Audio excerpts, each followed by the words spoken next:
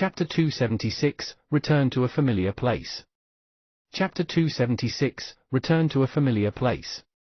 Translator, Atlas Studios. Editor, Atlas Studios. Be it the Galactic Dusk Sect or the Five-Generation Sky Clan, Wang Baoli had always taken the stance of neutrality. He wouldn't move against them if they didn't offend him. Since he had entered the mystic lunar realm, though, he had multiple adverse encounters with the two powers. He had already exacted his vengeance on the Galactic Dusk Sect, with interest. He had wiped out all those who had hunted him. He was unable to kill the core formation realm old woman. However, she couldn't do anything to him while in the mystic lunar realm either. The feeling of having to watch him kill her own while helpless to stop him would only drive her into a spiraling madness. There's another person I have to kill who's from the Galactic Dusk Sect, and that's Chen Hui. An icy glint flashed across Wang Baoli's eyes. He had gotten the name of the old woman's disciple and made the connection between the two. Zhu Fei is another. Chen Hui was nowhere to be found at the moment. Thus, Wang Baoli had his eyes set on Zhu Fei. Besides, he had wiped out most of those on his list that were from the Galactic Dusk Sect, but had yet to touch anyone from the Five-Generation Sky Clan. We must be fair in how we treat people and manage all affairs. Wang Baoli narrowed his eyes. He charged towards the Five-Generation Sky Clan base at top speed, like an approaching meteor. The moon spirits and eye gowls hidden within the forests of the dark side of the moon lowered their heads in a bow wherever they saw him. Without any obstacle in sight, Wang Baoli approached the Five-Generation Sky Clan base at startling speed. He ran for 2 hours before suddenly, the deafening rumble of the sound barrier being broken thundered in the sky. A burst of core formation realm cultivation erupted, and the howling voice of an old woman resounded in the air. Wang! Before she could finish her words, Wang Baoli, without even a turn of his head, flung out a handful of mystic trace beads. They exploded instantly around her. Mist rolled outward in waves and blanketed everything in a rush, including the old woman who had finally caught up with Wang Baoli. D***mn it.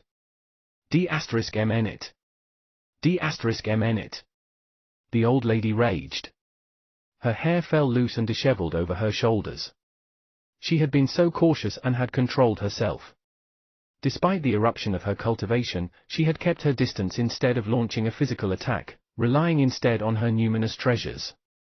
The mystic trace beads were too powerful, however. Whatever they came into contact with it, be it a numinous treasure or a cultivator, would be teleported away instantly. Wang Baoli had flung out a big handful of them as well. Mist immediately surrounded the area. She had no way of avoiding it and could only be covered in mist and forcibly transported away a second time. Wang Baoli, I'm going to kill you. The old lady reappeared elsewhere, on the visible side of the moon. Her features were twisted into an ugly expression on her face, and blood lined the veins in her eyes. The feelings of frustration and powerlessness drove her howling mad. She stomped the ground heavily. The earth groaned as she burst forth in full speed and charged, with reddened eyes, towards the dark side of the moon once again. Wang Baoli simply turned his head and stared coldly at the spot where the old lady had stood. He turned around again and continued his approach towards the Five-Generation Sky Clan base. Instead of slowing down, his pace increased. From afar, he was like a long rainbow arrow, flying near the ground and dashing forward, through the forest, until he reached the place he had previously come across, the Five-Generation Sky Clan base. The crater inside the base had grown multiple times larger than its previous size. The giant tree and the old core formation realm cultivator were nowhere to be seen, but more than 100 Five-Generation Sky Clan cultivators sat around the crater. They sat cross-legged around the crater as if guarding and stabilizing the area. Most of the 100-odd cultivators were at the True Breath realm, with 30-odd Foundation Establishment realm cultivators amongst them. Zhu Fei was one of them. There were also 7 cultivators at the late stage of the Foundation Establishment realm. Every one of them was sitting cross-legged around the crater while surveying their surroundings alertly. From time to time, loud rumblings would travel out from the large crater that they were watching over. Some form of grand ceremony seemed to be taking place within the giant crater. Wang Baoli arrived, like a piercing arrow shot from afar, whizzing past the alert eyes of the cultivators. The Foundation Establishment realm cultivators immediately sensed his arrival. They twisted their heads around and watched as Wang Baoli charged out from the forest with an intense murderous air. The reactions of the 5th-generation Sky Clan cultivators were immediate. Many of the Foundation Establishment Realm cultivators didn't recognize Wang Baoli at first. However, this was an important base belonging to the 5th-generation Sky Clan. Most of the cultivators didn't hesitate and attacked as soon as Wang Baoli appeared. You have a death wish. A late-stage Foundation Establishment Realm cultivator, as well as 3 other mid-stage Foundation Establishment Realm cultivators, were nearest Wang Baoli.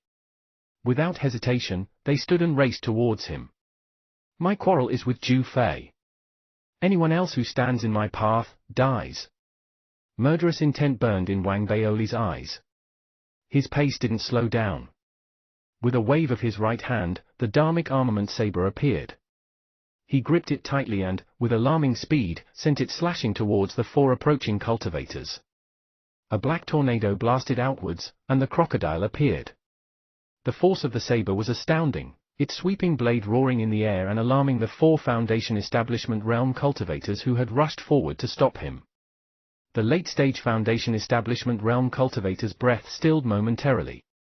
With a rapid forming of hand seals, he summoned numerous numinous treasures as well as talismans that formed a defensive barrier. The remaining 3 mid-stage Foundation Establishment Realm cultivators followed suit hastily. It was clear, however, that they couldn't withstand Wang Baoli's attack as well as the cultivator in the late stage of the Foundation Establishment Realm. A deafening rumble thundered across the air. Pained cries rang out.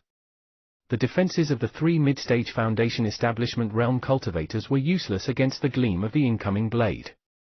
They shattered and disintegrated immediately. Then, the cultivators shuddered, and their bodies were ripped into pieces as screams of terror escaped their lips. Someone's disembodied head flew in the air. Another had half his body blown up. The third, who had been the first to rush forward, disintegrated into a mist of blood. The late-stage Foundation Establishment Realm cultivator was the only one left standing. He had put everything he had into his defense and into countering the gleam of the incoming saber. After defending against the attack, his face was drained of blood and shock colored his eyes, but he still had a burst of energy left in him. He didn't fall back and, instead, charged forward with a burst of sudden speed, appearing right before Wang Baoli. He prepared to strike. Scram! Wang Baoli wouldn't have minded fighting the late-stage Foundation Establishment Realm cultivator if time permitted it. In fact, he would have liked to test his limits. However, he had no time for that at the moment. With a wave of his left hand, he threw out a mystic trace bead. The bead exploded, and mist rolled outward in waves. The late-stage Foundation Establishment Realm cultivator, who had rushed before Wang Baoli and was about to attack, suddenly froze. Before he could react, he was enveloped by the mist and instantly teleported away. Everything happened too quickly. It all took place within a blink of an eye before anyone else could react. Wang Baoli had suddenly appeared, for people had tried to stop him, and then, instantly, one of them had vanished while the other 3 had died. Everyone was immediately taken aback by the scene that had unfolded before them. They were overwhelmed by a sense of incredulity and disbelief. A myriad of emotions surged within them. This was especially so for Zhu Fei. Wang Baoli. Zhu Fei widened his eyes. His breathing stopped. He could not believe his eyes. He had been summoned by the clan to guard the base. To prevent any accidents from occurring, they had their jade slips confiscated and were forbidden from having any external communications. He had no idea Wang Baoli had survived and returned. Witnessing Wang Baoli's sudden appearance and the display of his alarming power, Zhu Fei was uncontrollably overwhelmed by shock and terror. As everyone stood, stunned, and Zhu Fei let out a gasp of shock, Wang Baoli's icy stare locked onto Zhu Fei, who was standing amidst the crowd. Zhu Fei! Wang Baoli's lips widened into a fierce grin. At that moment, he only had eyes for Zhu Fei. Wang Baoli had come here with the sole purpose of killing him, so he charged murderously towards Zhu Fei. Zhu Fei's head buzzed as he retreated hastily, shouting, "This is the guy the elder spoke of, the one we're supposed to silence. Everyone, kill him. He has a Dharmic armament with him. It's an 8th grade Dharmic armament." As soon as the words left Ju Fei's lips, more than 30 people dashed out and charged towards Wang Baoli. Terror fled from Ju Fei's face as he witnessed the scene, and savagery started to glimmer in his eyes. Wang Baoli, you've traveled so far just to present us with a gift. Fine, since you seek your own deaths, let's see what my limits actually are. More than 30 people charged at Wang Baoli. Many of them were Foundation Establishment Realm cultivators, while a few were True Breath Realm cultivators. Wang Baoli narrowed his eyes and muttered under his breath. Enlightened. The heavens and earth seemed to quake. The skies transformed. An extreme, terrifying presence, from the deep ends of the expansive, vast universe seemed to have traveled across the universe and descended upon them. Its presence weighed down on the earth, rumbling in the skies and erupting suddenly. The swarm of cultivators who had been charging towards Wang Baoli shuddered violently as alarm flashed across their faces. As they stood, frozen and shaken to their cores, a blinding flash of light erupted from the Dharmic armament and took the place where Wang Baoli had stood. It transformed into a black crocodile brimming with aggression and violence that rushed straight at the crowd. His hand rose, the blade fell, and heads rolled. All of them slain. Chapter 277, Kill Ju Fei. Chapter 277, Kill Ju Fei. Translator, Atlas Studios. Editor, Atlas Studios. Wherever the light of the blade passed, death followed. According to what Little Missy in the Black Mask had said, the scripture's power was only meant to scare others, but Wang Baoli was applying new uses to the scripture. He was using the sudden surge of awesome power to create an overpowering presence that would instill fear and awe in others, and destabilize their aura. As a result, his approach was like the descent of the death. In his wake, he left cries of pain, the eruptions of mystic trace beads and the never-ending sounds of explosions reverberating in the air. Wang Baoli and the other group of cultivators separated with a sudden explosion. The ground was littered with a dozen corpses. The rest were also injured. 3 late-stage Foundation Establishment Realm cultivators had vanished within the mystic trace fog, and the remaining cultivators retreated hurriedly. When they looked at Wang Baoli, it was with terror in their eyes. Wang Baoli was panting lightly, and his eyes shone brightly. He had roughly assessed his combat abilities after engaging the other group in direct battle. He flung out the mystic trace beads decisively, and sent the third batch of late-stage Foundation Establishment Realm cultivators away while killing a handful of cultivators. I can hold my own against a late-stage Foundation Establishment Realm cultivator. Wang Baoli narrowed his eyes. He ignored the cultivators who had been scared out of their wits and were hastily retreating away from him. Instead, he turned towards the shocked Ju Fei standing a distance away. His face split into a wide grin. Ju Fei, it's been a while. Wang Baoli strolled towards Ju Fei as he spoke. Ju Fei's face was pale. He hurriedly fell back, yelling in panic. Everyone, let's attack together. Once he breaks into the crater, he'll ruin our clan's plans. We'll all have to suffer the consequences. Everyone hesitated when they heard his words. Since Wang Baoli had appeared, the extent of his battle prowess and his brutality that he had displayed within the short span of time had sent them reeling back in shock. He had killed both early-stage and mid-stage Foundation Establishment Realm cultivators easily. Even when they had attacked in a group, the outcome had remained unchanged. Only late-stage Foundation Establishment Realm cultivators posed a semblance of a threat to him. However, he had the bizarre ability to teleport them away. With such means, Wang Baoli had become invincible in the entire mystic lunar realm. While the others remained rooted in indecision after Ju Fei yelled at them, Wang Baoli moved immediately. With a sudden burst of speed, he left a blurry silhouette of himself where he had stood. Ju Fei's scalp prickled with numbness, and he watched in horror as Wang Baoli appeared before him the next moment. Wang Baoli, wait, listen to me. Ju Fei's heart beat rapidly.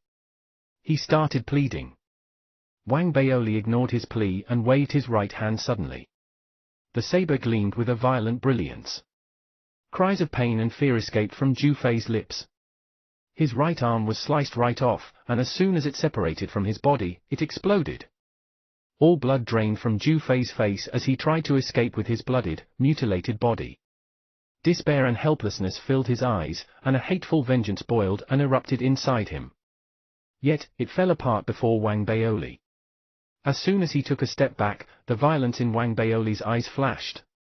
Wang Baoli's icy voice drifted past Zhu Fei's ear. An arm is the price you pay for hunting me relentlessly. Another arm, to reward you for your persistence in joining the Galactic Dusk sect in hunting me. As soon as Wang Baoli spoke those words, another scream escaped from Zhu Fei. His other arm had been chopped off by Wang Baoli's saber. It exploded instantly. That's not the end yet. Next is your leg, that's for lusting after the Dharmic armament. Wang Baoli said casually as he circled Zhu Fei. His hand rose, the blade fell, and he sliced off Zhu Fei's right leg. The scent of blood was heavy in the air. With a heavy thud, Zhu Fei fell to the ground. With the loss of both arms and a leg, he had no means to escape. His hair spread loosely around him, he trembled and screamed, and terror and utter despair colored his eyes. The cultivators around them gasped as they witnessed the scene. Nearly all the True Breath Realm cultivators fell back immediately. Wang Baoli was like a demon in their eyes. The Foundation Establishment Realm cultivators reeled back in shock as well. There were 7 to 8 amongst them whose eyes flashed. They didn't stop Wang Baoli. Then your other leg, because Wang Baoli stared at Zhu Fei. At a sudden loss for words, he simply chopped off the last limb. Because I just hate your guts, Wang Baoli said. Zhu Fei widened his eyes and stared as the final blade fell on his head and sliced clean through him. He died instantly. Upon Zhu Fei's death, the 7 to 8 Foundation Establishment Realm cultivators, whose eyes had flashed earlier, suddenly formed hand seals and pointed towards his corpse. Zhu Fei's corpse shriveled instantly. A faint shadow rose from his dead body, indistinct and blurry, and wrapped itself around Wang Baoli's Dharmic armament. It started screaming silently. The soundless scream formed a kind of attack that lashed at Wang Baoli's mind. Murder flashed across the eyes of the 7 to 8 cultivators, and they charged at Wang Baoli suddenly. Die! Amidst a deafening thunder, waves of spells and countless numinous treasures exploded around Wang Baoli. They stirred a dust storm that enveloped him. Gasps of shock soon rang out from within the dust clouds. The 7 to 8 cultivators leaped back hastily, but it was too late. The flash of a saber's blade swept past in a wide arc. The cultivators were beheaded in mid-air. Everything happened too fast. It ended before anyone around them could react. The dust clouds settled, revealing a towering figure that stood 10 meters tall. Upon closer look, it was not a person but a dozen puppets entwined with one another, forming a shield. The puppets started disintegrating. They fell apart in fragments, revealing within a dozen protective screens. Sheltered behind the screens was Wang Baoli. He hadn't suffered a single injury. Everyone's pupils contracted upon the sight. The shock they had been feeling intensified, and those with the intention to attack Wang Baoli immediately cast aside such thoughts. Wang Baoli was simply too powerful, it was easy to feel helpless before such a person in the mystic lunar realm. Wang Baoli turned around and stared coldly at the other cultivators. There were still late-stage Foundation Establishment Realm cultivators amongst them. They looked extremely solemn. They didn't retreat and instead, raced towards Wang Baoli. Their intentions were clear. They didn't wish to attack. They only wished to be teleported away. They weren't idiots. They knew that Wang Baoli would investigate the giant crater, and the accountability was too great. If something did happen, their family clan would hold them responsible. If they were transported away by Wang Baoli, the accountability on their shoulders would lessen considerably. Wang Baoli immediately sensed the choice these few late-stage Foundation Establishment Realm cultivators had made. Their intentions were very clear. They wouldn't make trouble for him. He, in turn, should extend the same courtesy. After all, they had no grudges against each other. Works for me too. With a wave of his right hand, Wang Baoli threw out a handful of mystic trace beads. The beads exploded in mid-air and turned into a mist. The late-stage Foundation Establishment Realm cultivators froze momentarily, then raced towards the mist. A few mid-stage Foundation Establishment Realm cultivators also came to their senses then and hurriedly dashed out. They fought to get into the mist. Those slower on the uptake stared in a daze as the mist dispersed. They looked at Wang Baoli, then at the others. Everyone immediately retreated without hesitation, departing the area and scattering to the winds. Soon, the entire base was left with Wang Baoli and a ground littered with dead bodies. No other living person remained. The number of people I've killed in the past 2 days is more than those I've killed in the past 20 years. Wang Baoli's eyes fell shut. He was silent for a long while. He could feel the raging bloodlust inside him slowly quieten. He opened his eyes and eyed the giant crater before him. Revenge must be taken. The thing that the two powers and the giant tree are trying to get their hands on. I'll snatch it if I can. If I can't, no one else gets to have it. I'll destroy it myself. Wang Baoli's eyes flashed. He marched towards the crater and entered. A wave of heat surged towards him as soon as he stepped inside. There was a blood-red glow that emanated from deep within the crater. Something seemed to be brewing inside. The feeling was similar to what he had felt when he had first discovered the fissure where the small tripod cauldron had been. Around him were signs of trees fused with rocks. Wang Baoli narrowed his eyes. He knew that the cultivators he would find inside would most likely be core formation realm cultivators. With a flip of his palm, he pulled out a handful of mystic trace bead and raced in. Chapter 278, The Sect Lord of the Galactic Dusk Sect. Chapter 278, The Sect Lord of the Galactic Dusk Sect. Translator, Atlas Studios. Editor, Atlas Studios. The core formation realm old wretch from the 5th-generation Sky Clan was an absolute bully. It was obvious he was trying to silence me. I'm going to check the crater out and see exactly how he's going to silence me this time. The Galactic Dusk Sect as well, pouring in so much effort. This entire thing isn't just a simple alliance with the giant tree. It's not as simple as them each having to gain from this alliance. They must both have their own secrets and are scheming against each other.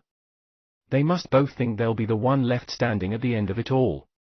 If that's the case, since the old witch from the Galactic Dusk Sect dares steal my Tao Foundation, I'm going to steal this precious fruit of theirs. Wang Baoli narrowed his eyes. Having made up his mind, his pace quickened as he sped further into the crater. The giant crater went a long way down.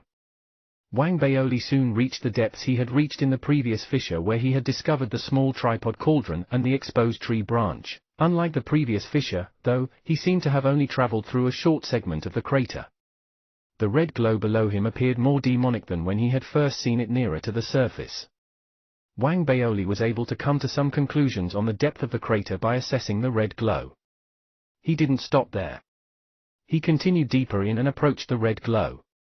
As he approached, frequent and muted rumbling thundered from below.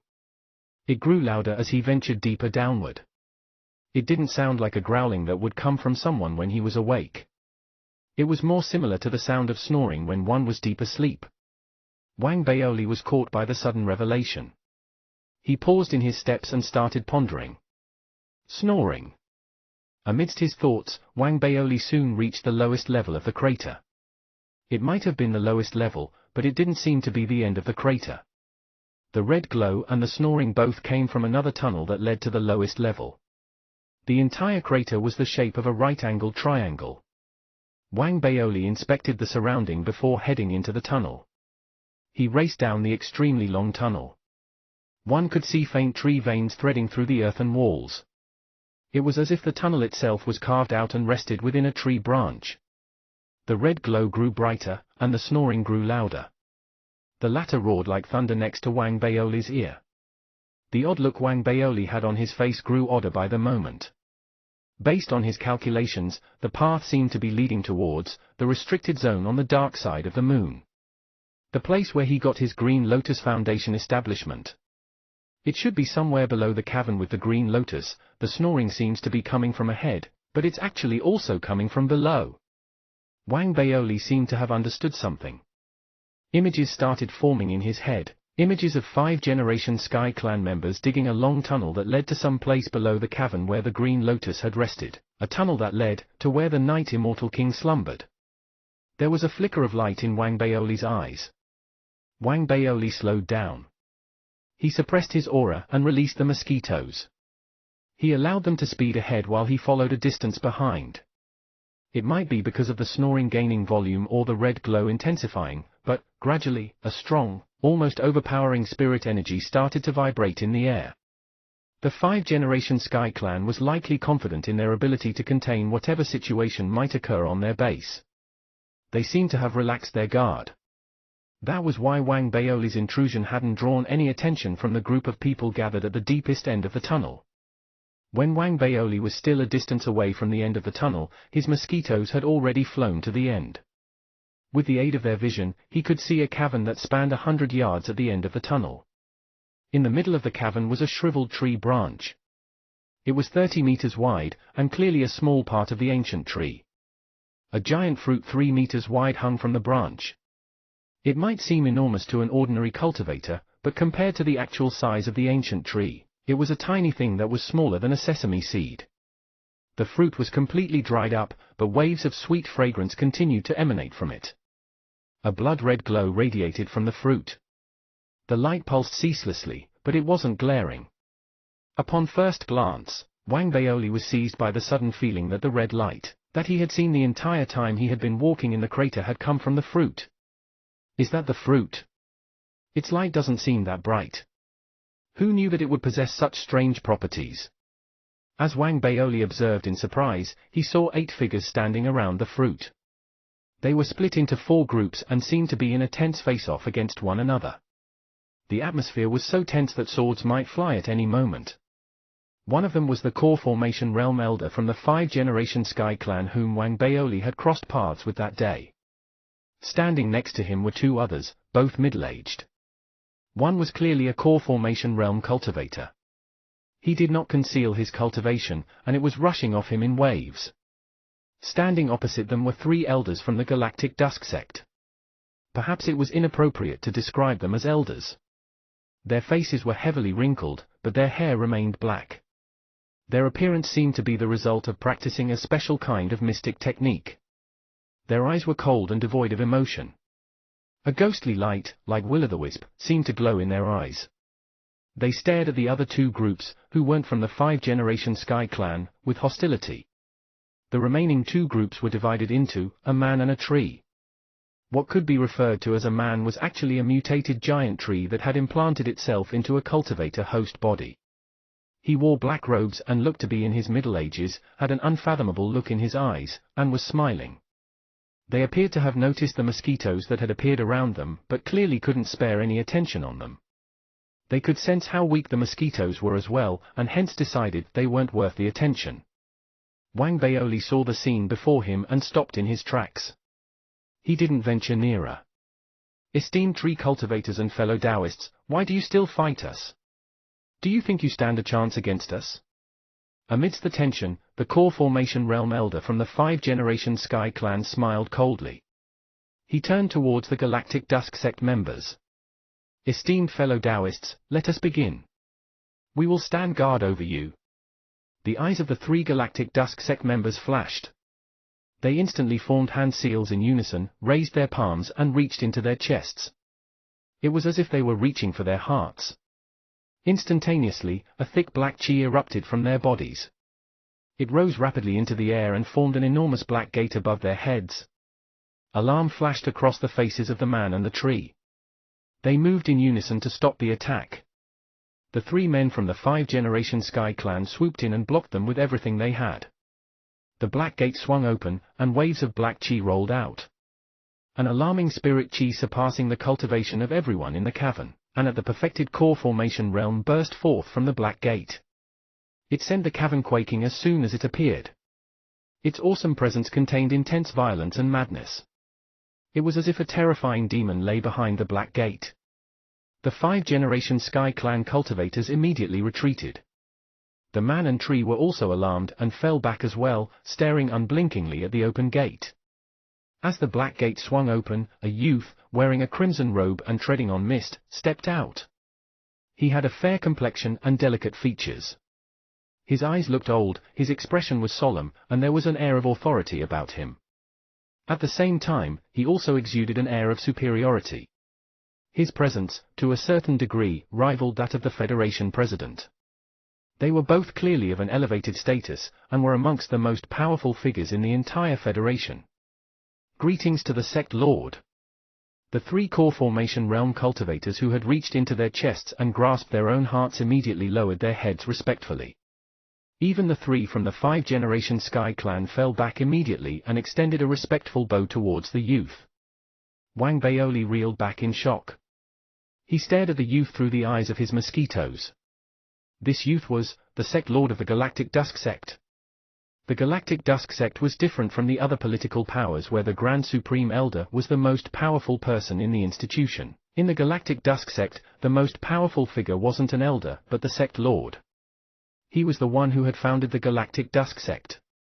He was the one who had acquired the mystic techniques and mystic arts from the ancient green bronze sword. The entire sect had been built with his hands. The agreement between our sect and the 5 generation Sky clan remains unchanged. The fruit will be divided between us, 7 parts to our sect and 3 parts to your clan. You have provided much aid and also lured the mutated trees here. For your efforts, the Galactic Dusk Sect will answer what you have asked for. The youth gave the 3 5 generation Sky clan cultivators a slight nod. He then threw a glance towards the mosquitoes, and the mosquitoes disintegrated instantly.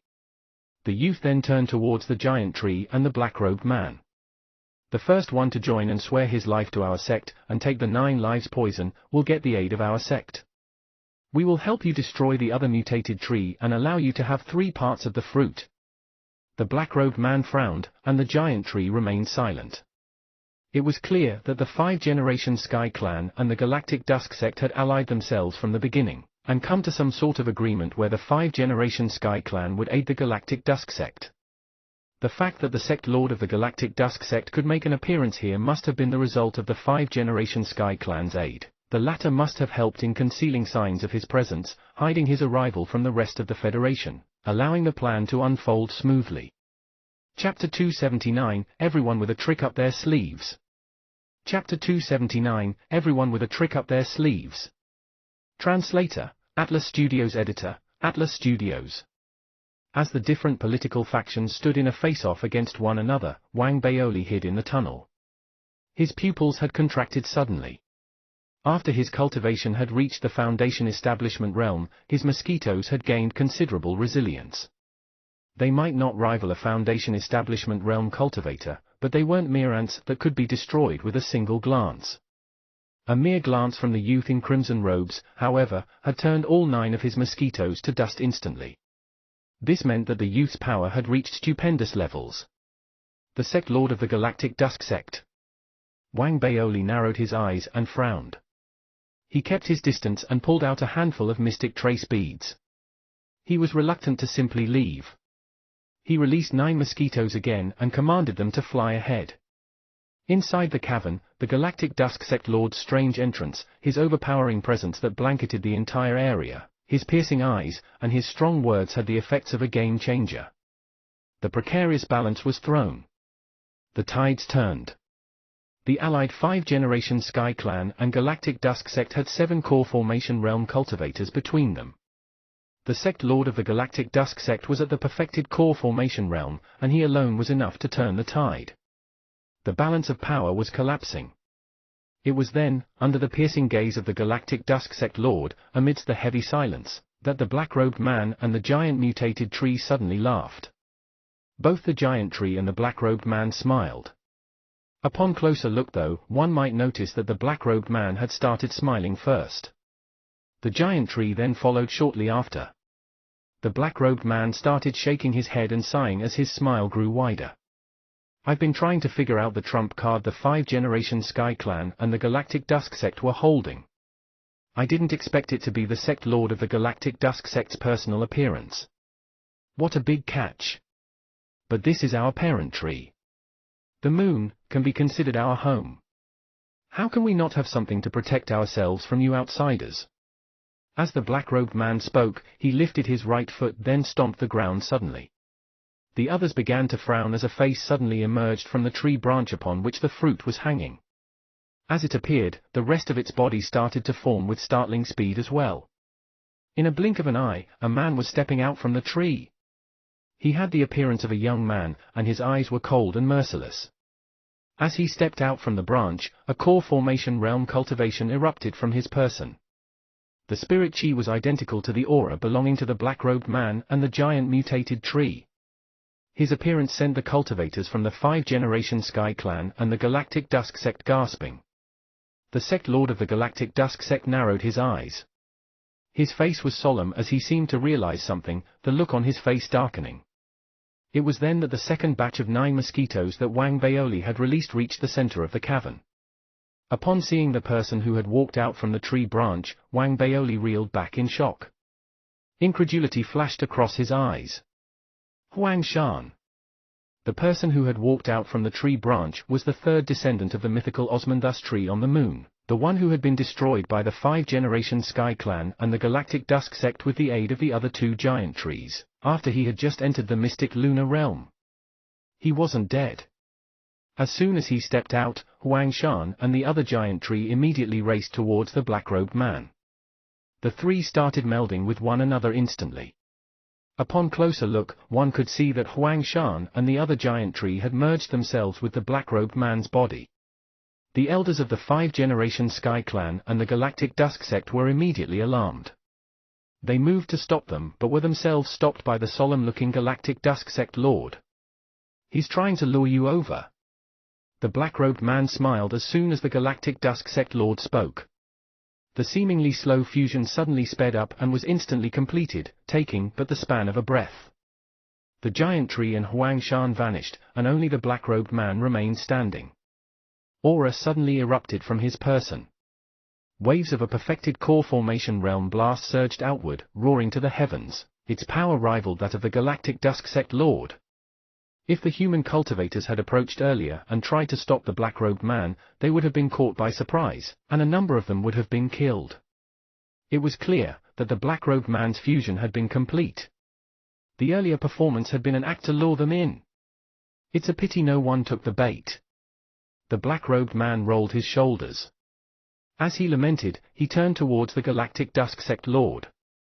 The latter had an ugly look on his face. "Someone told me that you would have something else up your sleeve. I didn't doubt that. That's why I had something prepared as well. I provided you with 2 pieces of wrong information right from the start. The first is the supposed myth of the parent tree being survived by 3 descendants that grew up on Earth. This is both true and untrue. The truth is that it did happen. The lie is that before entering the mystic lunar realm, I had already absorbed the other 2 trees. I've absorbed their memories and senses and become the main host, while they became my avatars." The black-robed man smiled. He was about to continue when the Galactic Dusk Sect Lord snorted and interrupted him.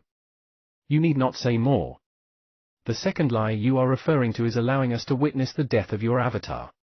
His death misled us into believing that this avatar didn't ally himself with anyone else and had journeyed to the moon on his own.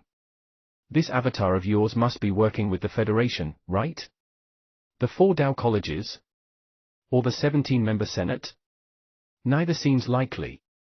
You must be working with the current Federation president." The sect lord of the Galactic Dusk Sect said in a grave voice.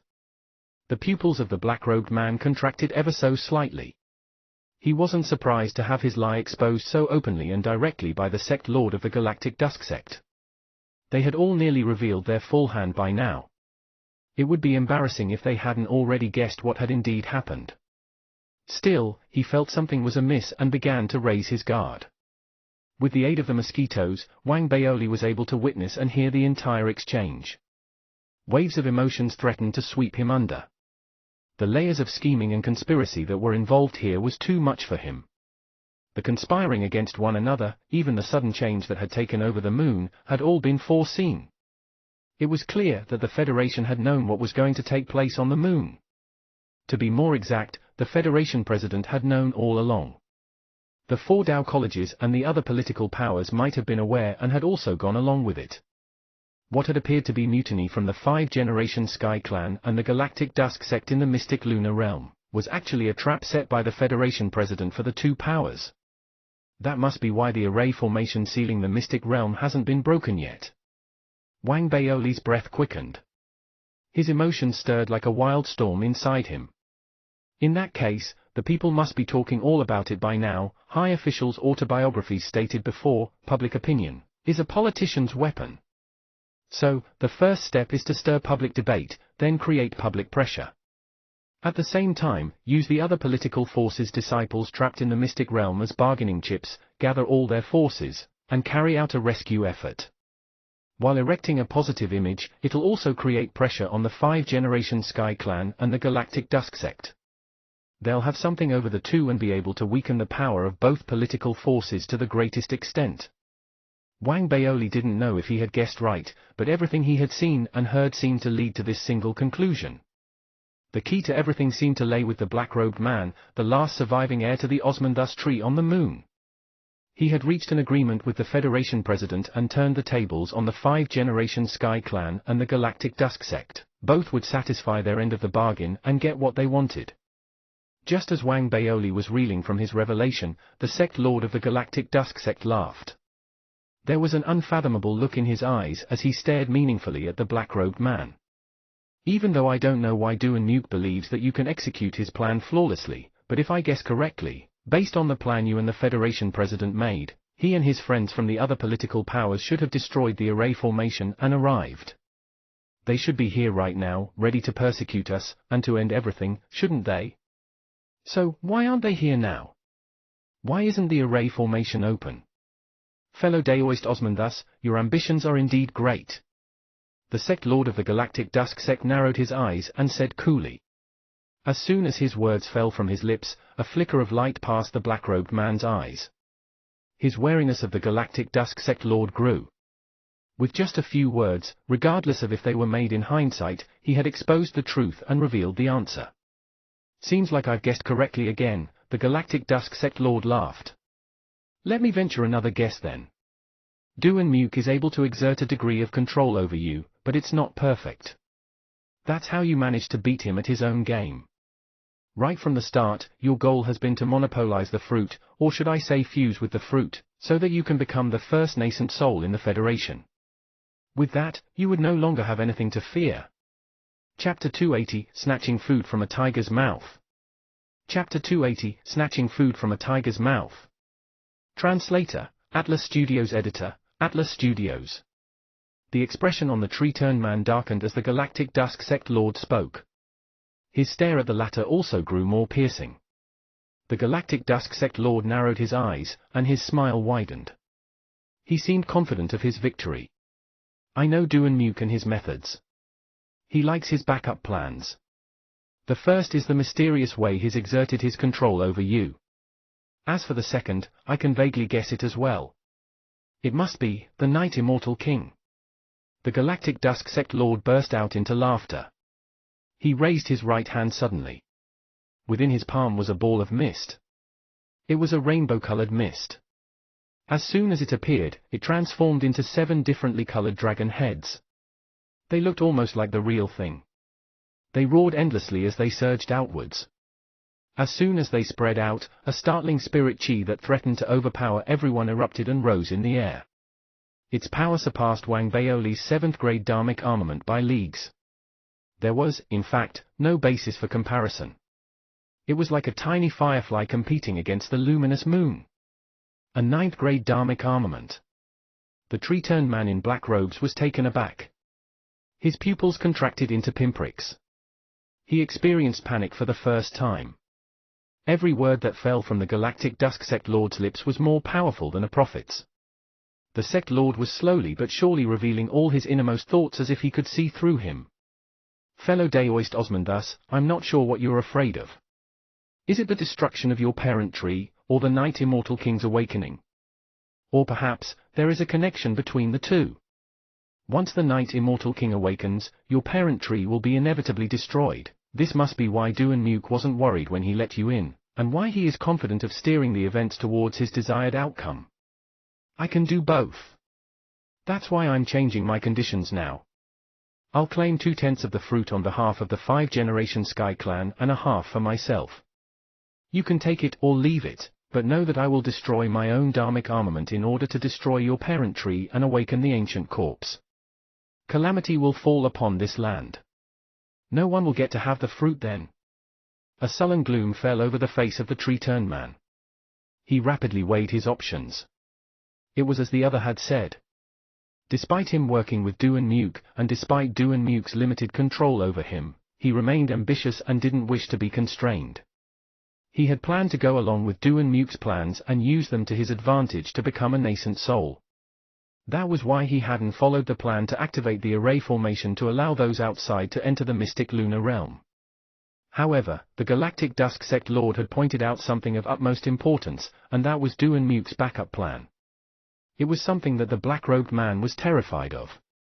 Once the Night Immortal King awakened, he would start absorbing the vitality of the parent tree instinctively. Everything would be ruined then. As the black-robed man fell into deep thought, Wang Baoli's mind was wavering. He had been shocked by the 9th-grade Dharmic armament, the various conspiracies and counter-conspiracies that had bubbled up, and by the giant fruit. He held his breath as a myriad of mixed emotions flashed across his eyes. There seemed to be a struggle taking place within him. He soon made up his mind.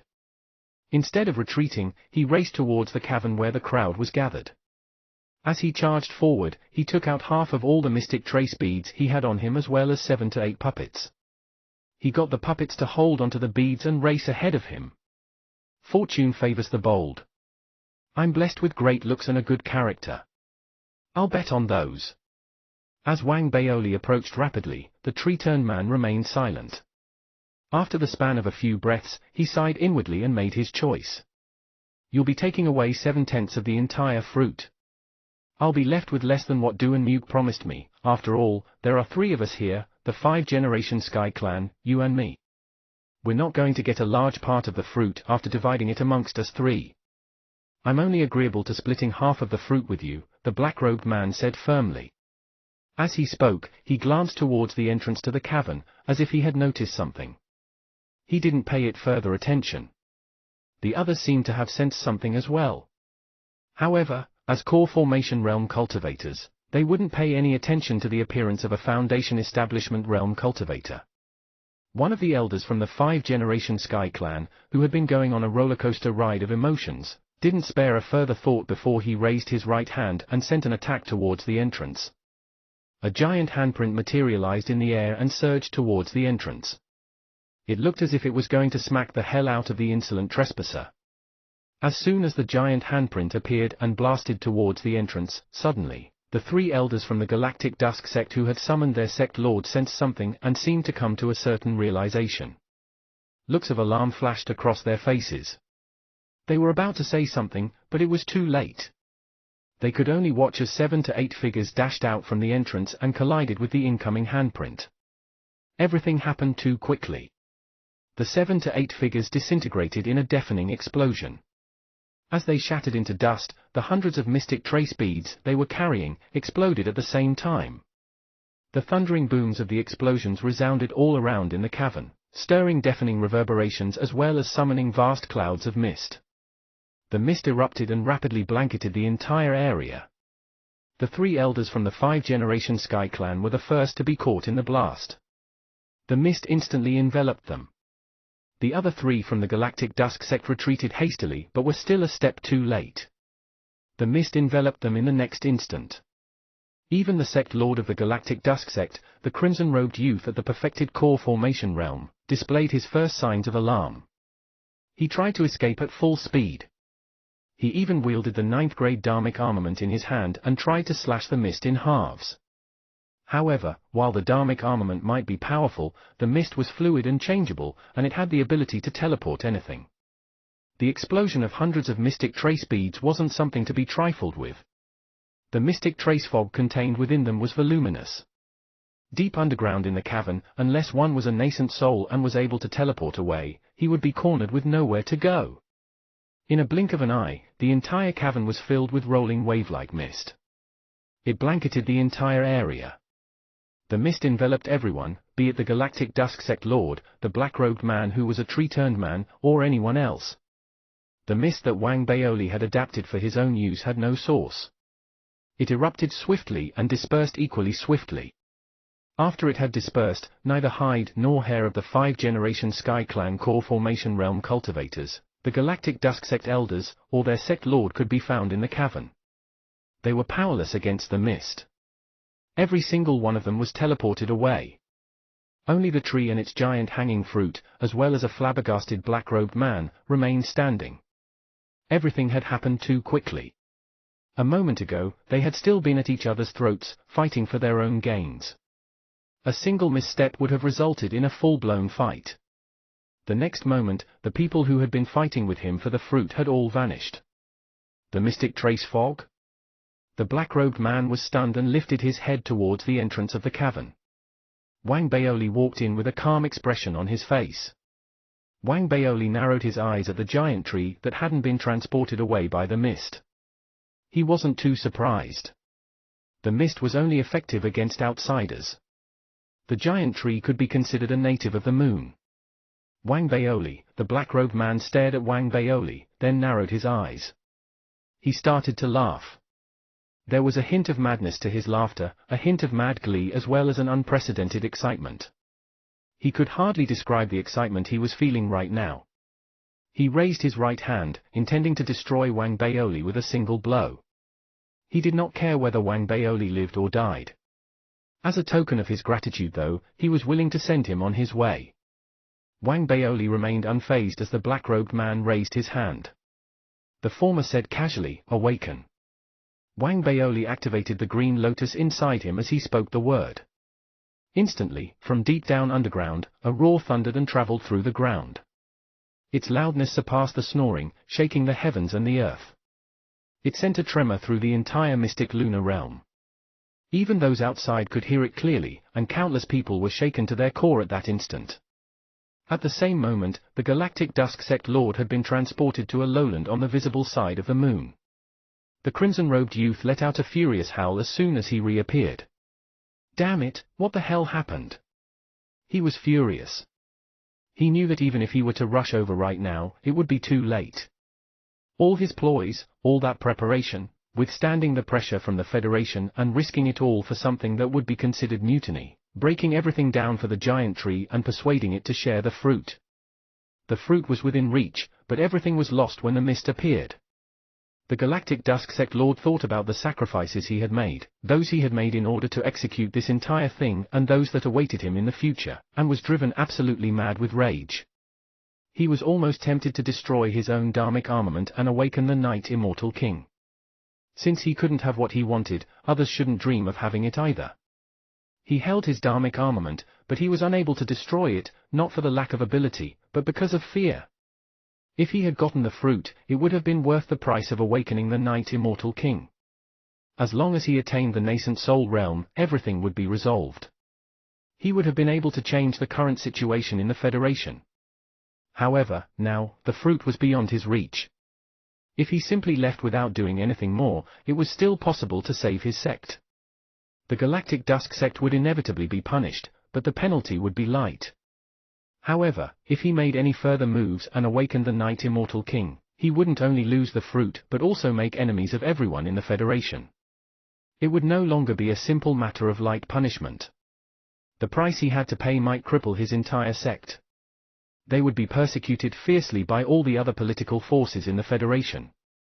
His feelings of powerlessness, fear, and raging fury reddened his eyes. He ground his teeth and whirled around, growling inwardly as he sped away. I'm going to find out who exactly has the audacity to do this. What kind of grudge he has against me, to ruin my path towards the nascent soul realm at such a critical moment. Chapter 281, Divine Armament Red Star. Chapter 281, Divine Armament Red Star. Translator, Atlas Studios. Editor, Atlas Studios. At the same time, somewhere deep below the ground, a roar from the core of the moon's dark side was spreading in all directions and reverberating in the sky. Sound waves were formed, and they swept through the entire moon. The sound took everybody by surprise. When it reached one's ears, one could vaguely feel an indescribable sense of sadness. It was like the final scream at the end of one's life, as if one was forcing open his eyes to take one last look at his loved ones. It was a kind of sadness similar to seeing one's home being destroyed while they survived. It was the sadness that accompanied the madness when one didn't have the strength for revenge. The moment the sound was produced, the entire moon shook, and this was needless to say for the bases of the various factions that were built on it. The ones who felt the strongest vibration were the Federation elites who were attacking the array formation under the lead of Federation President Du and Muke outside the boundaries of the array formation. When they heard the thunderous sound, they were all taken aback. Some of them even screamed out of surprise. Has the Night Immortal King awakened? This sound? Compared to the last time it was awakened, this sound is even more frightening. Gosh! Didn't it die a long time ago and become a dormant corpse? Could it be that it was still able to train itself? This is the revival of its cultivation. Every time the Night Immortal King falls into a slumber, its cultivation would be partially restored. The people outside the array formation were immensely shocked. From the eyes of the Federation President, Du and Muke, a bright glow could be seen. His breathing quickened slightly, and a look of determination flashed across his eyes. He raised his right hand and grasped. Come! Upon saying that word, a wave seemed to emerge from all directions. On Earth, within Federation City, a blinding flash glowed from Du and Muke's sculpture, forming a ray of light that shot into the sky. It could be seen that there was a flying dagger within the ray of light. Every part of the flying dagger was red. When it appeared, a thunderous boom exploded in the sky, which also turned blood red. All the vegetation, all the infrastructure, and everything between heaven and earth were instantly enveloped in a red hue in that instant. There was also an extremely imposing vibe that spread, as if it were the mightiest force ever produced. All forms of life, regardless of their level of cultivation, could sense it. Anywhere in the world, one would feel an irresistible urge to pray to it at that very moment. The one that was being so earnestly prayed to by the masses was the one and only divine armament in the Federation. Its name was Red Star. One could clearly see across the starry sky that at that moment, every possible part of Earth seemed to have been dyed red within the blink of an eye. After that, the flying dagger charged towards the skies at a fast speed, with a bright red glow trailing behind it like a red hurricane as it emerged from Earth. Its target location was the Moon. More specifically, it was headed towards the Federation President, Du and Muke, who now had his arms raised. Outside the array formation, everyone was thrown into a flurry. As Du and Muke decisively summoned the divine armament, within the tunnels deep underground on the Moon's dark side, someone was scared out of his wits. The giant tree's humanoid manifestation as a black-robed middle-aged man immediately retracted his raised right hand and retreated, fearful that he would agitate Wang Baoli if he neared him after being jolted to his senses by Wang Baoli's command, and the Night Immortal King's shrill roar. At the same time, he screamed loudly. Fellow Daoist Wang, don't be rash. Please don't be rash. Let's discuss this peacefully. Wang Baoli had never imagined that simply driving the Green Lotus to germination could agitate the Night Immortal King so strongly. Therefore, he hurriedly stabilized the Green Lotus. As the Night Immortal King's roar softened, he looked towards the nervous black-robed middle-aged man that had been formed from the giant tree. Now, the fruit would no longer be split amongst three sides. There are only two of us. I don't demand much, as I just want half of it. The black-robed middle-aged man formed from the giant tree looked deeply at Wang Baoli. He had a deep impression of Wang Baoli. Even though that impression was derived from the people that he had assimilated, it was no different from him experiencing it firsthand. Initially, he had planned to kill Wang Baoli directly. However, right now, as Wang Baoli displayed capabilities that posed a threat to him, he had no choice but to accept the request, despite his unwillingness to do so. In reality, he couldn't afford to waste more time. The black-robed middle-aged man formed from the giant tree inhaled deeply and nodded his head unwillingly. He raised his right hand and pressed it directly on the fruit. That made his hair stand. He immediately began absorbing it, without paying further attention to Wang Baoli. Wang Baoli narrowed his eyes, similarly raising his hand and pressing it on the fruit, all the while keeping his eyes on the black-robed middle-aged man formed from the giant tree. The devouring seed within his body was activated and unleashed, and instantly, an astonishing suction force flowed through Wang Baoli's palm as he absorbed the fruit. The fruit vibrated vigorously. An invisible cavity appeared to be formed as currents of a viscous flow of life were released continuously and instantly from the fruit, flowing towards Wang Baoli before being absorbed into his body and the devouring seed. Wang Baoli's body trembled. He quickly realized that something was amiss, as the extremely viscous flow of life seemed to be partitioned by the devouring seed the moment it was absorbed into two portions. One portion remained as the viscous flow of life, while the other portion was made up of drops of black dew. The dew clearly harnessed some form of demonic force, one that seemed to be both poisonous and inhibitory at the same time. That made Wang Baoli surprised as he realized that there was something wrong with the fruit. Is this the true nature of the fruit, or did someone do something to it? Wang Baoli's breathing quickened as he looked towards the black-robed middle-aged man formed from the giant tree. However, the youth didn't seem to have noticed anything peculiar with the fruit, as he continued to absorb it. This made Wang Baoli somewhat doubtful. As he hesitated, the green lotus inside the devouring seed suddenly began to shake violently. The life force that had been absorbed was sucked towards it, and even the poisonous venom was being voraciously taken up by it. It appeared as if the poisonous venom was like a supplement. The green lotus turned a jadeite green, and even its wilted leaves were visibly rejuvenated. It can take up the poisonous venom as well. Wang Baoli was dumbfounded with delight. That was not all. As the devouring seed continued absorbing and as the fruit speedily dried up, Wang Baoli was surprised to find out that the green lotus was also growing during this absorption process. Even though the process was slow, it was visibly growing bigger. It was neither spirit chi nor the sign of life that was flowing from within the green lotus. Wang Baoli couldn't put a finger on what it was, but he could clearly feel that the force that had been flowing out was quickly integrating with his physical body. The integration occurred with that force acting as a form of nourishment. A sensation of strength and ferocity grew stronger in his heart. His breathing was so rapid that it became slightly destabilized. In this short period of time, his physical strength seemed to have increased twofold. Wang Baoli's physical body had always been strong. Now that his strength had been further boosted, it made him a rarity amongst the Foundation establishment cultivators. However, this wasn't the end of the strengthening process. As the absorption continued and the green lotus continued to grow, Wang Baoli's physical body grew even stronger. Regardless of whether it was his bones or flesh and blood, everything seemed to have evolved to a higher level. Gosh! Is the green lotus defying limits, or is the fruit itself just abnormal? Wang Baoli took a deep breath and swallowed. He felt incredulous, and at the same time, the black-robed middle-aged man standing opposite him began cursing under his breath. He stared with his eyes so wide that they were almost falling out of their sockets. This shoal. How could he absorb so quickly? I recall now, when he was in Kulon Basin previously, he depended on some sort of absorption method. The black-robed middle-aged man formed from the tree was on the brink of going crazy. His eyes had grown bloodshot from all the force he was using to absorb the fruit. He could feel that his level of cultivation was slowly being evolved. Following this process, he would be able to achieve a breakthrough in his cultivation in no time, reaching the nascent soul realm that no one within the different factions on Earth had managed to. The only issue was that Wang Baoli was probably the nemesis of the giant tree. The moment where the giant tree filled with an uncontrollable desire finally saw a glimpse of hope, the green lotus within Wang Baoli's body was also growing as the flow of life was being absorbed.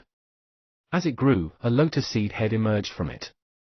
The lotus seed head glowed brightly as if the lotus seeds were about to be produced. The force of the devouring seed within Wang Baoli's body was being boosted by the minute.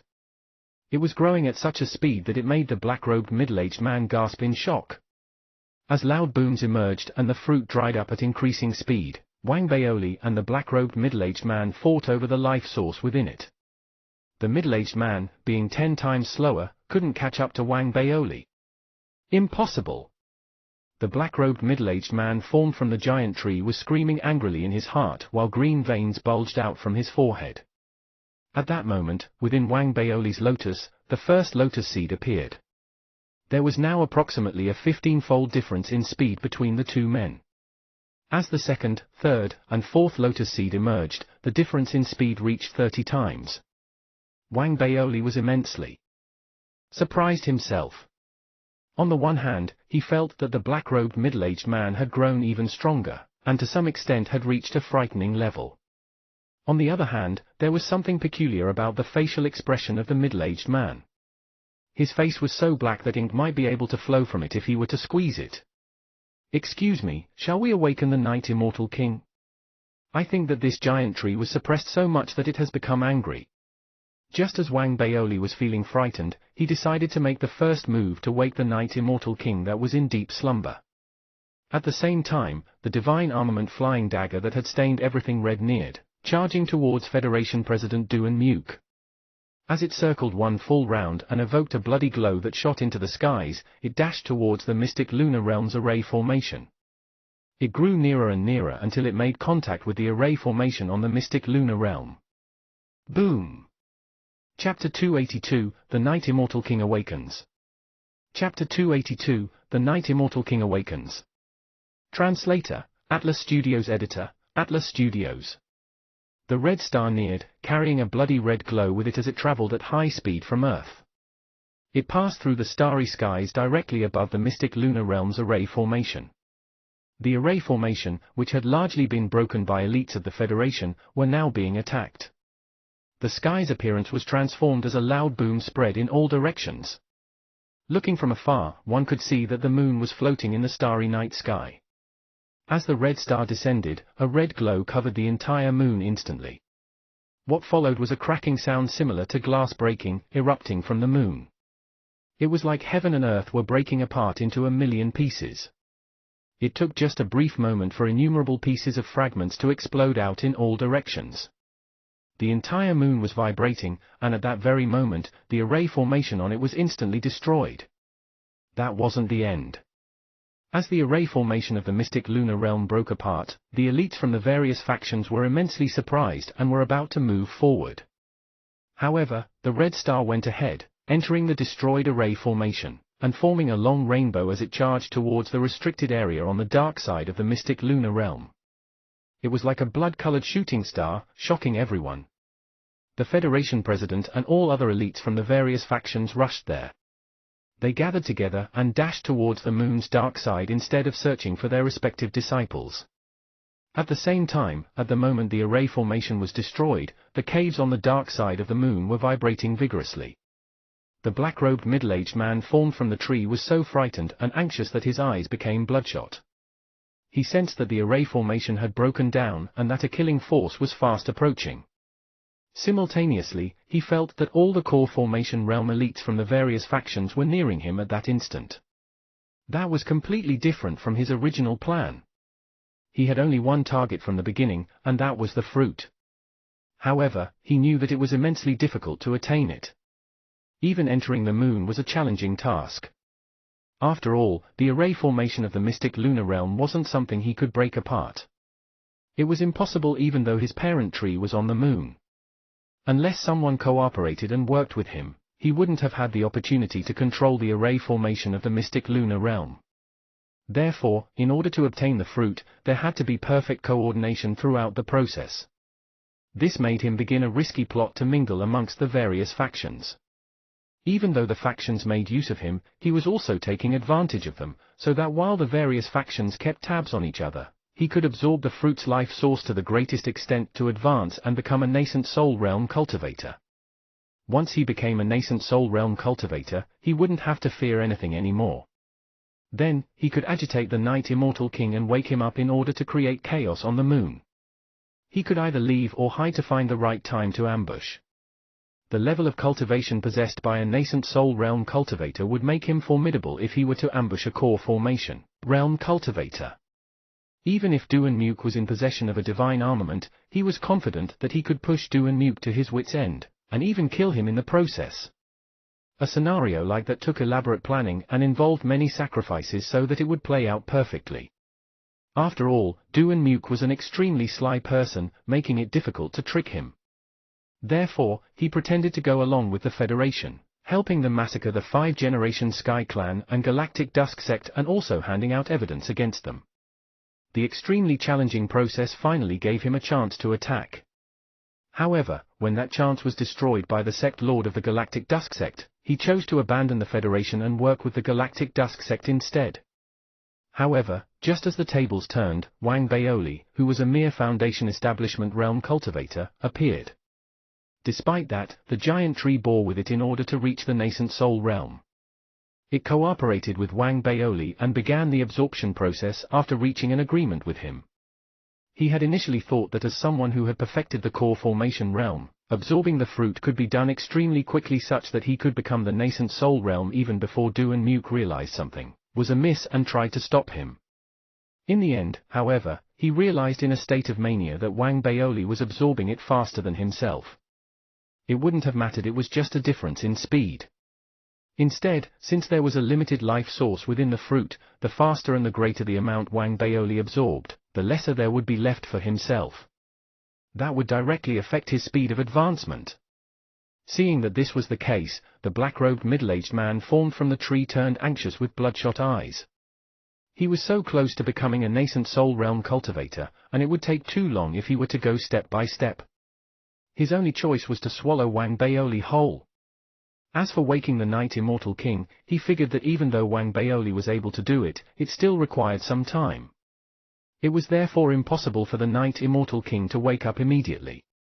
He was unwilling to take the risk previously, but now, he had no choice but to do so. Therefore, with great determination, he gave his all and grabbed in the direction of Wang Baoli. However, at the moment he set his heart to it, and as the fifth lotus seed appeared in Wang Baoli's body, the fruit was completely shriveled dry. No. This scene made the black-robed middle-aged man who was about to launch his attack shocked, and he exploded in rage. Isn't this going against me? The absorption rate is too fast to be true. Wang Baoli was surprised as well. In reality, after the fifth lotus seed appeared, its speed wasn't just at 5 times the initial rate, but several more times than that. The rate of absorption and swallowing was already at the limit. Now, seeing the giant tree go crazy with rage, Wang Baoli stepped back immediately, crushing the mystic trace beads that he had been holding in his hands.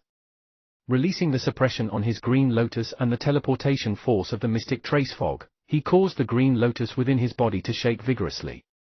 Wake up, wake up, wake up! As the bead broke and the fog spread to engulf him, the black-robed middle-aged man formed from the giant tree approached quickly while roaring angrily. He sucked, and instantly, the fog surrounding Wang Baoli was absorbed into the giant tree's mouth even before it could activate the teleportation function. The giant tree shook as it grabbed towards Wang Baoli. He hadn't neared Wang Baoli, but he was already so imposing that he formed a suppressive force. That caused Wang Baoli to hold his breath. As if a catastrophe was about to begin, Wang Baoli grew numb. He didn't have time to be frightened as he activated all his cultivation and unleashed all his physical strength. He even took out almost all of his numinous treasures and was wielding the dharmic armament in his hands. He flailed it and tried to block himself. A loud boom emerged, and an indescribably strong force erupted from the hands of the black-robed middle-aged man's hands, forming a hurricane that destroyed everything in its path as it swept forward.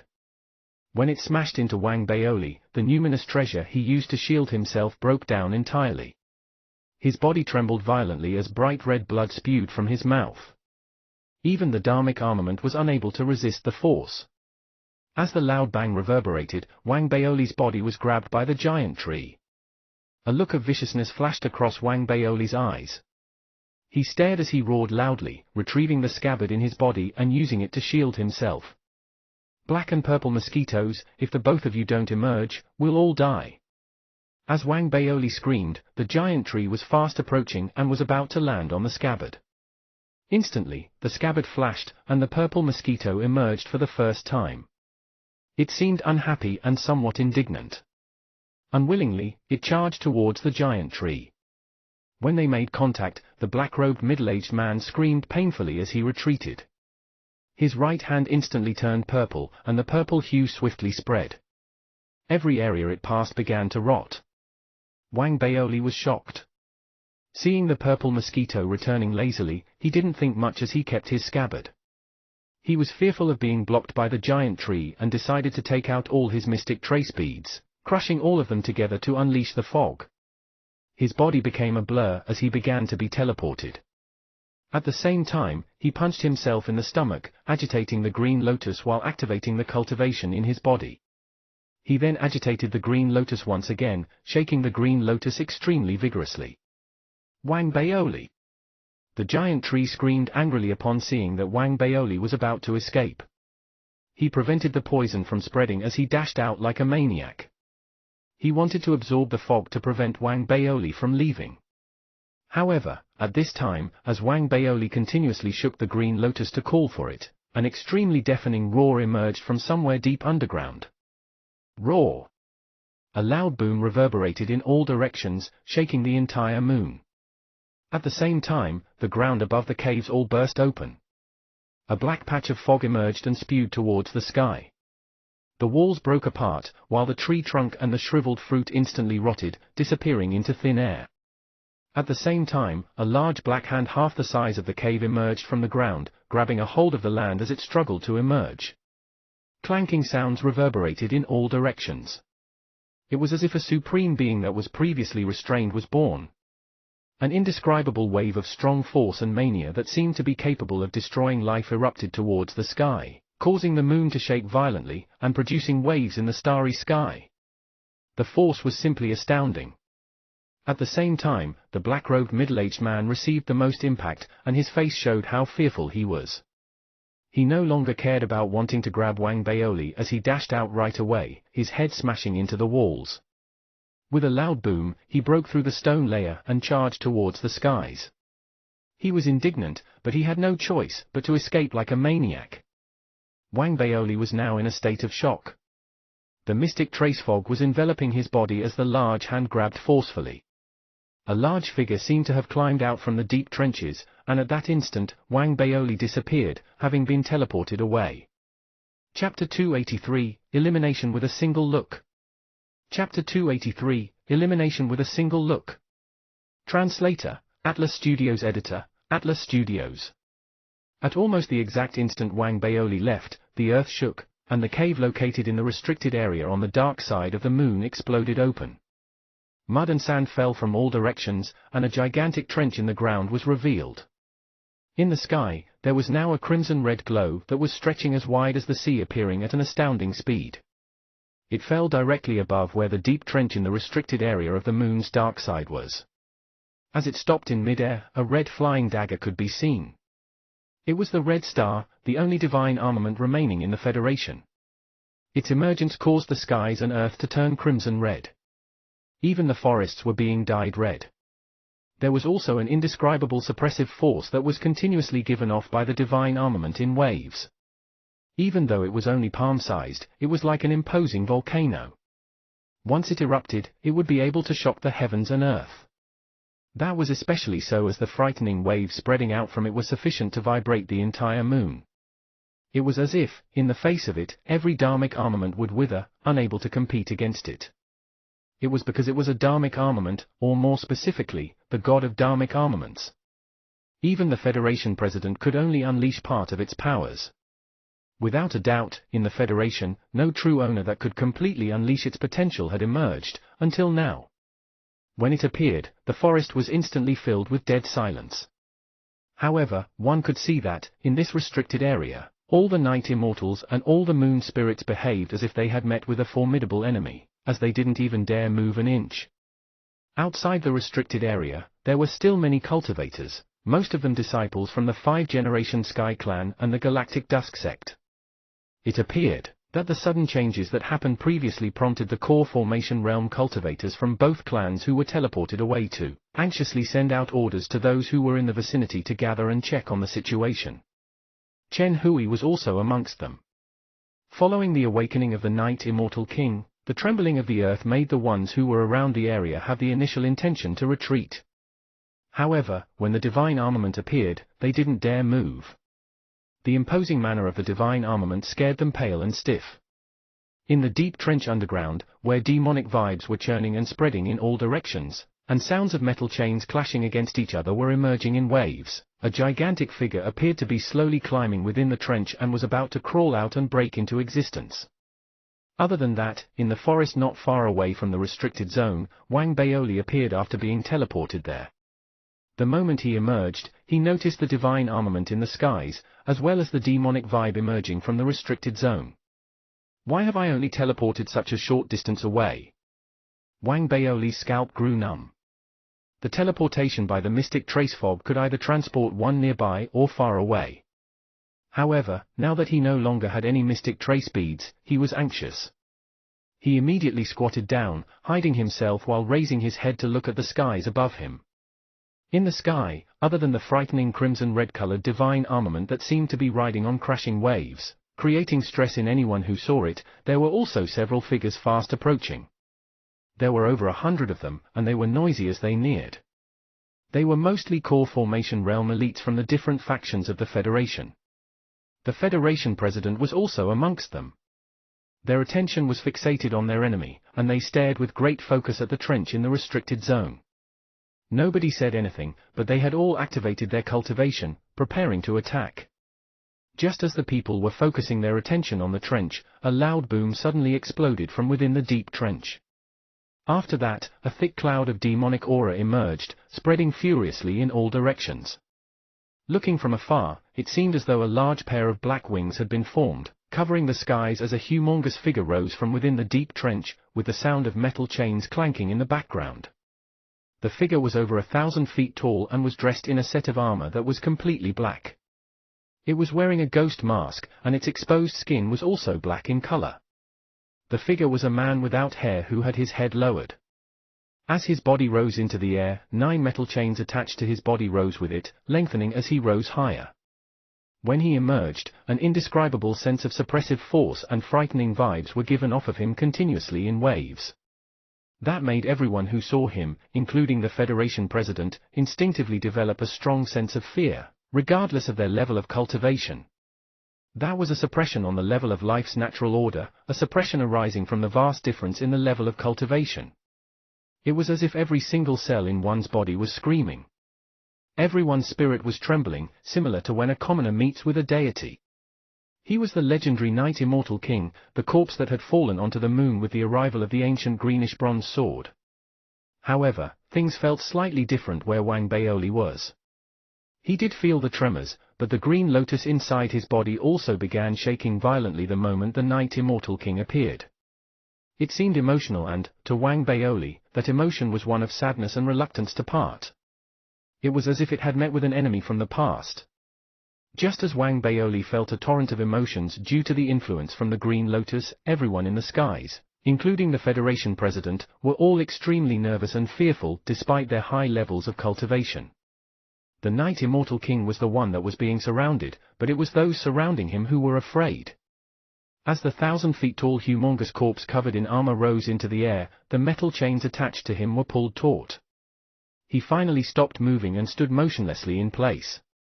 Looking at it from afar, the demonic vibe forming his wings was spreading out from a center point from an area behind him. That alone made this humongous black corpse appear like a true supreme being, and threw the entire moon into silence. At this moment, Duan Muke, the Federation president, took a deep breath.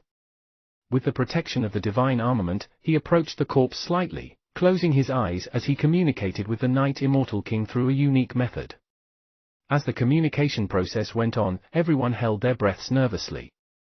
Wang Baoli swallowed hard and wanted to experience the emotions of the green lotus in his body in detail when, suddenly, he sensed a pair of eyes staring at him from a short distance away.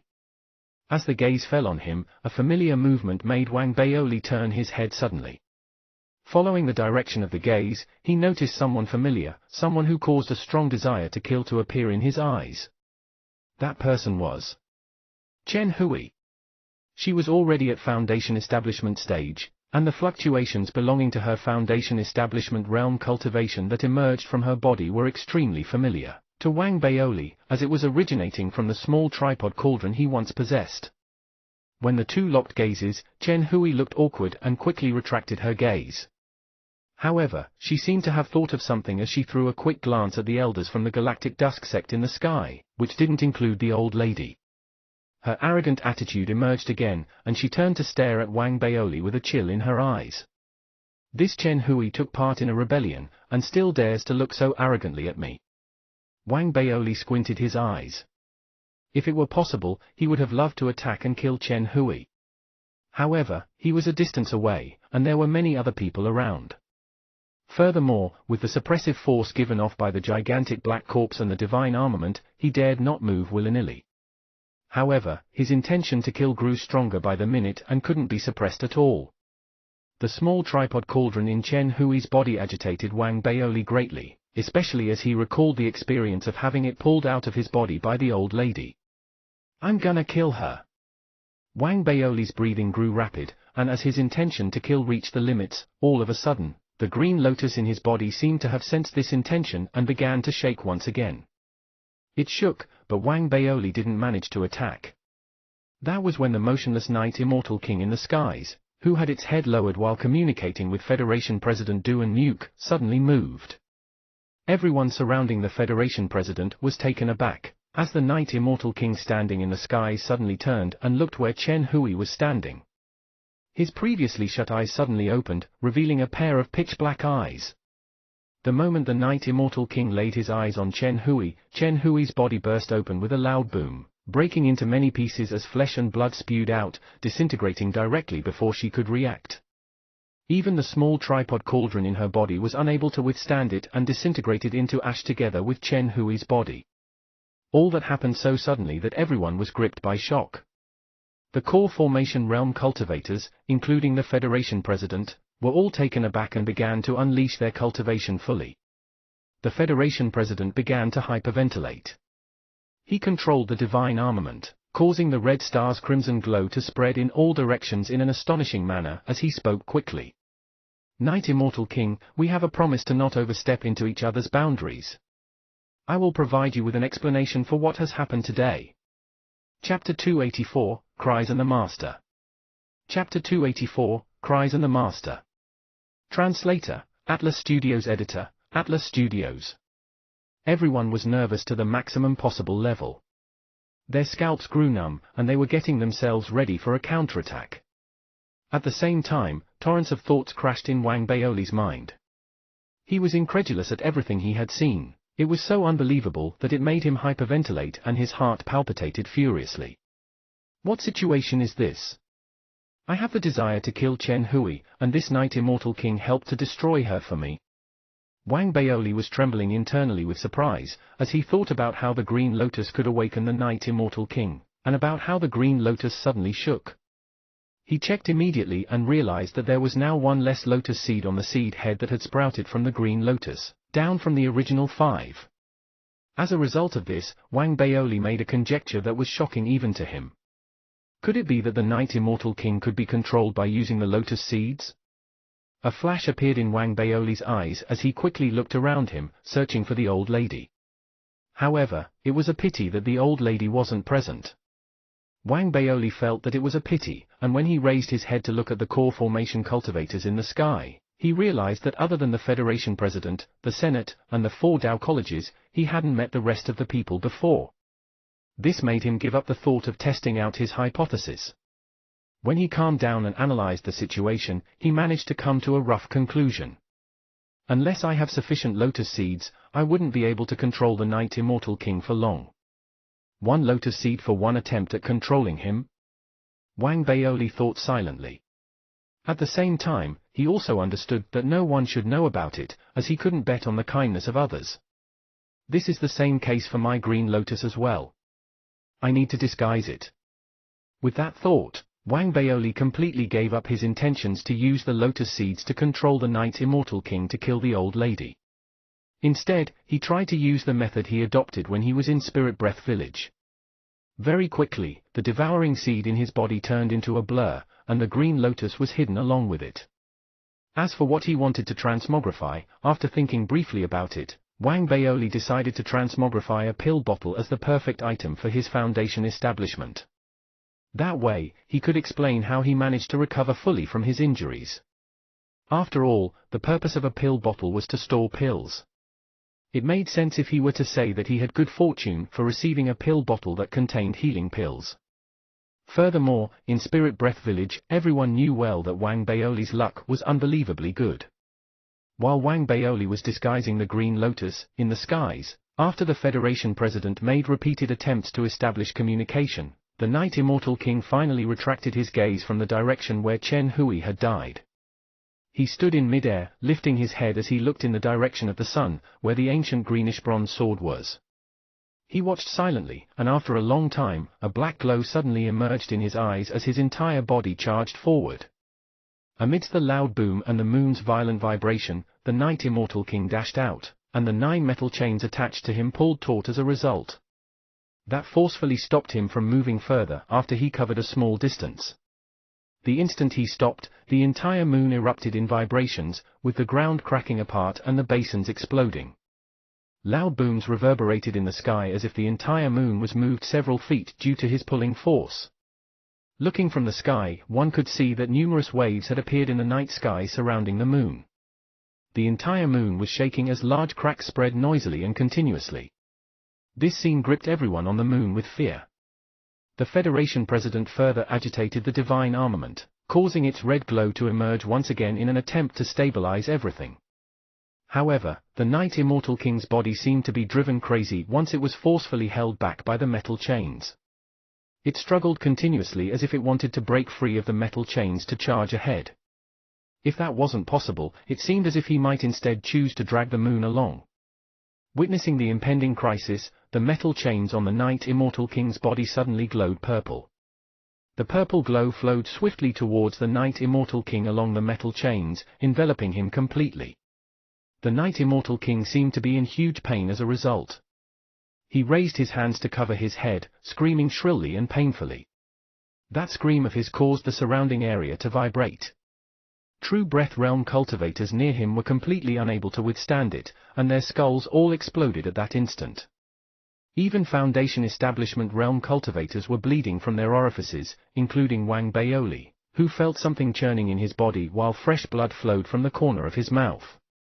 The Core Formation Realm cultivators all turned pale as they scrambled to retreat.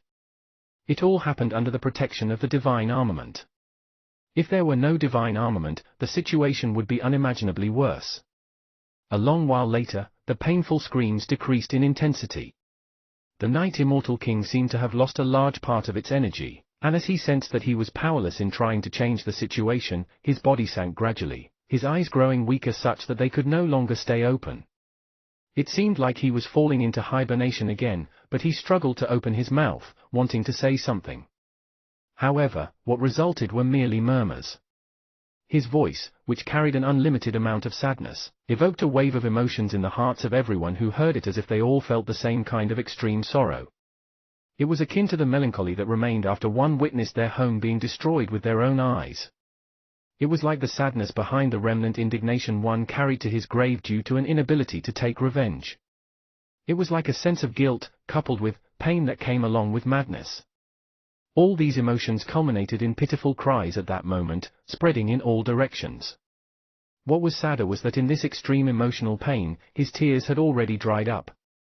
In his cries, he gradually lowered his body, slowly kneeling down while facing the sun in the direction of the ancient greenish-bronze sword. Everyone, including Wang Baoli, fell silent as they looked at the Night Immortal King, who kept kowtowing in the direction of the sun after kneeling, crying pitifully. This feeling rested heavily in their hearts. As the crying sounds reverberated for a long time, a word could be heard, albeit somewhat unclearly. However, it was not a language used on Earth, and no one could understand it, except Wang Baoli. Perhaps it was because of Little Missy, or perhaps it was due to the Green Lotus, but Wang Baoli understood the unclear word. That was Master. The Night Immortal King was kneeling and bowing in the direction of the ancient greenish-bronze sword, which was on the sun. In his cries and sadness, he spoke with a sense of longing, a sense of guilt, his myriad of emotions encompassed in one word. Master. After a long while, the word Master reverberated amidst the crying sounds. The Night Immortal King's body slowly fell back into the deep trench, before he eventually became completely silent. A moment passed without anyone speaking a word. After making sure that the Night Immortal King had fallen into hibernation, Duan Muke, the Federation president, finally heaved a sigh of relief. The Core Formation Realm cultivators around him followed suit, and they all noticed that the Federation president was drenched in sweat. If a single mistake occurred just now, their existence could have all been pushed to the brink of nothingness. Now, it's time to tidy up matters here. 3 hours later, after you've all found your respective disciples, bring them back to the bases and inspect them all. Before a conclusion is reached, the seal will not be opened, and no one shall leave. Duan Muke turned his head suddenly, carrying a chill in his gaze as he looked at the corpses of the people who had died due to the tremors of the Night Immortal King's cries. His gaze also swept across those Foundation establishment cultivators who were still alive but were bleeding from all their orifices. At the same time, he saw Wang Baoli, and after nodding at him, he turned and left. At the same time, people began to disperse to search for the disciples from their own factions. The ethereal Tao College sect lord, who was previously standing beside Du and Muke, approached Wang Baoli. His eyes seemed to be conveying a complicated thought, while Wang Baoli remained silent without a word. He was no longer the ignorant true breath realm cultivator he was when he first entered the mystic lunar realm. After experiencing the battle of the giant trees over the fruit, and listening to the conversations between the various factions, he seemed to have gained a somewhat complete and accurate grasp on the transformation that had happened in the mystic lunar realm. This mystic lunar realm was a trap. He wasn't sure whether he should believe that the 4 Tao colleges were completely ignorant of that. The ethereal Tao College sect lord seemed to have something to say, but eventually, he merely sighed deeply without speaking a word. He brought Wang Baoli away, making plans for him to stay in one of the bases of the 4 Tao colleges. Very quickly, the core formation realm cultivators from the 4 Tao colleges began to bring the disciples from their respective factions away. Wang Baoli saw Zhui Yifan and Zhao Yameng, who were both impressive and had reached the Foundation establishment state. That was especially so for Zhao Yameng, who gave Wang Baoli a sense that she had reached Foundation establishment stage with a perfect item. Chen Yutong and company had returned as well. As people returned, a battle was about to begin in a patch of forest land on the dark side of the mystic lunar realm. Amidst the loud noise, the black-robed middle-aged man was pale as he hurriedly retreated. In the forest before him, a red glow was spreading, and when it completely enveloped him, the red star appeared on his glabella. Du and Muke slowly emerged from the forest. Step by step, he appeared before the black-robed middle-aged man. The black-robed middle-aged man looked perplexedly at Du and Muke, giving up all intentions of retaliation as he sighed. No wonder you could become the center of attention from someone insignificant amongst the candidates, surpassing your classmates to become the Federation president. Du and Muke, I had thought that you only had 2 ways of bringing me down, one legitimate and one underhand method, but I seem to have belittled you. You had a 3rd tactic. I don't know how you found the fruit before me. Furthermore, you even poisoned and put restraints on it. However, this time, I concede defeat. Say it with the fruit as a witness. What happened? Du and Muke spoke calmly. The black-robed middle-aged man laughed bitterly as he sighed, rattling out the truth.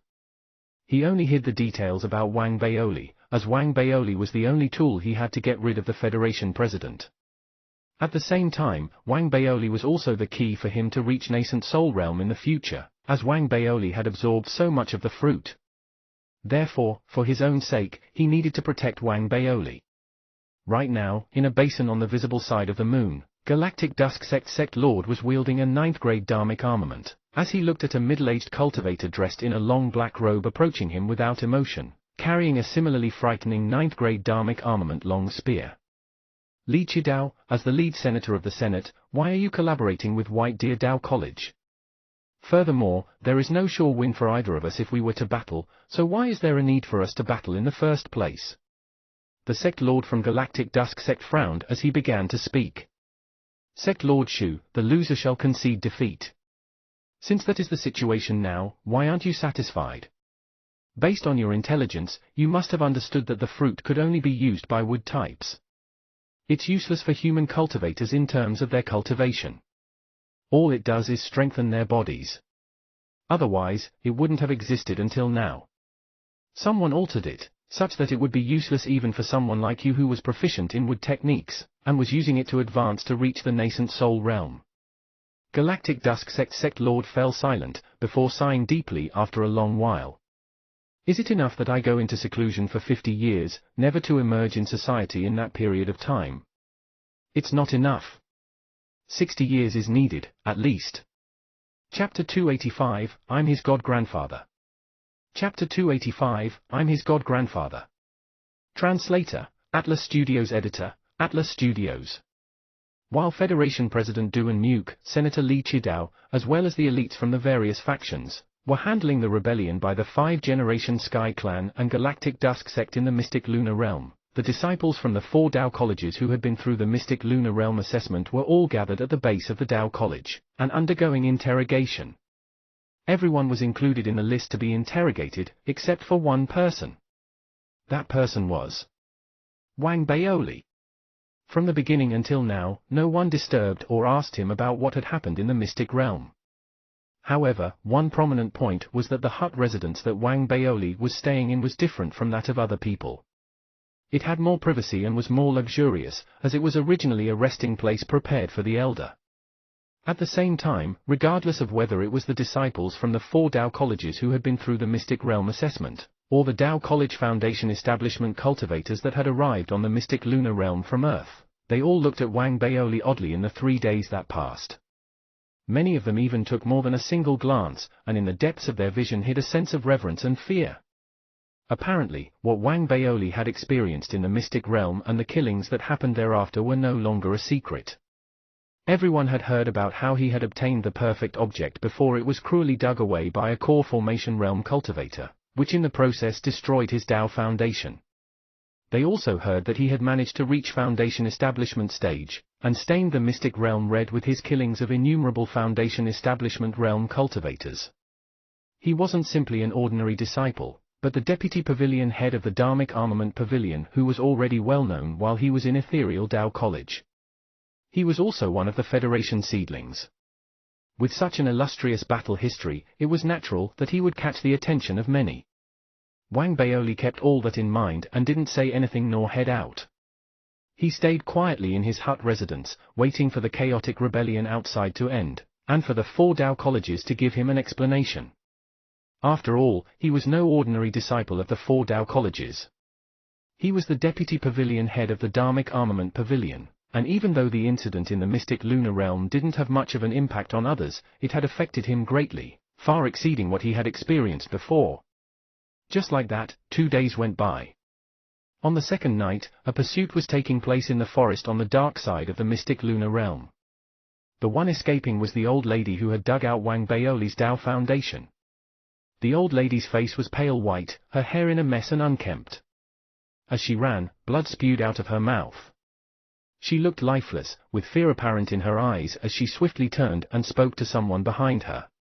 "Fellow Daoist Li, listen to my explanation." "To hell with your explanation." Even before she could finish, an angry roar emerged from behind her, as a figure leaped out, instantly catching up with the old lady while raining punches on her. A loud boom reverberated. The old lady wanted to resist the attacks, but her attempts were futile. The punch that landed on her caused her to spew even more blood. She hurriedly retreated, but the figure immediately arrived in front of her. It was a silver-haired elder, carrying a look of anger that could burn down the skies. Madness erupted from the elder's body, making him like a walking volcano that was extremely eye-catching in the dark night. Every part of the forest he passed burned, and the ground was charred black by the heat. The suppressive force emerging from his body raged unusually. It was such an imposing force that the old lady was completely unable to resist it, screaming while vomiting fresh blood out once again. "Fellow Daoist Li, there should be a limit to all this. All I did was destroy his Tao foundation. You have pursued me for 2 days, and based on your level of cultivation, you could have killed me right away. What is the point of torturing me? I am also a core formation cultivator, and I have my dignity. Wang Baoli is merely one of the disciples from your Tao college." The old lady had become a maniac, and she screamed angrily like a lunatic. The past 2 days had been a nightmare for her. As she said, the ex-Federation president pursued and tortured her all the way, even purposely letting her escape before getting hot on her heels again. This made her completely exhausted, draining her of all her energy and putting her in a living hell. "That's all you can take? Why didn't you feel this way when you were after Wang Baoli? You didn't choose to bully anyone else, but Wang Baoli, who has no direct relatives who are core formation cultivators. Is that why you were so cruel and ruthless to him, treating him like a toy?" The Grand Supreme Elder from Ethereal Tao College appeared amiable with his head full of silver hair. However, those who knew him knew that he was extremely hot-tempered. He stared as he neared, raising his right hand. The old lady widened her eyes, as the Grand Supreme Elder perforated her flesh in one swift motion, reaching into the old lady's stomach. An indescribable pain erupted like crashing waves in the old lady's mind, flooding and overcoming her instantly as she let out a shrill, painful scream. You be *ich, let me tell you something. Wang Baoli indeed has no direct relatives who are core formation cultivators, but I like that chapter. I am his god-grandfather, and you'll get it from me if you were to bully him. The Grand Supreme Elder announced while gripping the core formation in the old lady's stomach tightly. As he yanked it hard, the old lady's painful screams reverberated in all directions. As blood spewed out of her mouth, the already haggard old lady seemed to have aged even more. She trembled, turning pale. The pain of having her core formation plucked away from within her body far exceeded that of one's Tao foundation being taken away. It was no longer on the level of an organ. Instead, it was like taking her life away. Don't worry. You won't die from this. I would never let you die so easily. After all, death is only short-lived pain. I will turn you into a warning for others. A chilly look flashed across the Grand Supreme Elder's eyes, as he squatted down before the trembling old lady, slapping her face while enunciating every single word clearly. This is your retribution for bullying our Baoli. Go, continue to run. If you don't, I'll bring you back and lock you in Venus's poisonous spirit cellar. You know that place. It's very suitable for you. Hearing the term poisonous spirit cellar, the old lady who was drifting out of consciousness from her pain suddenly jolted awake. She suddenly shivered, carrying a look of fear in her eyes that was far more intense than before. She wanted to kill herself but was unable to do so as she had been made handicapped and weak. Therefore, she decided to commit suicide by biting her tongue. However, before she could do that, the Grand Supreme Elder stepped heavily on her chest, and as a heavy puff of air emerged, it blew away all her teeth. It's still not time for you to die. If you dare to die, I will extract your spirit and turn it into a chamber pot numinous treasure before tossing it in the restroom of the Tao College. The Grand Supreme Elder spoke calmly while staring at the old lady, whose wrinkled face revealed extreme fear. The old lady stared with her eyes wide, wanting to say something before the Grand Supreme Elder slapped her tightly. Shut up! It was a tight slap that almost broke the old lady's neck. The old lady was in so much pain that she fainted immediately. The Grand Supreme Elder hummed unhappily, before turning around and grabbing the old lady by her hair. Following the capture of the old lady, the third day arrived. In his hut residence inside the base of the 4 Tao colleges, Wang Baoli was meditating with his legs crossed. He suddenly opened his eyes, looking at the door of his room. Outside, someone had arrived, without making any attempts to mask their breathing and footsteps. When the visitor neared, he stayed silent for a while, before speaking with a raspy voice. Baoli. Wang Baoli recognized the voice as belonging to the sect lord of Ethereal Tao College. He then stood up to open the door, greeting the sect lord standing outside with cupped fists. Greetings, sect lord. The sect lord from Ethereal Tao College looked at Wang Baoli with a complex expression. After the investigations regarding the mystic lunar realm were conducted over the past few days, everyone, regardless of whether it was the 4 Tao colleges, the Federation President, or the other factions, were completely shaken by the revenge killings carried out by Wang Baoli. They felt especially shocked at the invention of the mystic trace beads, which were never before seen. What Wang Baoli had experienced was also shocking to everyone who heard about it. Wang Baoli's reaction towards whatever had happened to him in the mystic realm evoked more emotions in the masses than before. You've had a hard time. The complex look in the Ethereal Tao College sect lord's eyes was replaced by an apologetic one.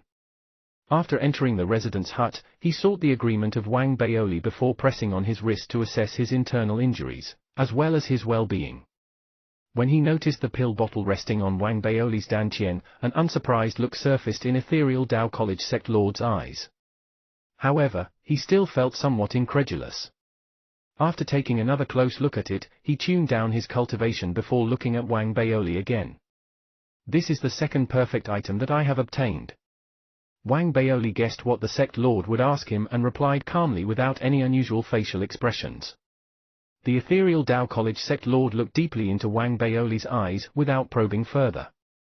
It was the principle of the 4 Tao colleges to not question excessively in issues regarding their disciples' fates. After all, everyone had secrets, and the more they were questioned, the more likely the disciples would lose faith and integrity. That was especially so for Wang Baoli, who had experienced a series of events. He could see that Wang Baoli's attitude had become vastly different from before he entered the mystic realm. He understood the situation and sincerely wanted to rectify it.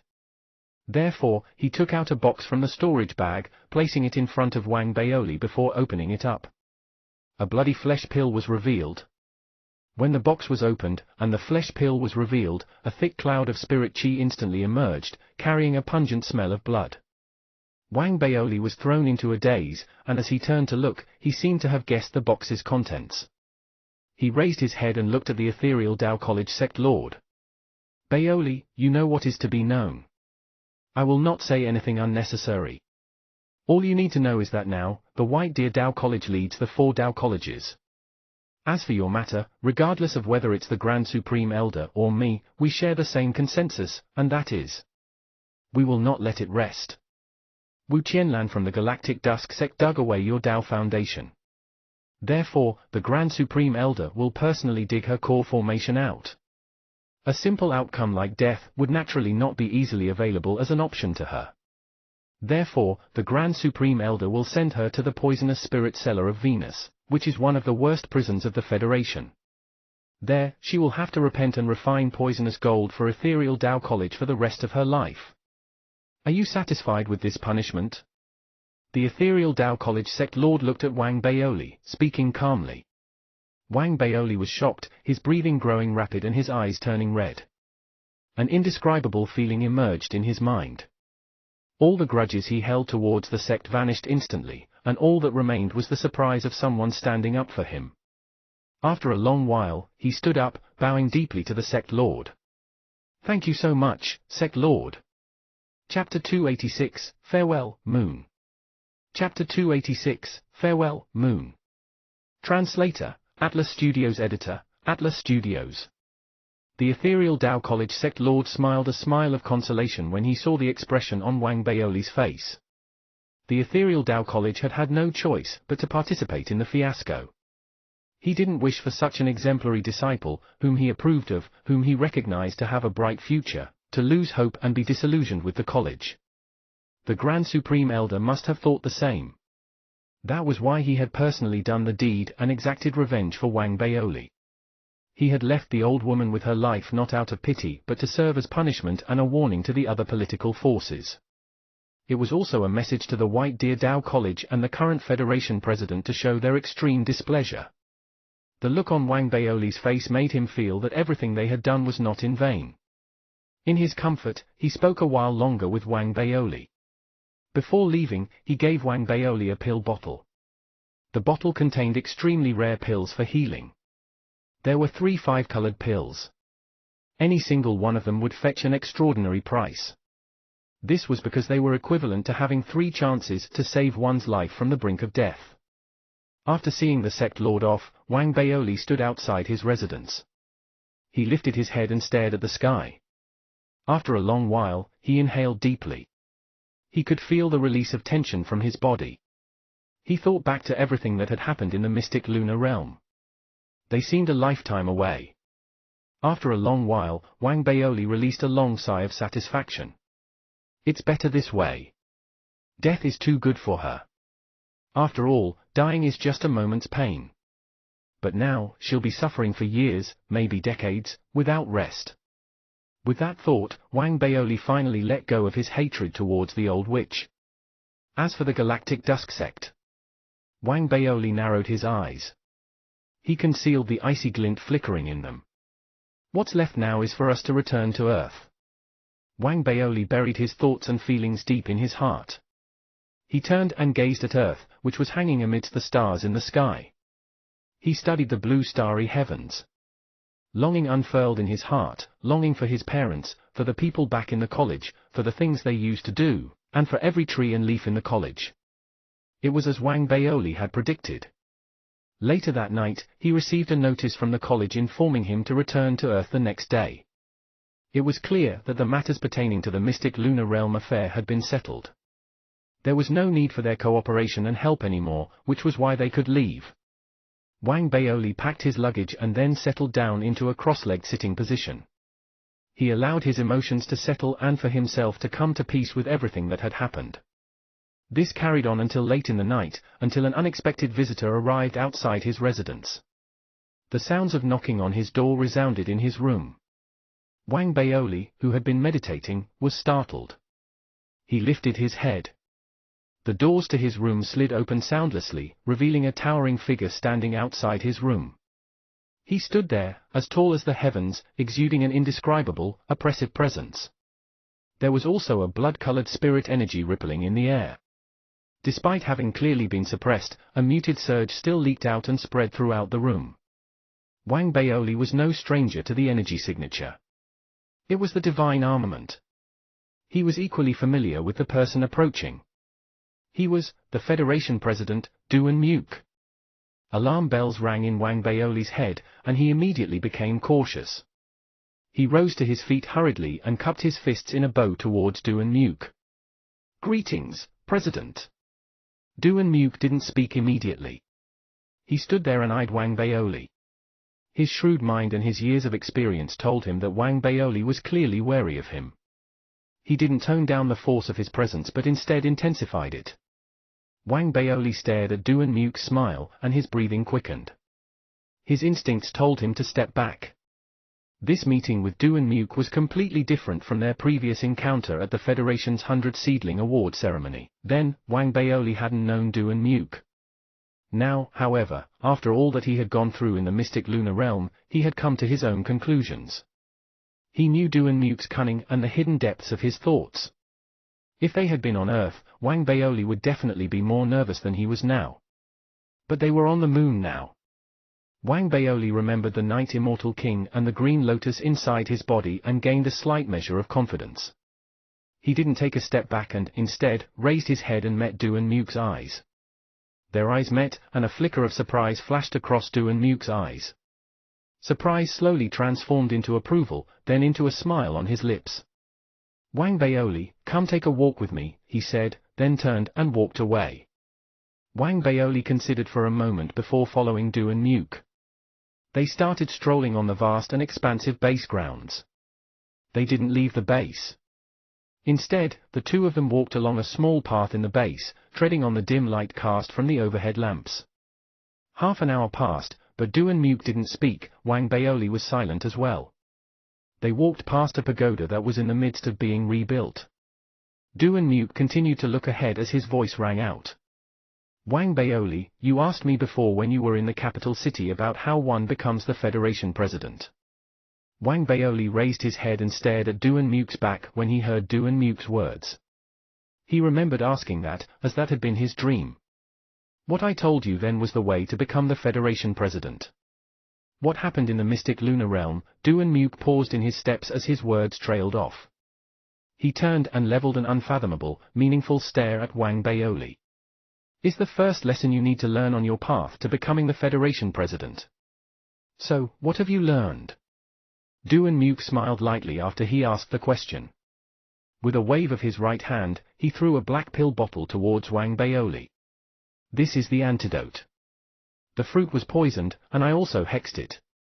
You must have come across your own share of good fortune, as I can't feel the hex on you, and the poison likely didn't work on you either. However, if you're still worried, this is the antidote. You can take it and get rid of any hidden complications. As for the fruit, the most it can do for a human is strengthen his body. It can't be used for any breakthroughs in cultivation. Only mutations, such as the giant tree, can devour and absorb it. The sect lord of the Galactic Dusk sect practices wood element mystic techniques, and I have a feeling he's no longer human anymore." Done speaking, Duan Muk shook his head and laughed. He turned and walked away, vanishing into the distance. He left Wang Baoli standing alone before the pagoda, reeling in shock. Wang Baoli's breathing was uneven.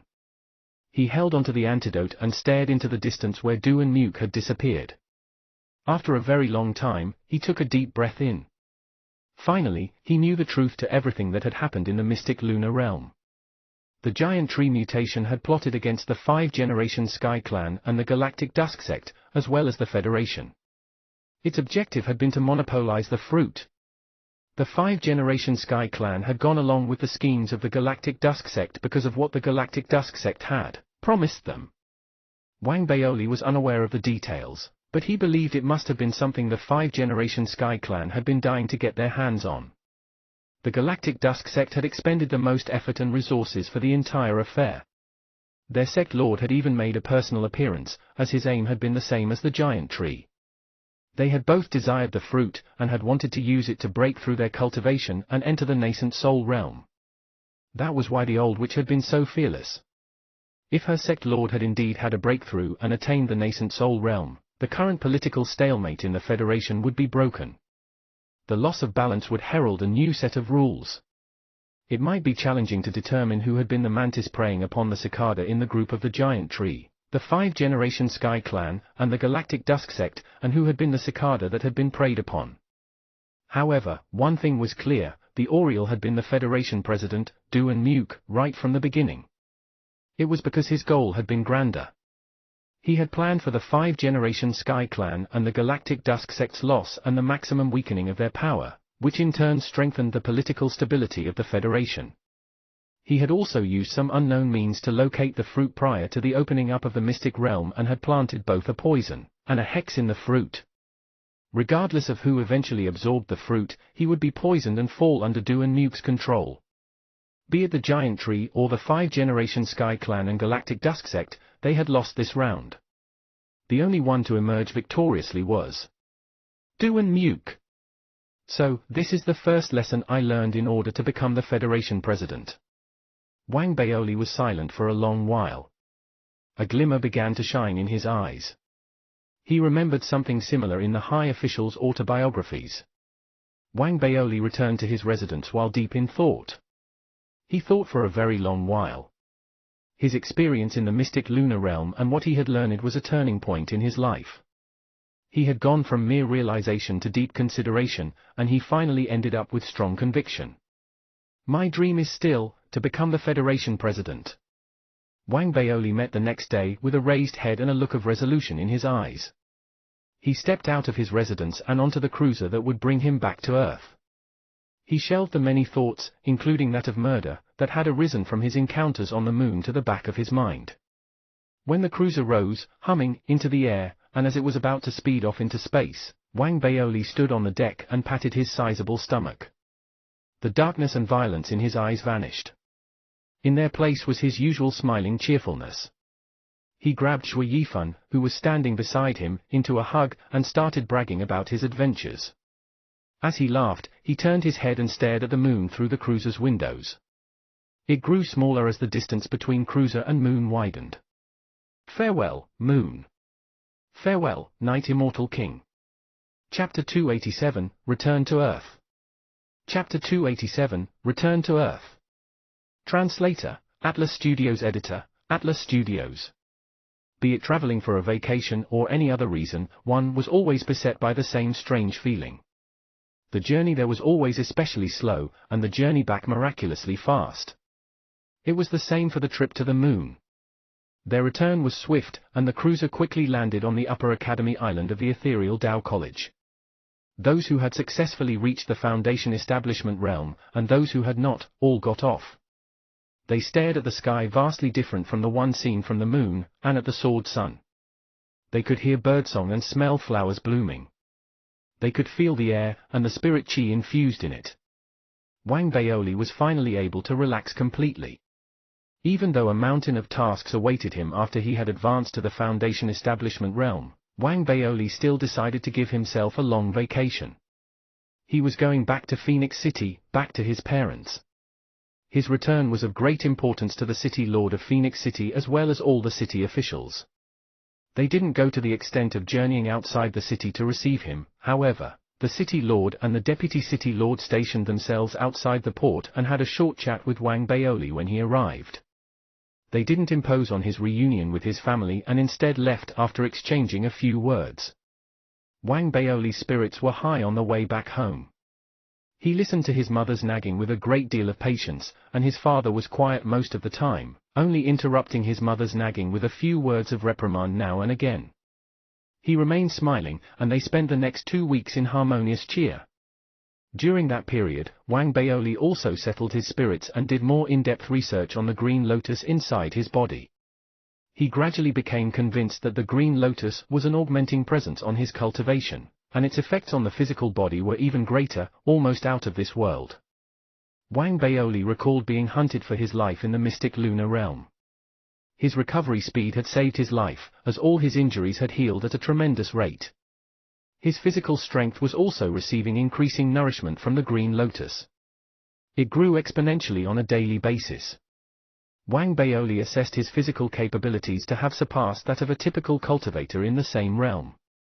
In other words, if he were to split himself into two people, one with his cultivation and another with his physical body, the one to emerge victorious after a fight would be the one with his physical body. The green lotus triggers the devouring seed to absorb vitality from all living things while it sits inside the devouring seed so that it can receive sustenance. Wang Baoli mused. He observed the green lotus's seed head and the 4 lotus seeds inside it. He had a feeling that the lotus seeds weren't only useful for controlling the Night Immortal King. He had only recently acquired the green lotus though, and he was unable to fully pin down the full properties of the lotus seeds in such a short period. He tried absorbing them but found it a tedious challenge. He didn't give up. The few benefits that the Green Lotus Foundation Establishment Corps had given him were enough to send him into an excited flurry. With the devouring seed, I believe the green lotus will flourish with continual cultivation and nourishment. With its augmentation, my physical body will grow increasingly stronger as well. Wang Baoli inhaled deeply. He found his future ever bright and hopeful. He had to climb back from the gates of hell in the mystic lunar realm, but it had all been worth it. Wang Baoli continued to study the green lotus while enjoying his family life. He had wanted to extend his stay for a few more days, but he received a voice transmission message from Chen Yutong. The latter was swamped with endless work at the Dharmic Armament Pavilion to the point where he could barely cope with it alone. The college had also called for Wang Baoli to return and retrieve his Foundation Establishment Realm mystic technique. Besides the messages from the college asking him to return, at home, Wang Baoli had also discovered, much to his grief, that his mother had begun to arrange matchmaking sessions for him these few days. He was utterly horrified. "My dear mother, your son is an esteemed Foundation Establishment Realm cultivator, a young genius, the deputy pavilion head of the Dharmic Armament Pavilion, and one of the Federation's 100 seedlings. There are few who don't recognize who I am when I walk the streets. I just have to say the word and ladies who want to be my girlfriend will line the streets all the way from Phoenix City to the ethereal Tao College, and you still think I need to be matchmade to solve my singlehood status? Matchmaking is an insult to my good looks and talents." Wang Baoli's mother rolled her eyes and glared as soon as she heard Wang Baoli's protest. She grabbed at his ear. Under duress, and with much exasperation, Wang Baoli was left with no choice but to sneak out of Phoenix City and escape from his grudging parents. Wang Baoli ended his vacation and returned to the college. The first thing he learned from Chen Yutong was what had followed after the Mystic Lunar Realm fiasco. Those who had left the Mystic Lunar Realm 2 weeks prior weren't only the disciples from the 4 Tao colleges, but also those from the other political forces. The real cleanup on the moon had commenced after their departure. It was an utter bloodbath, an absolute massacre intended to squash the mutinous forces. Chaos overran the entire Mystic Lunar Realm. Trapped within the seal of the Array Formation, none from the 5-generation Sky Clan and the Galactic Dusk Sect could escape. Every 5-generation Sky Clan cultivator who had participated in the revolt, be it a core formation realm or Foundation Establishment realm, or even a true breath realm cultivator, with a few exceptions, was exterminated. The exterminators were the other family clans of the 5-generation Sky Clan. It was a cleansing that had to be done. They needed to answer to the Federation, and this answer required the heads of hundreds and thousands of their clan members. The 5-generation Sky Clan also paid a heavy price elsewhere. They lost nearly a third of their lands, and only then did the Federation and the other political forces finally let them off the hook. After all, it wouldn't look good if they went too far. The fate of the Galactic Dusk Sect was worse. They had been the mastermind behind the entire fiasco. The sect lord was sent away into seclusion for 60 years, and the various political forces in the Federation would be keeping guard over where he was secluded, to prevent him from sneaking out. Save a few true breath realm cultivators who had advanced to the Foundation Establishment realm, all others from the sect who had entered the mystic realm were executed. Their resources, as well as their lands, were also seized by nearly half. This was a catastrophic blow to the Galactic Dusk sect. They would be feeling the pain of their losses for a long time. Finally, all core formation realm cultivators from both sect and clan who had been part of the Lunar Rebellion were captured. Unlike the old lady, they wouldn't suffer the agonizing fate of having their core formation core ripped from their bodies. However, they would be spending the remainder of their lives in prison and use their lives to serve their penance. Such a fate was worse than death. The entire affair received extensive coverage from the media. Everyone in the Federation knew about it. The popularity of the Federation President Duan Muke spiked instantly, and his power grew and surpassed that of the former president because of this event. In the present political climate, after the severe weakening of the five-generation Sky Clan and the Galactic Dusk sect, the Trilunarist Corporation, who had maintained cordial relations with the Federation, stood to gain a great deal. As for the isolationist Plume Manifestation Carnate sect, it maintained a low profile after the ordeal. In the eyes of those unaware of the truth, the Federation's response to the Lunar Rebellion might be perceived as slow but decisive. They might feel that the five-generation Sky Clan and the Galactic Dusk sect were also the victims in the entire ordeal. They had paid a heavy price and should be forgiven for their crimes. Wang Baoli knew, however, that the negotiations and choices ultimately made at the end weren't something that could be easily explained with a few words. He had no interest in making wild guesses. After bidding farewell to Chen Yutong, he poured himself into the matters that required his attention since he had reached the Foundation Establishment realm. First was the Foundation Establishment realm mystic technique to be given by the college. Within the Ethereal Tao College were multiple Foundation Establishment realm mystic techniques. The one most commonly practiced was the Ethereal Piercing technique. It was simple and safe and suited most disciples. Wang Baoli didn't receive that commonly practiced technique, however. Instead, the college had given him a choice of 3 top Foundation Establishment realm techniques that existed in the college, and were practiced explicitly by those who had a fully intact artifact as their Foundation Establishment core. One was the Ethereal 9 Killings technique, the second the 5 Elements Unification mystic art, and the third, the Lightning Tao, first volume. The Ethereal 9 Killings technique was the Grand Supreme Elder's creation. Its power wasn't to be underestimated, and it suited college disciples who had formed their Foundation Establishment core from a fully intact artifact. The 5 Elements Unification mystic art had been discovered on the ancient sword, and it was a complete mystic art with equally astounding power. It was able to wield the 5 elements, and the art of escape formed the essence of this mystic art. As for the Lightning Tao, first volume, it didn't originate from the extraterrestrial giant sword, but had been branded onto a meteorite. The meteorite had crashed onto Earth 2 millennia ago, before the appearance of the ancient green bronze sword. It had been cast aside when it had first appeared, until the arrival of the ancient green bronze sword and spirit chi had permeated the planet. That was when people had discovered the inscriptions carved into the meteorite. It landed in the hands of the Ethereal Tao College eventually. From the engravings on the meteorite came the unique Lightning Tao, first volume. All 3 mystic techniques required one to have a Foundation Establishment core formed from a fully intact artifact, as they would be difficult to master otherwise. In the best-case scenario, a cultivator would be mastered by the technique. In the worst-case scenario, one would spiral into madness and die from instant self-combustion. Wang Baoli weighed his options. He didn't choose the Ethereal 9 Killings technique nor the 5 Elements Unification mystic art. The former was best for those whose Foundation Establishment core was formed from a metal artifact.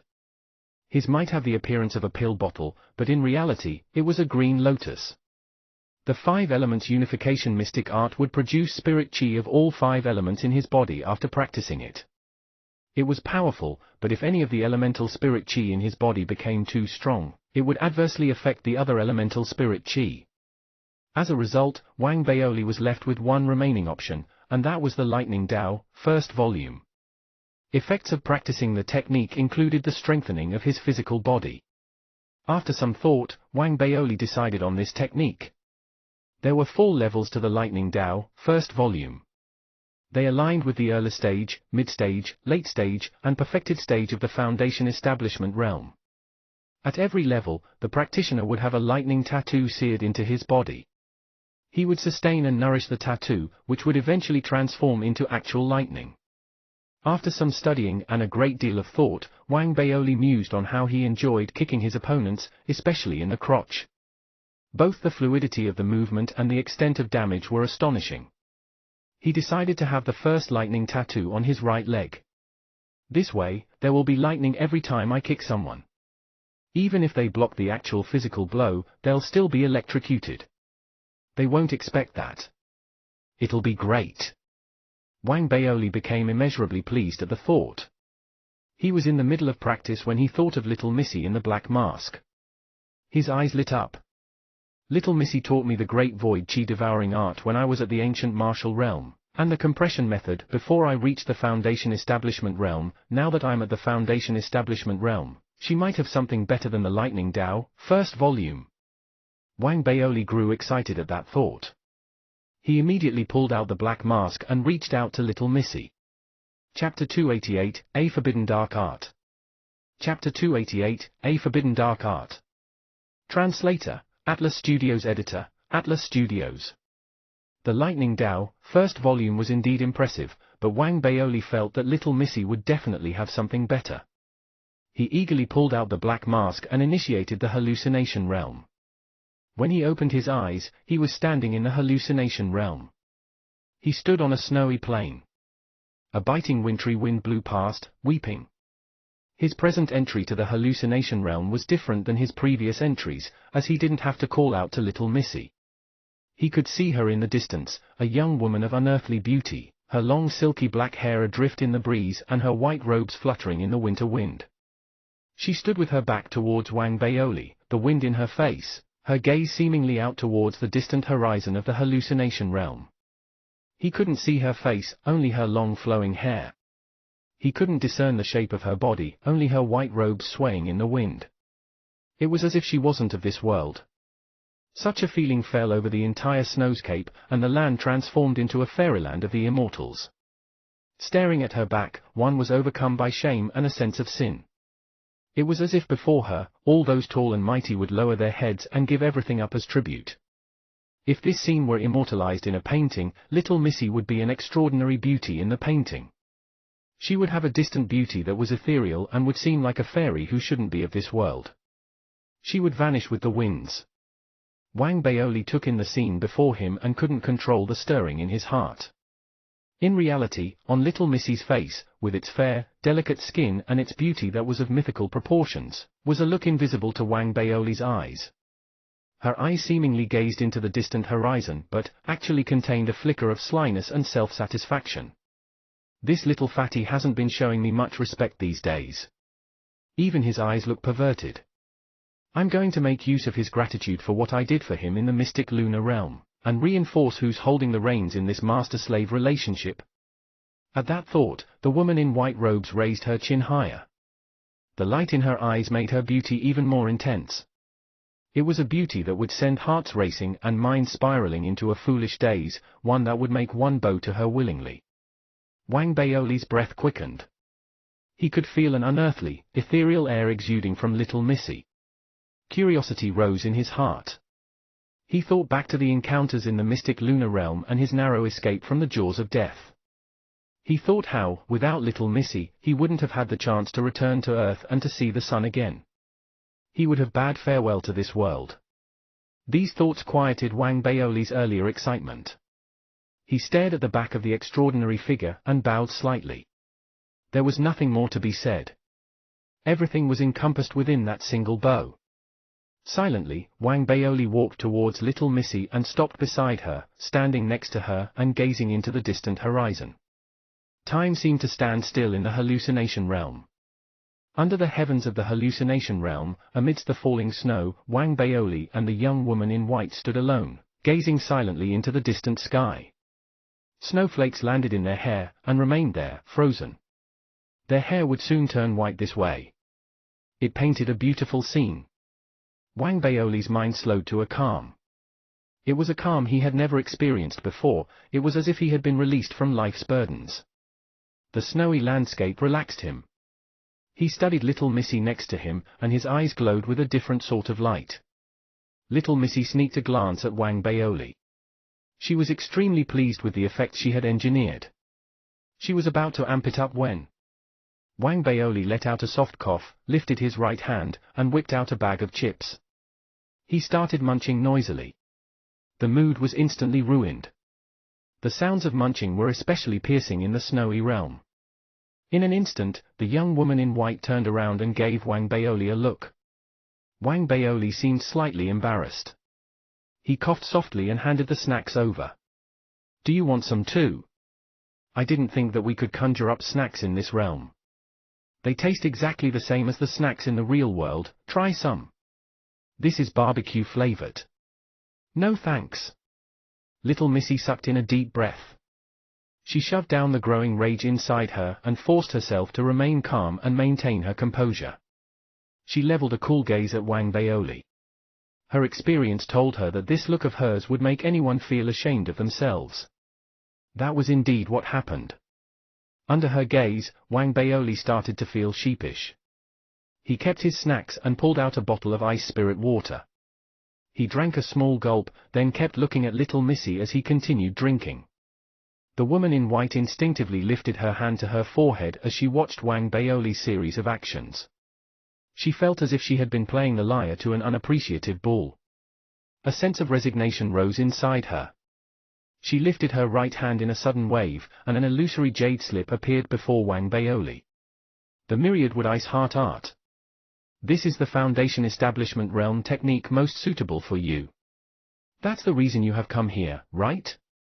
Just take it and leave. Wang Baoli's eyes flashed. He seemed slightly embarrassed. He wasted no time in grabbing the jade slip, though. After a quick glance, he realized that the method revolved around the wood element in the 5 elements. It seemed slightly convoluted and difficult to understand, and it didn't feel as impressive as the 5-element unification mystic art. He was slightly disappointed. He looked at little Missy and opened his mouth as if wanting to say something. "What is it? Out with it." The woman in white robes saw the look on Wang Baoli's face and raised her eyebrow. Wang Baoli perked up when he heard little Missy ask him to speak up. He hurriedly voiced his request, adding an important last note. "I want something really powerful. It'd be great if it's a technique that can strike fear into people's hearts as soon as they see it." Her eyes sharpened into a glare when she heard what he said. She decided to teach the ambitious Wang Baoli a lesson he would never forget. As a cultivator, he should be taught to be realistic about his potential and not to run before he could walk. How else would he be able to enter the league of the great and extraordinary? An imperceptible flicker flashed past her eyes, and she coughed. "Is that so? Let me think then. Yes, I do have a legendary mystic technique with me. It is everything you're asking for. Once it is unleashed, it'll move heaven and earth. It'll strike fear into the hearts of everyone who witnesses it. They'll be scared out of their wits." A legendary mystic technique? Upon hearing those words, Wang Baoli immediately perked up. He straightened up and listened carefully. That's right, a legendary mystic technique that's many times more powerful than the myriad wood ice heart art. They're leagues apart. If you can master it, you'll be nearly invincible. It has a really nice name, called Corpse Face. Its full name is the Dark Corpse Face Art. How's that? Doesn't it sound really powerful?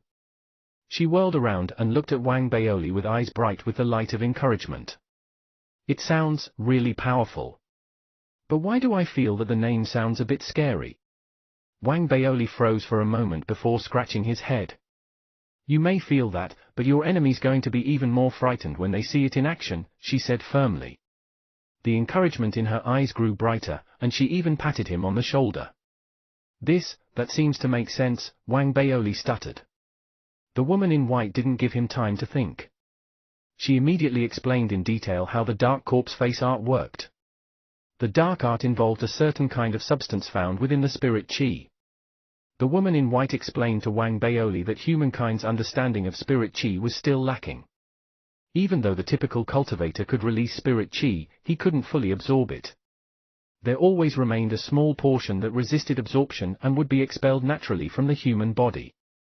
99% of all cultivation techniques found on Earth possess the ability to expel such substance during the cultivation process. That was how cultivation could continue without a hitch. In actuality though, the expelled substance could also be used for cultivation. That was how the so-called dark arts were born. Where she had come from, the expelled substance found in spirit chi was called the dark spirit chi. Practicing the dark art allowed one to absorb the dark spirit chi, forming a wisp of dark fire inside one's body, and the flame was capable of burning anything in the world.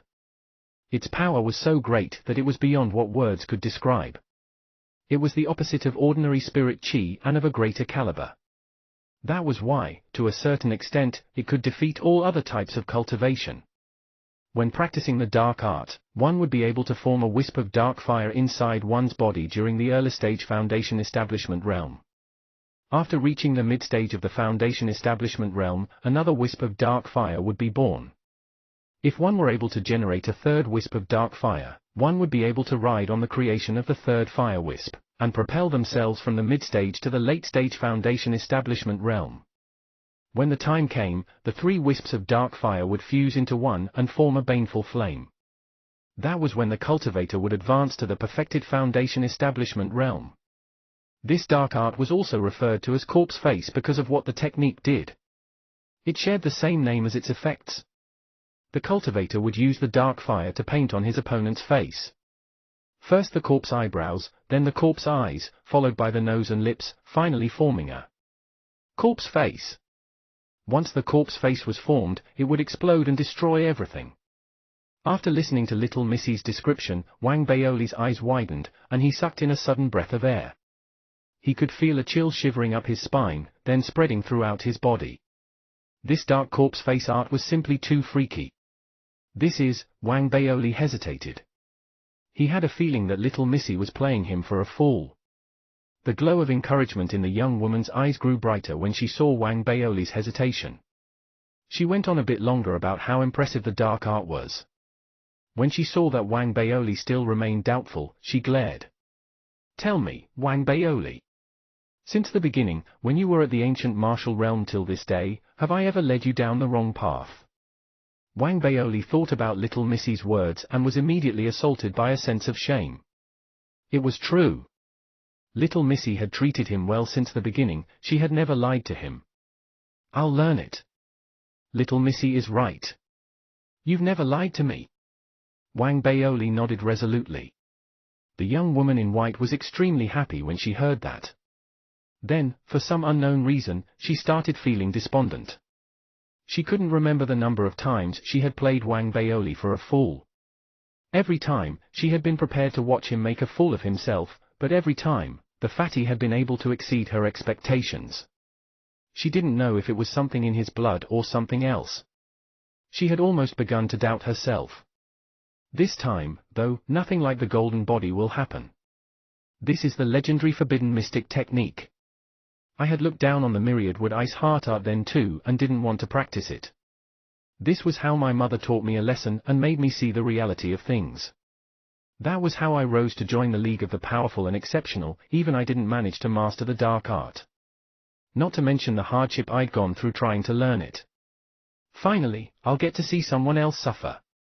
I don't believe he can master it. Chapter 289, A Transfer. Chapter 289, A Transfer. Translator, Atlas Studios. Editor, Atlas Studios. Wang Baoli left the hallucination realm with his faith in Little Missy intact and great hopes for the dark corpse face art. He immediately started practicing in the cave abode. However, regardless of how hard he tried to sense the dark spirit chi in the spirit chi around him, he couldn't make heads or tails of it. He didn't believe that he couldn't do it and poured in more effort studying. At the same time, he also began cultivating the Lightning Tao, first volume. If there had been no basis for comparison in the first place, he wouldn't have realized how difficult the dark art was. The Lightning Tao, first volume was a mysterious mystic technique. It was obviously a challenging technique to learn and master. If that weren't the case, The ethereal Tao College wouldn't have restricted its practitioners to those with a Foundation establishment core formed from a fully intact artifact. When compared with the dark art though, Wang Baoli was caught by the realization that the Lightning Tao first volume was much simpler than the dark art. Others would be flabbergasted if they knew this was how he felt. With a different point of reference came a different perspective. Time passed steadily. Soon, a month had gone by. In that month, he had risen from the true breath realm to the Foundation establishment realm. His cultivation level had exceeded the required cultivation for a deputy pavilion head at the Dharmic Armament Pavilion.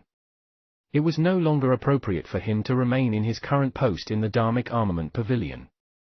The organizational structure in the 4 Tao colleges was slightly different from that in the other political institutions. His position as the deputy pavilion head of the Dharmic Armament Pavilion, for example. If it had been an equivalent position in another political establishment, it wouldn't have fallen to a true breath realm cultivator to take up the role. At the very least, the position would have gone to a Foundation establishment realm cultivator. The 4 Tao colleges were different though. Tradition dictated that all disciples who reached the Foundation establishment realm would have to join the Federation. They would train and continue their cultivation in the various government departments. This was why a true breath realm cultivator could hold the position of a deputy pavilion head in a Tao college. In the same month, Chen Yutong had already shed his role as deputy pavilion head and taken up office in the Federation capital. His deputy pavilion head position had laid the foundation for his promotion to his next office, which was of a higher status when compared to the other cultivators who had recently reached the Foundation establishment realm. The other disciples who had reached the Foundation establishment realm in the most recent Mystic Lunar Realm episode had also received their transfer orders in the same month. They had gone their separate ways and begun their deployment and life after reaching the Foundation establishment realm. This was the case for Lu Zihao as well. He had been transferred to Venus. He intended to send a warning to Wang Baoli before he left, to let Wang Baoli know that they were all Foundation establishment realm cultivators now. He wanted Wang Baoli to stop addressing him as his son whenever he saw him. However, he recalled the series of violent and brutal acts committed by Wang Baoli on the moon and decided not to risk offending the latter. Erring on the side of safety wouldn't go against his principles. Zhui Yifan didn't choose to leave. He decided to remain in the college and was made the pavilion head of the combat pavilion. Even though his cultivation had reached the Foundation establishment realm, the combat pavilion was a unique place. Having a Foundation establishment realm cultivator as a pavilion head wasn't something forbidden. As for Zhao Yameng, Wang Baoli had his guesses. Her family background must have been pretty impressive for her home to be in the Federation capital. He wasn't surprised when she came to bid farewell and inform him that she was leaving for an office in the capital city. He gave her a strong hug, then spoke just as she narrowed her eyes and was about to say something. Yameng, take care of yourself. Let me know if anyone bullies you. We're all part of the Male God Society and brothers to one another. Zhao Yameng heard what Wang Baoli said and gave him a deep, unfathomable look. Then, she smiled gently and left. Throughout the month, Wang Baoli saw many people off, but the transfer orders for him didn't arrive. Wang Baoli found this surprising. Is it because they aren't sure where to put me? That's good news. I may be in for a surprise. Wang Baoli became excited at the thought. He had a mind to seek Bunny out, but he found out that she was still in seclusion. That made him slightly mopey. He stood outside the alchemy pavilion, staring and sighed. Bunny won't turn into an old bunny after she comes out from seclusion, right? The alchemy pavilion is trying to drive a wedge between two lovers. Bunny, my mother forced me to go for matchmaking sessions. I turned them all down for you. Dispirited, Wang Baoli remembered Du Minute. He then found out that Du Minute had left the college with a few other combat pavilion disciples on a mission. Utterly bored out of his mind, Wang Baoli went back to his cultivation. He began to craft and stock up on his previously expended stock of numinous treasures as well. The remainder of his time was spent in seclusion, practicing the 2 mystic techniques. He had a plan set out. The Lightning Tao, first volume would allow him to form the first lightning bolt inside his body, and the Dark Art would give him the Dark Fire once mastered. Both mystic arts would enhance his battle prowess while he was still at the Foundation establishment realm, and his green lotus further augmented his physical capabilities. He thought himself quite powerful already. Another month passed, and Wang Baoli's transfer orders still didn't arrive. He was starting to feel anxious. He thought for very long and decided that he would wait for another month. If the transfer orders still didn't appear, then he would seek the sect lord for answers. By now, most of the familiar faces in the college had left. There were many in the Dharmic Armament Pavilion who continued to treat him civilly and with respect, but it all felt meaningless. Fortunately, he still had Liu Daobin at his side. That made Wang Baoli feel slightly better. He thought about how he was going to be deployed soon. In the remaining time he had, while waiting for his transfer order, Wang Baoli started making plans for promotions and advancements. He made arrangements for Liu Daobin and the other subordinates who had followed him from the lower Academy Island. Liu Daobin especially had passed the armament soldier assessment, while Wang Baoli had been cultivating in the mystic lunar realm. He was made the person in charge of the college administrative department. The others were also assigned their respective offices. They would work closely with Chen Yutong's subordinates to ensure that the Dharmic Armament Pavilion remained under their control, even after Chen Yutong and Wang Baoli left. Wang Baoli even made a trip to the lightning domain. He endured the lightning blasts and made it through the final 2 bouts of lightning strikes, being rewarded with the final 2 mystic techniques. He gained the full set of mystic techniques from the lightning domain and was now able to wield the electromagnetic pulse. He realized that he would gain a better effect if he practiced the Lightning Dao, first volume inside the lightning domain. As a result, he spent most of his remaining time there. Wang Baoli finally obtained his first lightning talisman and had it tattooed on his right leg. He could feel the pulsating power of a lightning bolt inside his right leg. He still hadn't made any headway with the dark art, but by then, his transfer orders had finally arrived. The sect lord summoned him to Sky Path Island and personally met him. In the Great Hall of the Sky Path Island, he presented 2 options before Wang Baoli. Baoli, you're aware of the college tradition. Because of the attention you drew during your time in the mystic lunar realm, the Federation has given your deployment a great deal of consideration. They finally came to a decision, though you still have the final say. The first option is to remain in the college. You will become the pavilion head of the Dharmic Armament Pavilion and receive a primary rank 5 noble. A true Breath Realm Pavilion head isn't given a noble title. Only Foundation Establishment Realm cultivators are entitled to a noble title. The other option is to take up office in the Martian colony. The exact position will be decided by the Martian colony governor after you arrive. Don't worry, you'll be guaranteed a position that is befitting of a primary rank 5 noble. The ethereal Dao College sect lord sat in the great hall and looked at Wang Baoli before him. He smiled as he spoke. A primary rank 5 noble? Wang Baoli said, stunned. His breathing quickened. Having diligently studied the autobiographies of high-ranking officials, he was no stranger to the Federation ranking system. However, it had all seemed like a distant future before he had reached the Foundation establishment realm. It was something that could only be acquired after he had entered the government ranks of the Federation. The sect lord smiled at Wang Baoli's excitement. He had long ago heard from someone about Wang Baoli's dream to become the Federation president. He pointed at Wang Baoli and laughed.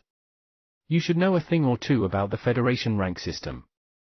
More than others, at least. Let me refresh your memory so that you have a clearer understanding. The Federation rank system can be broken down into 9 ranks and further split into 18 classes.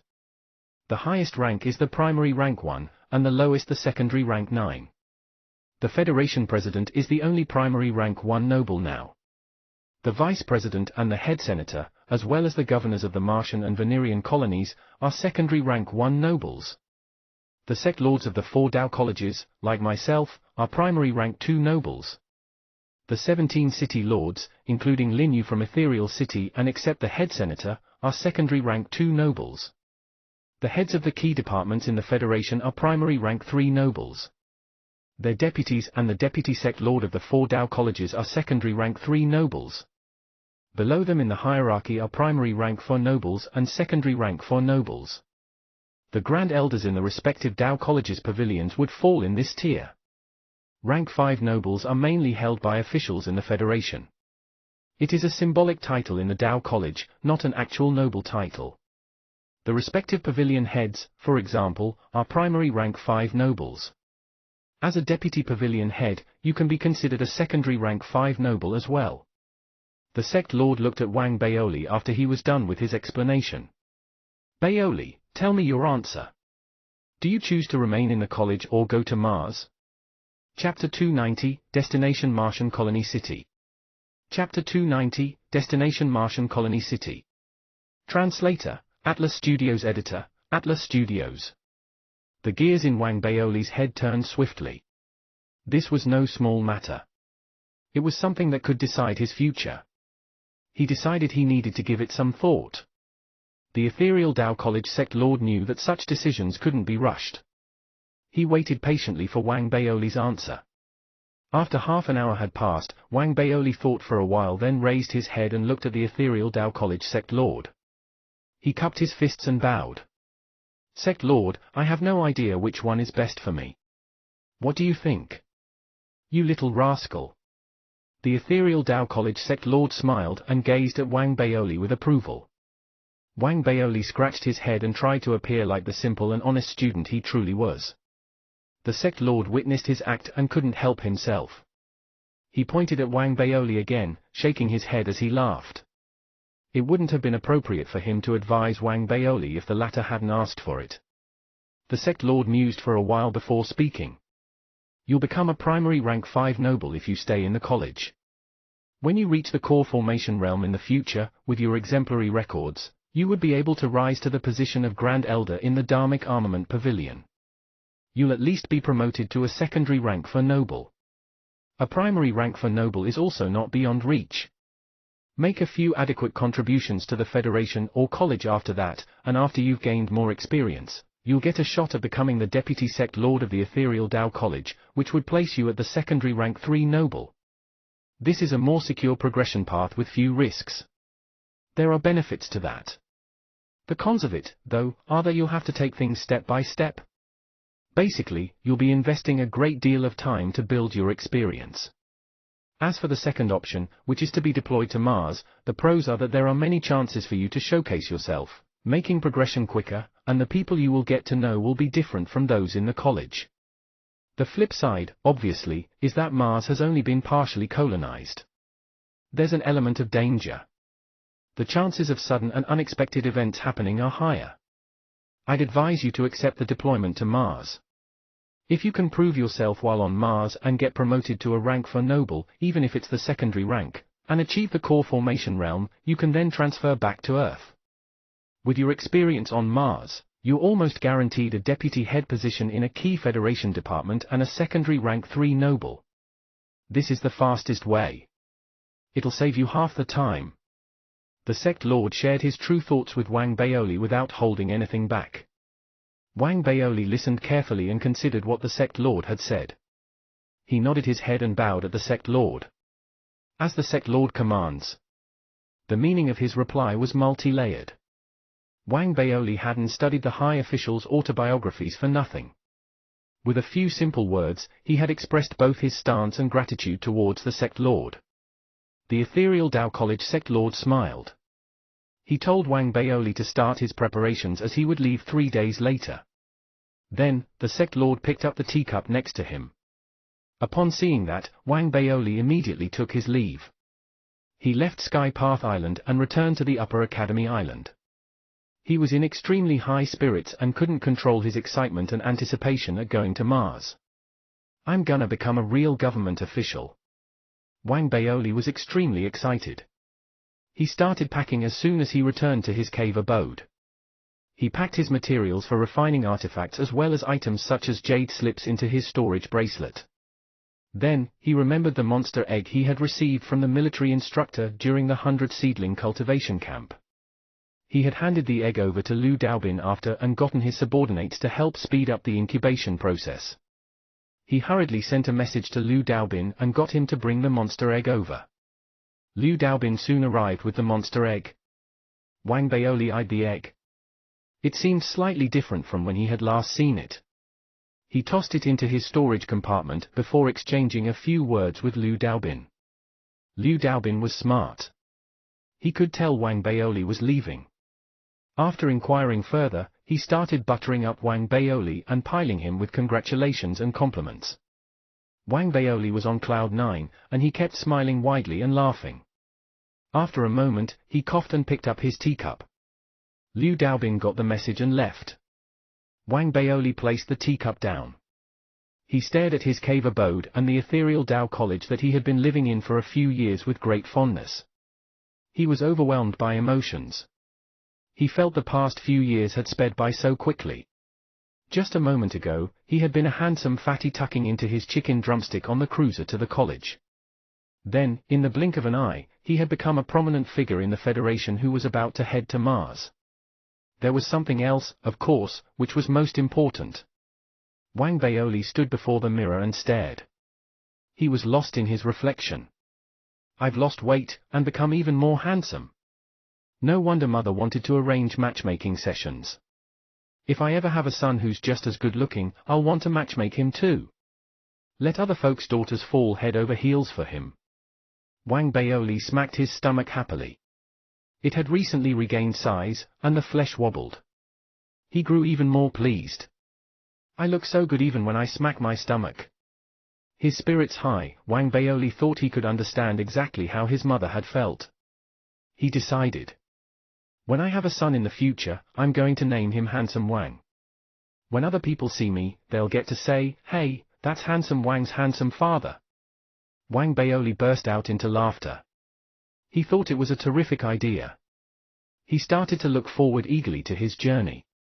In the past, Wang Baoli would have found 3 days too short a period. Now while he waited, he found time to have slowed to a crawl. Finally, the day of departure arrived. Wang Baoli had completed his preparations early in the day, so he raced towards the port. A space cruiser had been specially assigned to take him to Mars. It was already waiting at the port and ready for takeoff. The sect lord was there to see him off personally. Liu Daobin and a few other familiar faces, as well as many other unfamiliar faces from the Upper Academy Island who hadn't known Wang Baoli very well, but had heard of his various exploits and feats of extreme violence, were there as well. Wang Baoli boarded the cruiser, then turned around and waved his goodbyes. Farewell, everyone. I'll be waiting for you on Mars. Wang Baoli shouted excitedly as the cruiser engines rumbled to life. As it slowly rose into the air, he saw a young woman in Dao robes running up the path towards the Alchemy Pavilion's mountain peak. She stood at its highest point and waved at him frantically. She seemed to be shouting, "Brother Baoli." At a single glance, Wang Baoli immediately recognized that to be Bunny, whom he had sought out earlier but had still been in seclusion. Bunny! Wang Baoli was overjoyed. The cruiser was already taking off though, so he could only shout at the top of his lungs towards the mountain peak below him, where Bunny stood. Bunny, wait for me to come back. Don't always be in seclusion. I'm afraid the next time I see you, you'll be an old bunny. As his voice rang out, there was a sudden roar from the cruiser engines. The cruiser blasted away into the heavens. It stirred ripples in the skies and shot straight for the stars. It left behind a crowd on the Upper Academy Island watching it speed away, a myriad of emotions in their eyes. Bunny stood on the peak of the Alchemy Pavilion, dismay and regret in her eyes. Brother Baoli, I promise to reach the Foundation establishment realm by the time we meet again. I won't go into seclusion again after that. Wang Baoli's heart was filled with regret as well. He missed Bunny too. It was unfortunate that they missed each other again, but they still had a long future ahead of them and plenty of chances. On board the cruiser, Wang Baoli stared at the lands below him that slowly curved and turned into a round planet Earth. He didn't stop staring until the cruiser entered space. That was when he withdrew his gaze and folded his legs into a cross-legged position. His journey to Mars had begun. It was a boring trip. There were the occasional beams of light shooting by and glimmering lights, but most of the time, the scenery was a vast pitch black. It might have been refreshing if it were his first time seeing it, but Wang Baoli had seen enough of the same on his way back from the mystic lunar realm. He started practicing his 2 mystic techniques. He had already gotten some headway with the Lightning Dao, first volume, so he chose to focus on the dark art now. There were shards of the ancient green bronze sword in space as well, and hence, no lack of spirit chi. It might not be abundant, but Wang Baoli could still sense it. The space cruiser approached Mars steadily as he continued his practice, continued his attempts, and continued to fail repeatedly. It was difficult to tell the passing of time in space. Wang Baoli suffered repeated failures in his attempts to learn the dark art. He was dejected. It was fortunate that they were arriving at Mars soon. His low spirits were given a boost by their approaching the colony. The red planet soon appeared within sight. Wang Baoli stood up excitedly, no longer troubled over his challenges in learning the dark art. His attention was fully captured by the dusty red planet that lay before him. The planet was considerably smaller than Earth. Amongst the 8 planets in the solar system, it was the one second nearest to Earth. The first was Venus. This planet was Mars. Countless satellites orbited around Mars, and they immediately took over control of the space cruiser when it neared. They didn't slow the cruiser down, but steered it in a different direction towards the Martian atmosphere. Wang Baoli shivered with excitement as he watched everything speed past as the cruiser shot through the red planet's atmosphere and appeared on Mars. Wang Baoli's breathing paused a beat, and he stood at the edge of the cruiser. With a single glance, he saw, sitting upon the dusty red lands, a rapidly approaching, increasingly large city of spectacular proportions and immense majesty. It was the only colony city on Mars. Chapter 291, Mars's Deputy Governor. Chapter 291, Mars's Deputy Governor. Translator, Atlas Studios. Editor, Atlas Studios. On the vast dusty red plain stood dozens of spheres, which were connected together to form an enormous city. The city didn't sit fully on land, instead, it floated within the large spheres. There were 3 dozen of those spheres, and each one of them was enormous and the size of half an ethereal city.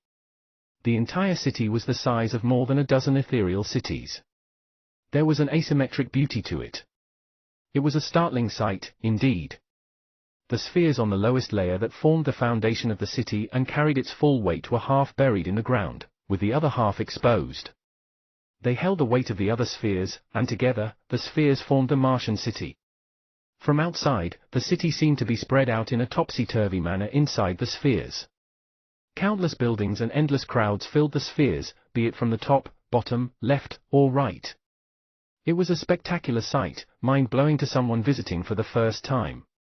This was the case for Wang Baoli. He stood on the cruiser and watched as the Martian colony city rapidly approached, growing larger in size as they neared it. His heart couldn't calm down. Despite the wide coverage of the Federation media, Mars remained a mystery. Dissemination of information outside the planet wasn't permitted. As a result, there were few audio-visual recordings of the colony city. The few that had been allowed release to the non-Martian public had been edited. What had been shown in them was nothing compared to what Wang Baoli was seeing with his own eyes. As he stood reeling from shock and amazement, the cruiser slowed down. It was sucked into a sphere when it approached its left wing and neared its parameter. The cruiser landed in a port somewhere in the city. With a low rumbling, it stilled. Wang Baoli took a deep breath in, smoothened his shirt, then lifted his head and strolled out confidently. Someone had already received news of his arrival and was waiting for him at the port. As soon as Wang Baoli stepped out of the cruiser, a young man dressed in a white combat suit stood beneath the cruiser and cupped his fists towards Wang Baoli in a deep salute. He had just arrived, and already there was someone ready to receive him and treating him with the utmost respect. Wang Baoli looked forward to his future life on Mars. He laughed out loud and pulled the other young man up to his feet, starting to chat happily with him. After greeting Wang Baoli, the young man verified Wang Baoli's identity via his jade slip. Then, his face broke into a smile before he bowed again with a greater degree of respect and politeness. Pavilion Head Wang, our new deputy governor, will personally assign you your new office. He is waiting for you. This way, please. The new deputy governor? Wang Baoli froze. This was a pleasant surprise. He realized that the ethereal Tao College sect lord must really favor him. The latter must have sent a message ahead of his arrival. Besides securing him a better posting, Wang Baoli would also have someone to rely on while on Mars. Wang Baoli grew excited at the thought. He inhaled deeply and followed the young man in a white combat suit to leave the port. They boarded a personal city cruiser and sped towards the political center of the Martian colony, Zone 18. The Martian colony was formed from 36 enormous spherical city zones. They were named accordingly, with Zone 18 being the political center. The offices of the governor and the deputy governor, as well as the headquarters of the three key administrative departments, were all in Zone 18. Wang Baoli gazed out at the towering buildings and eccentric architecture as the cruiser sped past them. There were countless pedestrians on the walkways and numerous cruisers dashing past one another on what appeared to be roads. The entire Martian colony city was bustling with life. The Martian population was larger than the ethereal city population. The colony city's considerably greater size resulted in multiple waves of immigration and a spike in the population. Wang Baoli had read up on the Martian colony in detail prior to his departure. He knew that this city was not merely a colony city. To a certain extent, it could be considered an autonomous city under the Federation's governing structure. The Martian political structure was slightly different from the Federation's political structure. The officials from the lowest to the highest echelons of the administration hailed from the various political forces in the Federation. Besides the governor, who answered to the Federation, the rest were self-governing bodies. The military had its own base on Mars as well. They were affiliated with the Federation on Earth, but functioned more like local warlords. The power the native Martians held wasn't to be underestimated either. They continued to remain a significant political force, despite repeated suppressions by the Federation. The other political forces had established their presence in the colony city as well. It was a chaotic place, a microcosm of the current political climate in the Federation on Earth, as well as a cultivation ground for the rising heirs of the various clans and sects. Wang Baoli gazed at the world outside while reorganizing what he had learned about Mars inside his head. He gained a greater understanding of the planet. Finally, the speeding cruiser reached Zone 18 and landed in a public square. The public square was a vast patch of land, and around it grew red trees and other plant life. In the middle of the square sat a building in the shape of a flame, which was painted in red. It stood out in the open. Wang Baoli could feel waves of heat surging from the building as soon as he stepped out from the cruiser. This is the Deputy Governor's personal office. Pavilion Head Wang, this way, please. The young man in a white combat suit smiled lightly at Wang Baoli and led the way. Wang Baoli inhaled a deep breath. He lifted his head and stared at the flame-shaped building for a few long moments. Then, he followed the young man into the building. A cool breeze welcomed him the moment he stepped inside, a stark difference from the heat outside. There was also spirit chi permeating the air, which instantly energized Wang Baoli. He followed the young man to the highest level in the building. There was a wooden door on this level. It was painted purple and shut. This was clearly the Deputy Governor's office chambers. The young man in a white combat suit led Wang Baoli to the door before retreating. Wang Baoli smoothed his shirt out again. The various etiquettes he had read from the high officials' autobiographies came to his mind. He tried to look professional and competent. With a serious look on his face, he stepped forward and knocked firmly, not too loudly, but loud enough that the Deputy Governor would hear him, and slowly on the door. He knocked exactly 3 times. 3 neat knocks resounded in the air. Wang Baoli was secretly impressed. As a Dharmic armament master, he could tell with a single knock that this was a century-old wood. It had been soaked in spirit fluid for many years and was one of the better grade materials for refining artifacts. The Martian colony sure is rich. Wang Baoli sighed.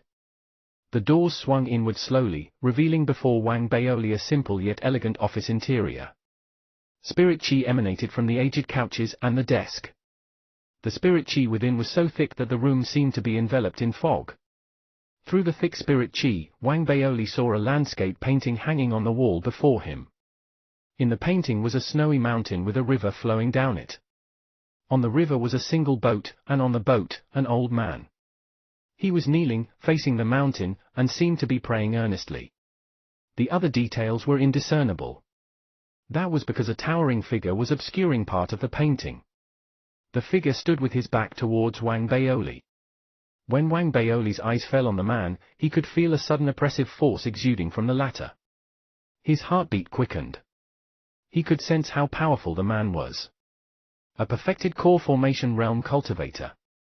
Wang Baoli had honed his skills at assessing the cultivation levels of core formation realm cultivators after his experience in the mystic lunar realm.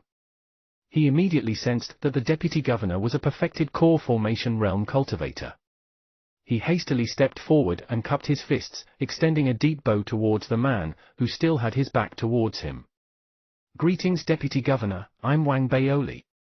Wang Baoli's voice bounced off the walls in the chambers as the doors behind him slid shut silently. The spirit chi mist in the room seemed to shift with an invisible wind, dispersing. All of a sudden, the towering figure before Wang Baoli looked clearer. Wang Baoli observed the distinct silhouette, thinking it seemed familiar. Before he had time to recall where he might have seen it before, an even more familiar voice rang out from the man before him. "Wang Baoli." Wang Baoli's eyes nearly popped out of his head when he heard that voice. He stopped breathing for a moment. He was about to say something when the person before him turned around and revealed the face of a middle-aged man. Wang Baoli couldn't tell if he was smiling. "We meet again. Giant tree." There was an explosion inside Wang Baoli's head as his soul almost fled his body. Chapter 292, One Step Away. Chapter 292, One Step Away. Translator, Atlas Studios. Editor, Atlas Studios. The man who had just turned around and revealed his face to Wang Baoli was the giant tree mutation that he had crossed paths with multiple times, and whose road to the nascent soul realm had been wrecked by him. Roaring waves of emotion stirred within Wang Baoli, and his breath quickened. He retreated hurriedly, but the doors behind him had been shut. Some sort of array formation had obviously been set up in the room. Wang Baoli retreated right up to the doors as beads of sweat dripped profusely from his forehead. He realized he had nowhere to run. His heartbeat started beating rapidly. His face tried to contort into a smile, though it would have been better if he had wept on the spot. He was going crazy inside his head. Even in his wildest dreams, he wouldn't have expected to see the giant tree again when he arrived at Mars. The giant tree's presence meant one thing. It was clear that he was the Martian deputy governor. He was scared out of his wits. Wang Baoli was prepared to whip out his dharmic armament. The gears in his head spun madly. He shouted immediately, in a strangled voice. "Deputy Governor, I'm of the 4 Dao colleges. I've received orders from the Federation President to be deployed here. Don't you do anything rash." The giant tree stared frostily at Wang Baoli. He observed Wang Baoli's actions and could tell the latter was extremely shocked and was prepared to fight for his life. He narrowed his eyes. "It never occurred to you that the Federation President would grant me a legitimate identity, am I right? I'm now officially a member of the Federation, and the Deputy Governor of the Martian colony." "Do you know why?" the giant tree asked casually. Wang Baoli saw that the giant tree had no intentions of fighting him and released a sigh of relief, though he didn't lower his guard. He recovered from his shock quickly. Since the giant tree had been appointed deputy governor, he wouldn't easily harm him so openly. Wang Baoli began to sense something amiss about his Martian deployment. The giant tree must have something against me. He must have done something. Wang Baoli moped. He sighed inwardly. He couldn't ignore the giant tree's question, though. He decided to bite the bullet and play along. "Why? Why? You're asking me why?" A fire was suddenly lit in the giant tree's eyes. He glared at Wang Baoli and forced the words out as he clenched his teeth. "It's because I was only 1 step away from the nascent soul realm. 1 step away. 1 step away. With my cultivation and fighting abilities, I'm not only capable of taking on the post of the deputy governor, but the post of governor is also within my reach." The giant tree glared at Wang Baoli. His words reverberated in the chambers, sending shivers down Wang Baoli's spine. His scalp went numb. He had grown nervous when he had heard the giant tree mention 1 step away the first time. The second time he had said it, Wang Baoli had been twitching in his skin. The third time, Wang Baoli had hovered on the verge of tears. He no longer wanted to remain on Mars. He wanted to return home to Earth. The giant tree glared frostily at Wang Baoli. He appeared to be cold and filled with rage, but, in reality, His inner emotional state had been calm like an undisturbed lake since Wang Baoli entered the room. Everything he was showing Wang Baoli was a deliberate act. He noticed the look on Wang Baoli's face and heard his thumping heartbeat. An imperceptible frown appeared on his brow, and something flickered in his eyes. Conclusions formed swiftly in his mind. He snorted. "Your mission has been decided. I don't want to see your face again," the giant tree said. He lifted his right hand, and a jade slip flew towards Wang Baoli. As soon as Wang Baoli caught it, the doors behind him swung open. A force erupted from the jade slip and flung him out of the room before the doors slammed shut. The giant tree ignored Wang Baoli. As the doors slammed shut, the furious expression on his face vanished instantly, and a look of consideration took its place. He had no part in deciding Wang Baoli's deployment to Mars. In fact, if it were possible, he would like to keep the connection he had with Wang Baoli a secret. Those were his exact thoughts when he had stood before Duan Muke and indirectly protected Wang Baoli. Wang Baoli was the equivalent of the fruit to him, his last chance at attaining the nascent soul realm. If everything were to go according to his plan, he would have waited. He would wait until he gained the Federation's trust before making a move on Wang Baoli. He would swallow the young man whole and bring his own body to perfection. He would use this chance to attain a breakthrough in his cultivation and achieve the nascent soul realm. He never expected the Federation to issue orders for Wang Baoli to be transferred to Mars. It was as if they were presenting Wang Baoli to him on a silver platter, and he couldn't help but be suspicious. "Duan Muke, are you trying to test me? Aren't you afraid that I'll just wing it and devour Wang Baoli, attaining the nascent soul realm?" The giant tree frowned. He had developed an instinctive wariness of Duan Muke after the events in the mystic lunar realm. The man was unfathomable. He couldn't discern his thoughts. After a long while, the giant tree took a deep breath. He had decided. He decided to maintain the status quo. Regardless of what Duan Muke had planned for him, he would be safe as long as he didn't take the bait. As for Wang Baoli's assigned office, it hadn't been his decision, the Federation had appointed it. He took a look, decided that it wasn't that fantastic a posting, and hence didn't bother interfering further. At present, a distraught Wang Baoli was fleeing the flame-shaped building. Once outside, he took a few deep breaths. He could feel a chill down his spine. He alternated between moping and going mad with anxiety. He immediately turned on his voice transmission ring and contacted the sect lord of the Ethereal Tao College. As soon as the call got through, Wang Baoli started shouting frantically. "I've decided, sect lord. I live and die as part of Ethereal Tao College. I want to spend my whole life working for the college. I want to remain with the college. I want to become the pavilion head of the Dharmic Armament Pavilion. I want to spend the rest of my life contributing to the college mission. I see you've met our fellow Daoist Osmundus. I only found out today that he's been appointed the deputy governor of the Martian colony." The sect lord of the Ethereal Tao College sighed before continuing to speak. "Your records have been transferred to the Martian colony. They are now under his jurisdiction. According to the regulations, you have to serve a minimum of 1 year on Mars before I can transfer you back. The both of us are primary rank 2 nobles. We're of the same rank. That makes things difficult. Not to mention that he's only 1 step away from the nascent soul realm." Upon hearing those words, Wang Baoli's heart turned to ice. He clutched the voice transmission ring in his hands. He suddenly felt that there was no meaning in living anymore. Even the skies looked dark and hopeless. "Sect Lord, please don't mention anything about being 1 step away from the nascent soul realm again. It frightens me." The Sect Lord sighed. He immediately consoled Wang Baoli. "Don't worry too much. Since our Federation President has been appointed the Deputy Governor, he is now a member of the Federation. He is bound by Federation regulations and won't do anything rash. Besides, there's still the Martian Colony Governor. She's a character.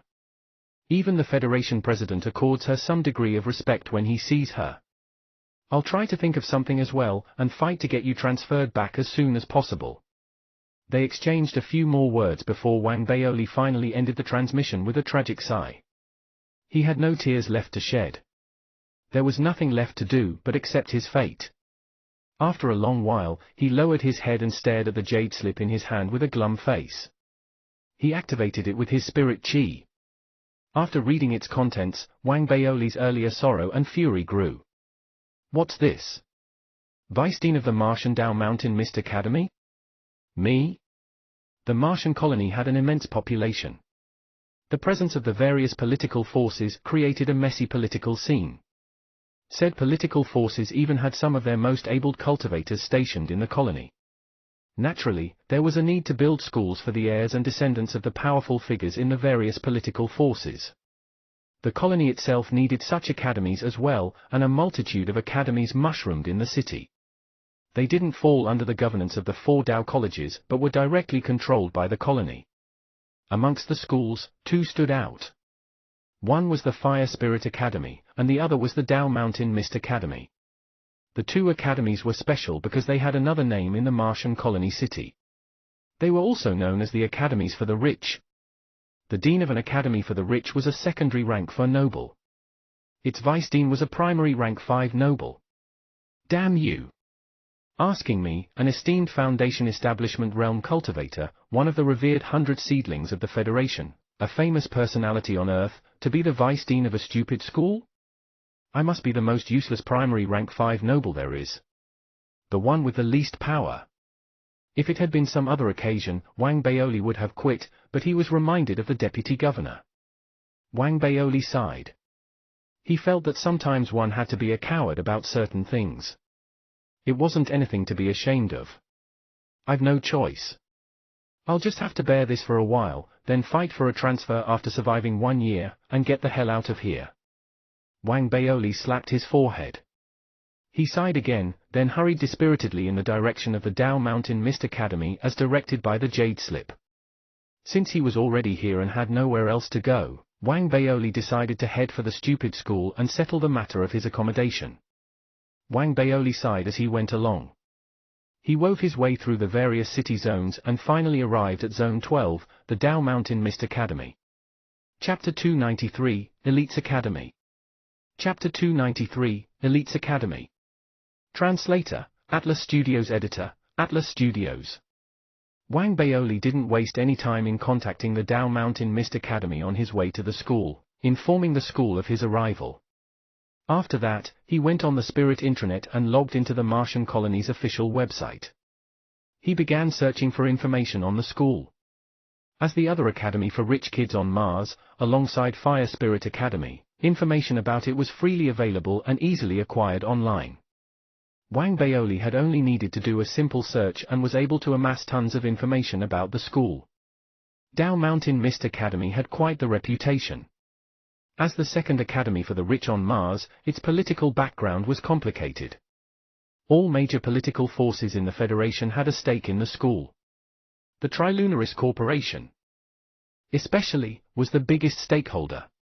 One wouldn't stray far from the truth if he had said that the Dao Mountain Mist Academy had been established for the heirs of Mars, powerful and influential. It was a top-class academy that taught nearly all subjects available. It wasn't in the same league as the 4 Dao colleges. However, as an elementary academy that provided education for and nurtured students to the true breath realm, it was a satisfactory alternative. The academy's students were either born of wealth or nobility. That was how the title, Elites Academy, had arisen and was used amongst the common folk. The current dean hailed from the Trilunaris Corporation. He had stayed in his current appointment at the Dao Mountain Mist Academy for more than 5 years. Due to a myriad of reasons, his performance hadn't been exactly exemplary over the years. However, under his governance, the school hadn't encountered any major problems. Things ran smoothly. What Elites Academy? It's just a playground for a bunch of kids. Wang Baoli browsed through the information on the school and snorted. He was displeased about his upcoming appointment as vice dean, which affected his perception of the school. He soon changed his mind. That happened when he arrived at the school and got his first glance at the school gates. The gates were more than 500 meters long. They were a majestic sight of carved dragons and sculpted phoenixes, and they exuded an air of elegant tradition. If one hadn't known it was a school, they would have thought they had arrived at the entrance of the Martian colony governor's pavilion. That wasn't the thing that sealed the deal. As a dharmic armament cultivator, Wang Baoli quickly caught a refreshing scent in the air. He studied it carefully and couldn't control his subsequent shock. The gates are actually built out of spirit clay. They're worth so much more than the giant tree's doors. Wang Baoli's eyes almost popped out of his head, and his breathing grew uneven. Spirit clay was an ingredient used for refining artifacts. Its price was fixed and determined by weight, and it wasn't cheap. It was almost unbelievable that the school gates before him were constructed out of spirit clay. Even Wang Baoli, who was at the foundation establishment realm, had to take a while to calculate the approximate cost for the building material. His arrival coincided with the afternoon break. As he stood outside, blown away by the school gates, he caught sight of numerous luxurious cruisers dashing about inside and outside the school compound. Wang Baoli found a few of the cruisers familiar. He had seen similar ones at the ethereal fruit feast, and a few were even more staggeringly luxurious. There were cruisers built out of diamonds, cruisers with jaw-dropping designs, and cruisers in the shape of monsters. Cruisers of all kinds could be found. It would have been fine if everything had stopped there. As Wang Baoli stood dazed by the sight, a teacher noticed Wang Baoli at the gates. The academy had arranged for him to receive Wang Baoli at the school gates after receiving the latter's message. He was a thin man in his middle age. He took great care in making sure Wang Baoli was indeed the person he was waiting for, then walked hurriedly towards Wang Baoli eagerly. "Esteemed fellow Daoist, are you Dean Wang Baoli?" Wang Baoli was still caught in an emotional roller coaster, shocked by the sight of the school gates and the students rushing hurriedly around him. He heard the teacher's question and looked over. After a brief exchange, the teacher verified Wang Baoli's identity and became friendlier. He led Wang Baoli into the school. "Dean Wang, we've been waiting for you for so long. You're finally here." The middle-aged teacher smiled widely. As he led Wang Baoli into the school, he started introducing the campus to Wang Baoli. The academy grounds were spread across 300 acres of land. It had all manners of facilities and strong teaching staff. As Wang Baoli strolled across the campus, he was accosted by the strong feeling of being in a garden instead of an actual school. Man-made lakes, artificial mountains, and expansive lands could be seen everywhere. Spirit chi permeated the campus. It was comparable to the Upper Academy Island in the ethereal Tao College. Everything fed into and clarified Wang Baoli's understanding of what an elite's academy truly was. He saw many more students as he strolled along. His eyes bulged again. It seemed that, the female students in the academy, with the help of a quality diet, had bodies that were significantly more developed than their peers on Earth hiding under their standardized uniforms. He saw a youth walking out from a building with his hands behind his back. Many others of the same age followed behind him. They were picking spirit stones out from their storage bracelets as they walked. All who cupped their fists and greeted the youth when they saw him would immediately receive spirit stones from the latter's followers. What is he doing? Does his family own a spirit stone mine? Wang Baoli was lost. Don't bother with him, Dean Wang. He's from the Trilunaris Corporation. They call this act of giving out spirit stones posturing. The teacher remained unruffled as he explained. Posturing, Wang Baoli muttered. He didn't know what to say. He felt like a beggar standing outside the imperial palace. There was some strange power that prevented his imagination from running wild. A dazed Wang Baoli continued to be shocked by the sights that he came across and continued his slow acclimatization to the alien environment, as he was brought to the dean's office. As soon as he stepped inside the office, he saw an old man with a significant paunch, like his doppelganger but twice his size, lifting himself from the couch with great difficulty. He had a wide smile on his face. The old man was the current dean of the Tao Mountain Mist Academy. Wang Baoli knew that standing before him was the man who would be his superior for the entirety of the next year. Despite his dissatisfaction towards his appointment, he had indeed been bowled over by the grandeur of the school.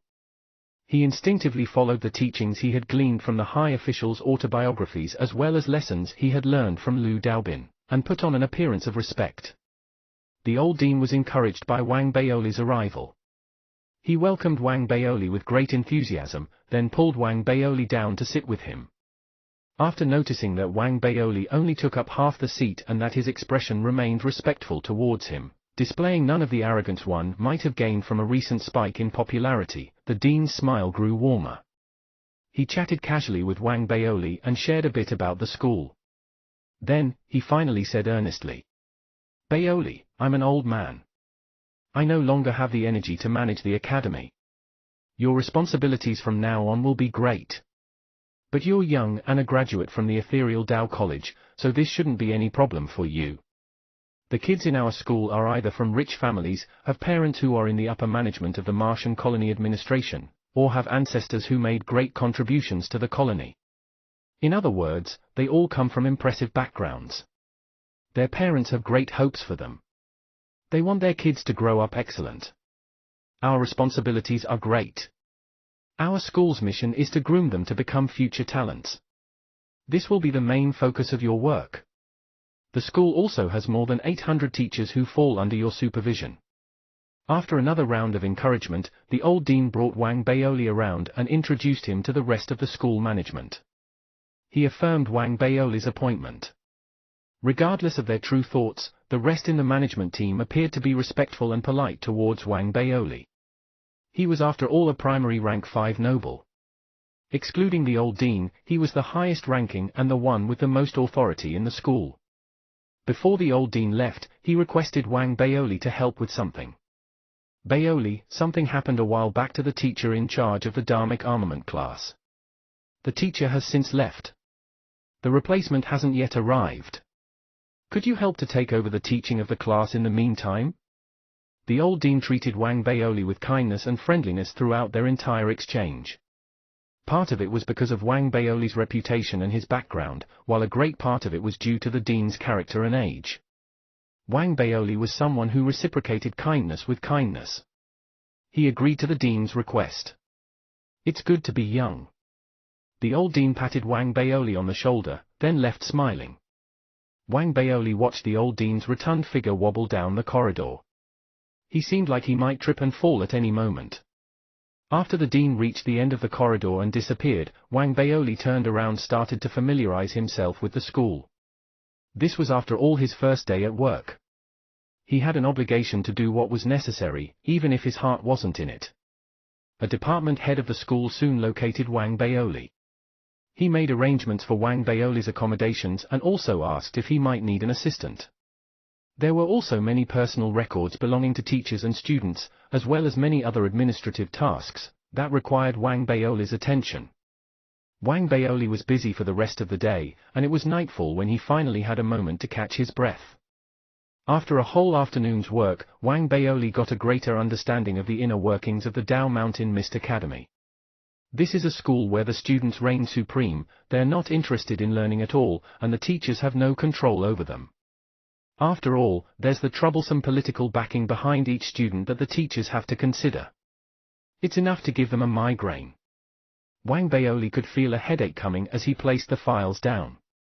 The old dean said that our mission is to groom them into talents, that's an impossible task. Wang Baoli frowned. He felt that the Dao Mountain Mist Academy was more a childcare center than an actual school. The teachers here aren't teachers. They're nannies. Wang Baoli had already been dissatisfied with his appointment.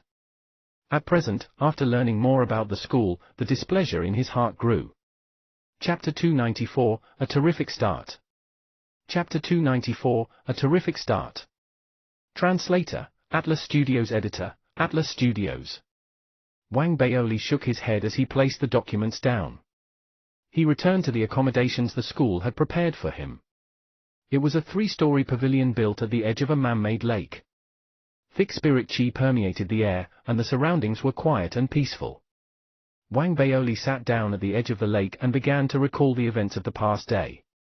He sighed. First, it's bumping into the giant tree, then it's an appointment in a school.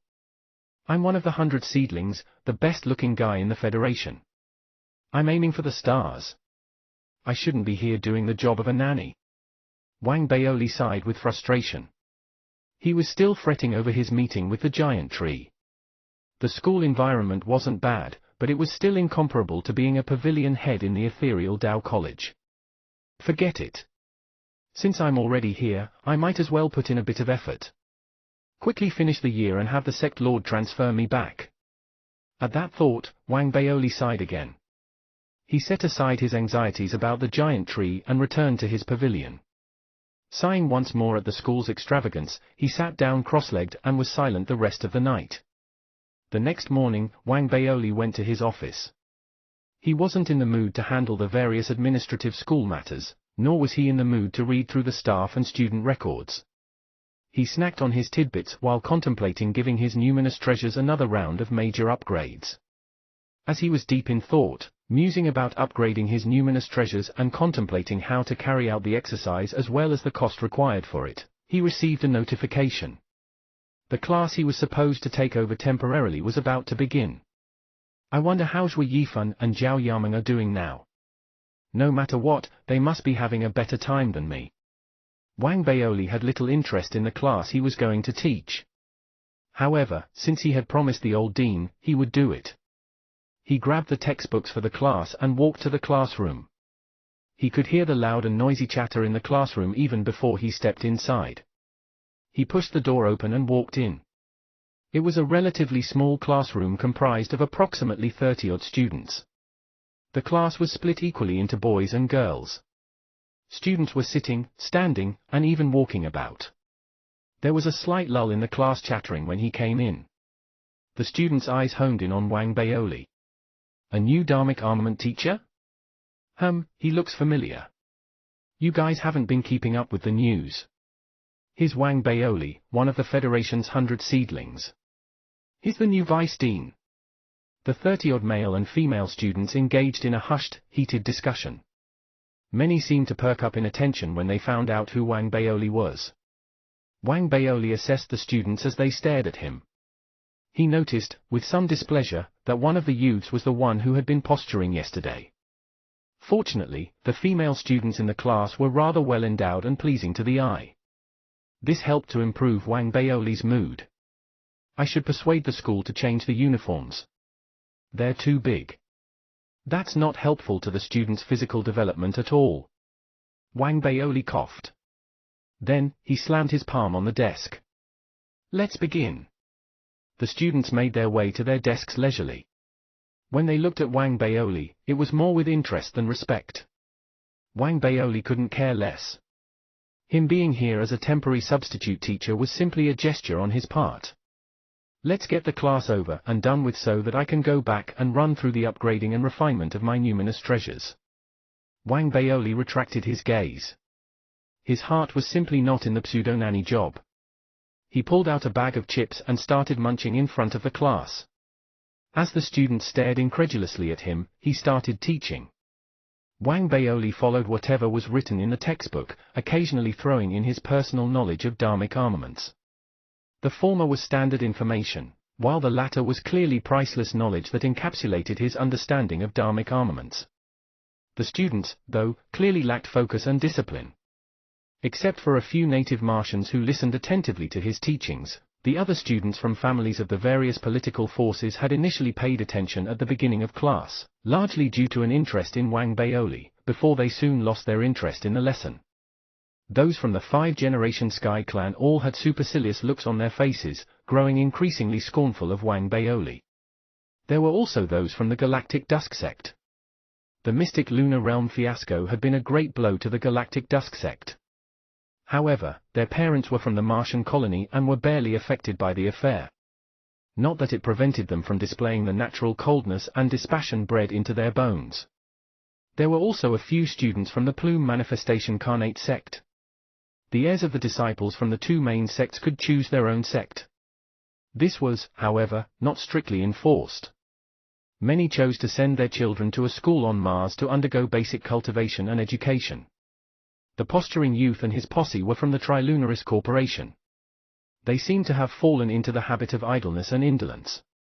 They kept talking in hushed tones to one another, engaging in the occasional bragging. In the span of a lesson, Wang Baoli went through 5 bags of snacks. He wiped his mouth and was about to leave, wanting to head back and run through the upgrades for his numinous treasures. However, as he was about to step out of the classroom, one of the students stood up and shouted.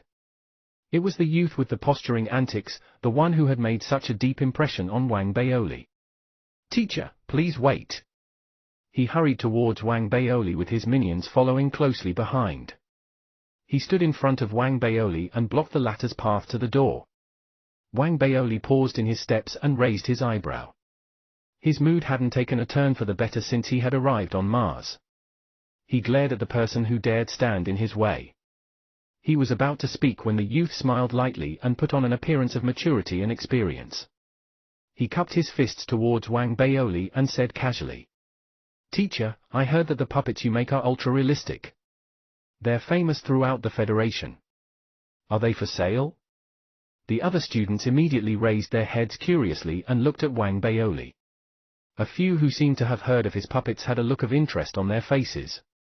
Wang Baoli was caught by surprise. He didn't expect the youth to ask about his puppets. Pleasure surged within him as he wondered if his puppets had indeed become so well known. Still, he kept a poker-faced expression. "You have a sharp eye for a kid. However, those things aren't good for health. Don't obsess over puppets. They're not toys. You can get one when you become an adult." Wang Baoli glanced at the youth before dishing out a few words of reprimand and continuing on his way. The youth panicked at Wang Baoli's indifference and shouted hurriedly, "Teacher, I'm already an adult. My dad just bought me a hotel on Mars as a coming-of-age present. It's located right in front of the Fire Spirit Academy. It's a great spot. I'll exchange that for one of your puppets." "What?" Wang Baoli paused in his tracks. He turned back and stared at the youth with shock in his wide eyes. "A hotel for a puppet?" "That's right, teacher. Are you going to do it or not?" The youth jerked his chin up proudly. He had a look that proclaimed loudly about how rich and grown-up he was. Wang Baoli sucked in a breath of air. Regardless of the other's family background, he still found the entire thing incredulous. He couldn't help but think that maybe the people of the Trilunaris Corporation had all become idiots from the sheer wealth they possessed. He couldn't control his curiosity, and he asked, "Why? There are many people who make puppets. Why are you buying them from me?" Upon hearing the question, the youth raised his chin higher and said arrogantly, "Jin Duoming has your puppets by his side. I saw them when I returned to Earth a while back, and he kept showing them off in front of me. I won't take this lying down. I want one too. I want the exact same female puppet." Wang Baoli gave the smug youth before him a deep, meaningful look. He had an odd expression on his face. If he were this kid's father, he would smack him to hell and back. The kid was an absolute disaster. Seems like the people from the Trilunaris Corporation aren't normal. They're all prodigal sons and daughters. Jin Duoming used a dharmic armament to exchange for a fragment, and this kid is exchanging his hotel for a puppet. Wang Baoli sighed. He seemed to keep running into ultra-rich folks. He felt more and more resigned to his fate. His destiny seemed to be providing more ways for these rich people to spend their money. If that's the case, I shouldn't go against what fate has presented before me. At that thought, Wang Baoli took in a deep breath. A bright smile appeared on his face, and he patted the youth on the shoulder. "Kid, you have a bright future." Wang Baoli pulled out the puppet he was asking for immediately, and they completed the transaction. Wang Baoli walked out of the classroom happily with the transfer deed in his hands. Inside the classroom, the youth also stared happily at his puppet, his eyes glowing with excitement and pleasure. When Wang Baoli reached his office, he stopped, suddenly, a few steps before the door. He smacked his forehead. "That's not right. My intentions are to be transferred out. Why did I start a business on Mars?" He had mixed feelings at that juncture. He wouldn't be able to move the hotel when he left, and it would be a waste to sell it off as well.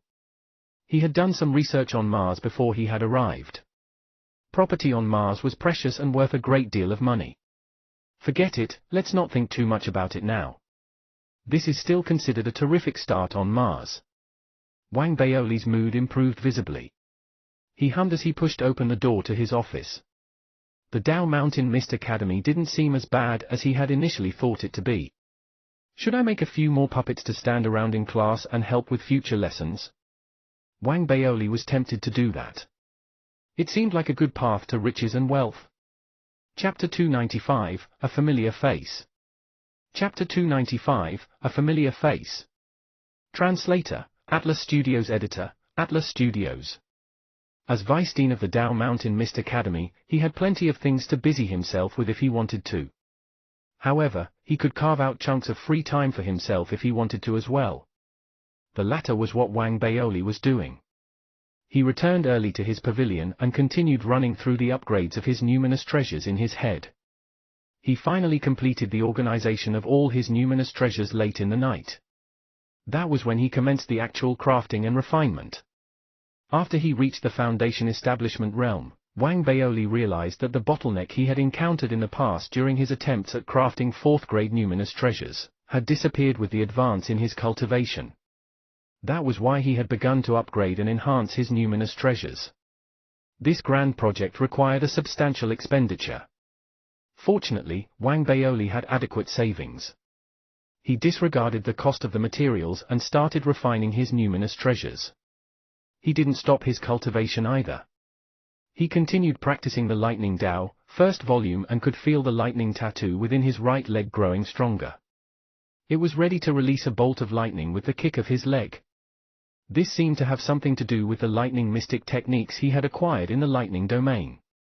He had made some progress with the Lightning Dao, first volume, but his progress with the dark art was slow, which made him anxious. Every time he forced himself to go through practicing the latter, he would feel an agonizing pain in his entire body. It felt as if his blood and flesh were being torn apart. Wang Baoli had no choice but to stop. Why is this dark art so difficult to master? Wang Baoli could feel a headache coming. He could only set the dark art aside and concentrate on the Lightning Dao, first volume. That was how he spent the next 3 days. Wang Baoli completed his cultivation 3 days later. He had perfected the first level of the Lightning Dao, first volume. He had also exhausted the materials he had on refining his numinous treasures and needed to buy more. Wang Baoli went on the Spirit Intranet and did a detailed search on the Martian city. He wanted to locate a store that had a more comprehensive range of materials for sale, then purchase them in one go. The focus of his purchase was to obtain materials for refining his scabbard. I need a lot more spirit stones to refine armament sand. Wang Baoli's head started pulsing with pain when he thought about how much armament sand was required to upgrade his scabbard. It was something he had to do, however. His encounters in the mystic lunar realm had taught him how extraordinary his scabbard truly was. He wasn't just referring to the grey mosquito inside the scabbard, he was also thinking about the black and purple mosquitoes. He could almost imagine the extent of power he would have once he could control them. I have to speed up the refinement process of the scabbard. Wang Baoli took a deep breath. He continued his search on the Spirit Intranet, and, after locating a store that fulfilled his requirements, he immediately took out his cruiser and left the academy. He headed for the store. There were no restrictions on flying in the Martian colony, meaning many cruisers were dashing about in the city. Wang Baoli's cruiser was actually of quite a good make. However, it appeared common in the crowd of cruisers. He lamented at how rich the Martian colony was again before he caught sight of the store he was heading towards. Suddenly, in the skies ahead, a wave of inscriptions expanded in the air. Everyone watched as the wave rippled outward. All cruisers caught within the wave malfunctioned instantly. Control of the cruisers seemed to be wrested from the drivers, and they paused and hovered in mid-air. Wang Baoli's cruiser did the same. He froze in surprise and stared ahead cautiously. The people in the cruisers around him seemed unfazed as if this was a normal occurrence. A few did step out of their cruisers, but most simply waited patiently inside. Sounds of hushed discussions rose in the air. What's going on these few days? The colony disciplinary order seems to be conducting more random searches. Guess something must have happened again. I heard a heretic cultivator appeared a while back. Wang Baoli heard the discussions when he stepped outside. The mention of the colony disciplinary order drew his attention. He soon saw 7 to 8 pitch-black cruisers dashing past. They exuded a foreboding air, and the pitch-black color had a somber, murderous feel to it. They seemed to be searching for something as they approached. They left after some time. The wave of inscriptions vanished with the departure of the pitch-black cruisers, and all cruisers regained function. As Wang Baoli continued his journey, his eyes fell on the distant pitch-black cruisers. They were glowing with envy. The Colony Disciplinary Order? That's one of the 3 key departments on Mars. Wang Baoli sighed. It was the department he had looked forward to joining the most. He had done thorough research on the Martian government structure before his trip and knew that Mars had 3 key departments: the Military Council, the City Administrative Department, and the Colony Disciplinary Order. The Military Council was the Martian military, the City Administrative Department served a similar function as the Federation government, and was responsible for the running of the Martian colony city, and the Colony Disciplinary Order was responsible for policing and upholding the city laws. The 3 key departments branched out further into many smaller departments and teams. Above the key department sat the deputy governor and the governor.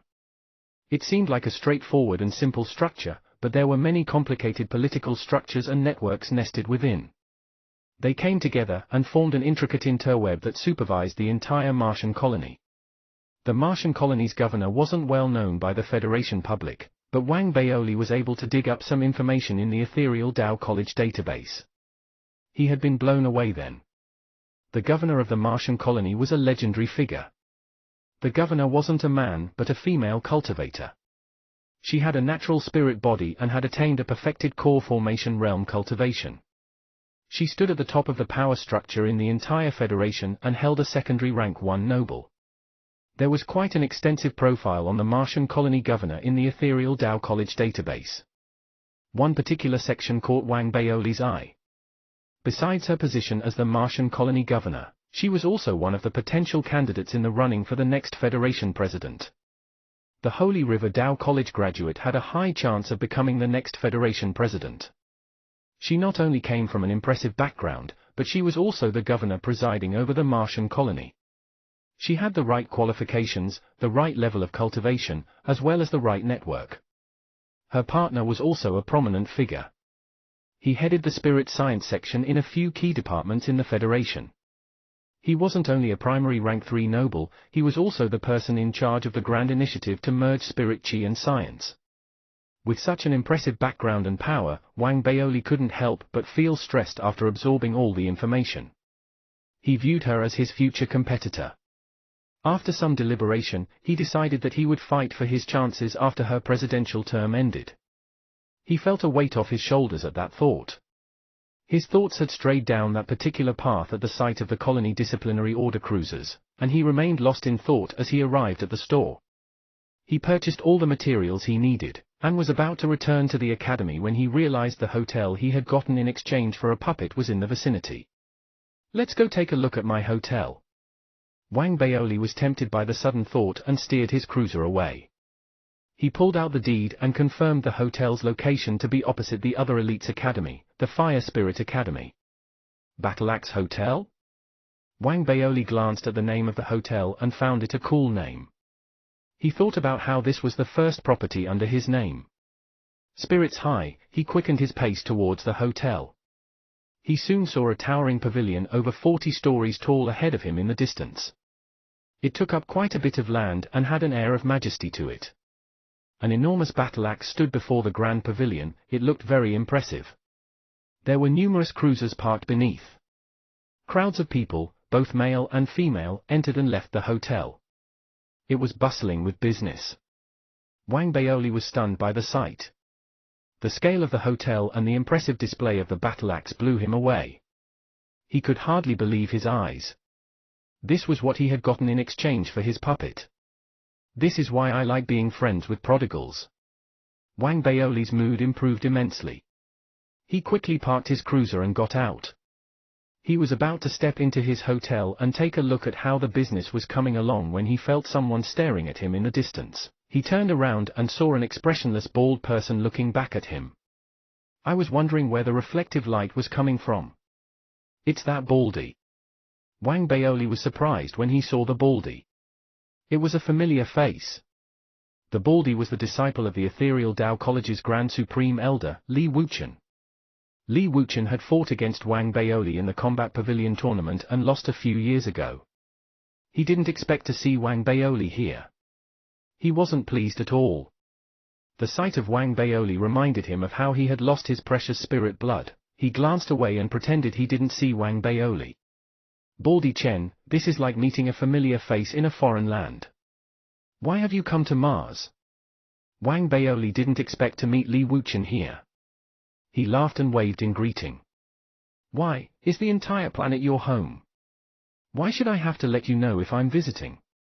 Li Wuchen said coolly. It had been a while since he had left the college, and while he didn't know why Wang Baoli was on Mars, he had heard about what had happened in the mystic lunar realm. He remembered his current status then, and a flash of arrogance flickered in his eyes.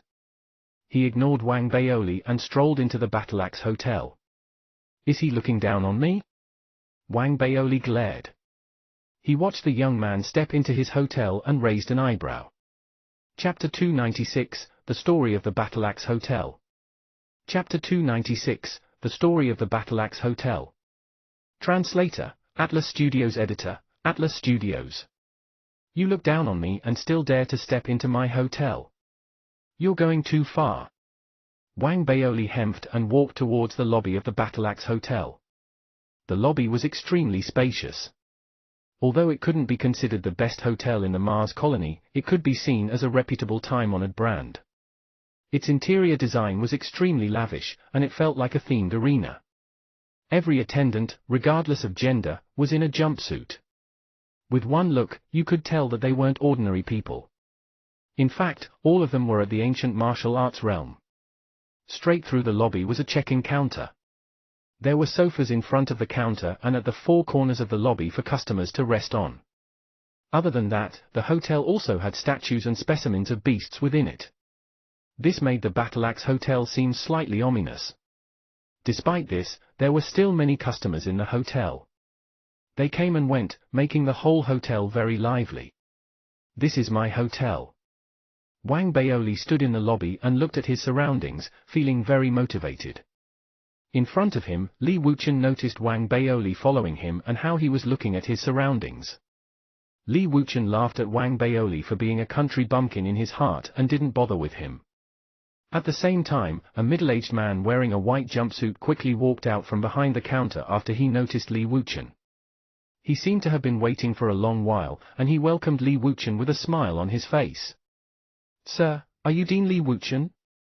His voice and smile spread towards Li Wuchen before he got to him. He had a courteous expression as he greeted Li Wuchen with cupped fists. The middle-aged man was dressed differently from the other waiters, and he seemed to be at the True Breath realm. As he walked out, the surrounding waiters all bowed their heads towards him. He was obviously part of the management staff at the hotel and held a high-ranking position. Ah, you must be Daoist Shu, I'm Li Wuchen. After seeing the middle-aged man, a smile appeared on Li Wuchen's face as he nodded at him.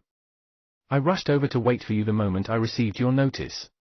Please, Dean Li, let's talk over here. The middle-aged man was all smiles and felt smug deep down. He knew that Li Wuchen was at the Foundation establishment realm and had a strong background. However, this was his turf. Li Wuchen still had to be courteous to him when he was there.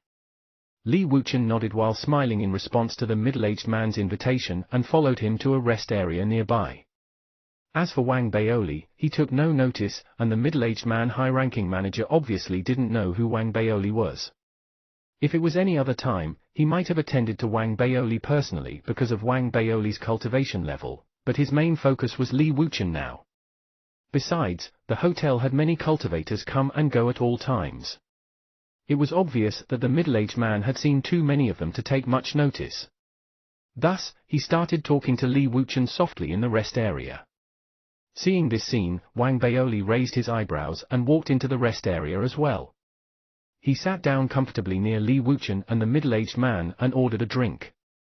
As he drank and observed his hotel, he was also listening to their conversation. Noticing that Wang Baoli was near them, Li Wuchen felt a little annoyed deep down. However, he had more pressing matters at hand, so he ignored Wang Baoli once more and turned his head to engage the middle-aged man in discussion once more. A moment later, Li Wuchen looked unhappy and said in a low voice, Daoist Shu, you must settle this matter for me today. I come here today representing not only myself but also Fire Spirit Academy. Dean Li, the matter is too huge. I will try my best to coordinate matters, but I can't guarantee that I can get it done on time. The middle-aged man forced a smile while shaking his head. Hearing their conversation, Wang Baoli was a little confused. Actually, Wang Baoli had observed that Li Wuchen needed to ask for a favor from his attitude towards the middle-aged man. He went closer to listen because he was curious. Now, he still didn't understand the whole issue, but he did learn the identity of Li Wuchen. Vice Dean of Fire Spirit Academy? That's the same job as mine. Wang Baoli was a little annoyed. He thought about how he had attained so many achievements to get to the position of level 5 official, but Li Wuchen got to the same position seemingly without any achievements. Even though Wang Baoli was the Vice Dean of Dao Mountain Mist Academy, he was unhappy that Li Wuchen was at the same rank as him, so he hemphed. During his previous research, he had also taken notice of the Fire Spirit Academy. After all, the Fire Spirit Academy was a college for the wealthy just like Dao Mountain Mist Academy. To a certain degree, one could even call the two colleges rivals. As Wang Baoli was thinking, Li Wuchen and the middle-aged man's voices were a little louder than before. Li Wuchen furrowed his brows, and a glimmer appeared in his eyes. Daoist, this is only a problem of where a battle axe is facing.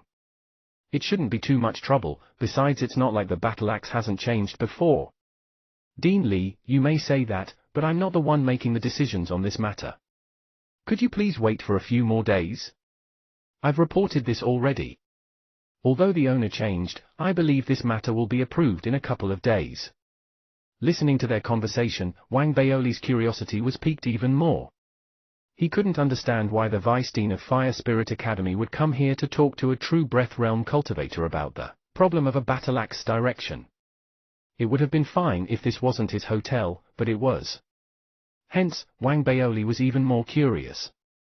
He opened up the Spirit intranet and typed in keywords like Battle Axe and Fire Spirit Academy to do a search. This search made Wang Baoli open his eyes wide, and he was very surprised. This Battle Axe Hotel has a backstory. The Battle Axe Hotel was built directly in front of the Fire Spirit Academy. Looking at its geographical location, it was in a very good area. It was close to a school and not too far away from the downtown district. Its business was also pretty good. However, this hotel was pretty odd. Its oddness came from how it seemed to counter the Fire Spirit Academy. Accurately speaking, the Battle Axe Hotel did counter the Fire Spirit Academy. The main point of this seemed to be related to the huge battle axe in front of the entrance of the hotel. When the Fire Spirit Academy was just built, everything was normal. This was until the Battle Axe Hotel opposite opened for business. That huge malicious battle axe faced the Fire Spirit Academy directly. Hence, not even a year had passed before the Vice Dean of Fire Spirit Academy at that time died unnaturally. Following that came the Fire Spirit Academy's second Vice Dean. Not only was he at an extraordinary cultivation level, but he was also good at divination, and he divined that the malicious aura coming from the battle axe was too heavy. However, the hotel was the property of the higher-ups of the Trilunaris Corporation, so he couldn't use force. So he negotiated with the Battle Axe Hotel, and compromised a little to make the blade of the battle axe change its direction to not face the Fire Spirit Academy directly. It might have actually worked. In less than a year, that second Vice Dean got promoted and recalled back to Earth.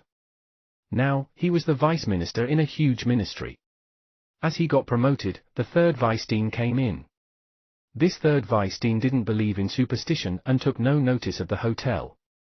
Hence, the hotel turned the blade of the battle axe back to face the Fire Spirit Academy directly. As a result, the corruption scandals of this third Vice Dean were found out by the Colony Disciplinary Order, and he was immediately detained. He was still locked up in the Mars prison today. The occurrence of these three events made the Battle Axe Hotel popular. From then on, the first thing new Vice Deans of Fire Spirit Academy did when they reported for work was to communicate with the hotel, and get them to change the direction of the battle axe blade. This was way too weird, and people would rather believe it. There were those who didn't, but not one escaped unscathed. Most of them were caught like the previous Vice Dean. This was why Li Wuchen, the new Vice Dean of Fire Spirit Academy, came here to negotiate with the hotel. So I can do that. Wang Baoli was very happy after reading the information. His eyes lit up, and a smile appeared on the corner of his lips when he looked at the gloomy Li Wuchen. At that moment, Li Wuchen also seemed to run out of patience. He stood up and shot the middle-aged man a cold look. He spoke in a low voice. Daoist Shu, I don't care about the change in owners. I want an answer by today. Dean Li, I'll be honest with you, there was originally no problem with this, but I received a message a few days ago telling me that the hotel had changed hands. That's why I couldn't settle this matter on time. The middle-aged man also quickly stood up and replied with a forced smile. Please don't make things hard on me, Dean Li. How about this? I'll ask about it now. Although I've never seen the new owner, the old owner gave me his contact details, I'll ask now. Don't worry Dean Li, this isn't a huge issue, there shouldn't be any problems. Hearing his reply, Li Wuchen finally relaxed a little and nodded. To him, nothing would go wrong with this issue. After all, he had the ethereal Tao College backing him. The Grand Supreme Elder and others wouldn't make things hard for him over this small matter. So he didn't take notice of the middle-aged man who took out his voice transmission ring to contact the new hotel owner. Li Wuchen slanted his eyes to look at Wang Baoli, who was fiddling with his voice transmission ring. As he noticed Wang Baoli's slightly smug expression, he harumphed in disdain. Country bumpkin. One day I will make you cough up the spirit blood you swallowed with interest. As he thought that deep within his heart, the voice transmission ring of Wang Baoli rang. Chapter 297, Evil Rises in the Air. Chapter 297, Evil Rises in the Air.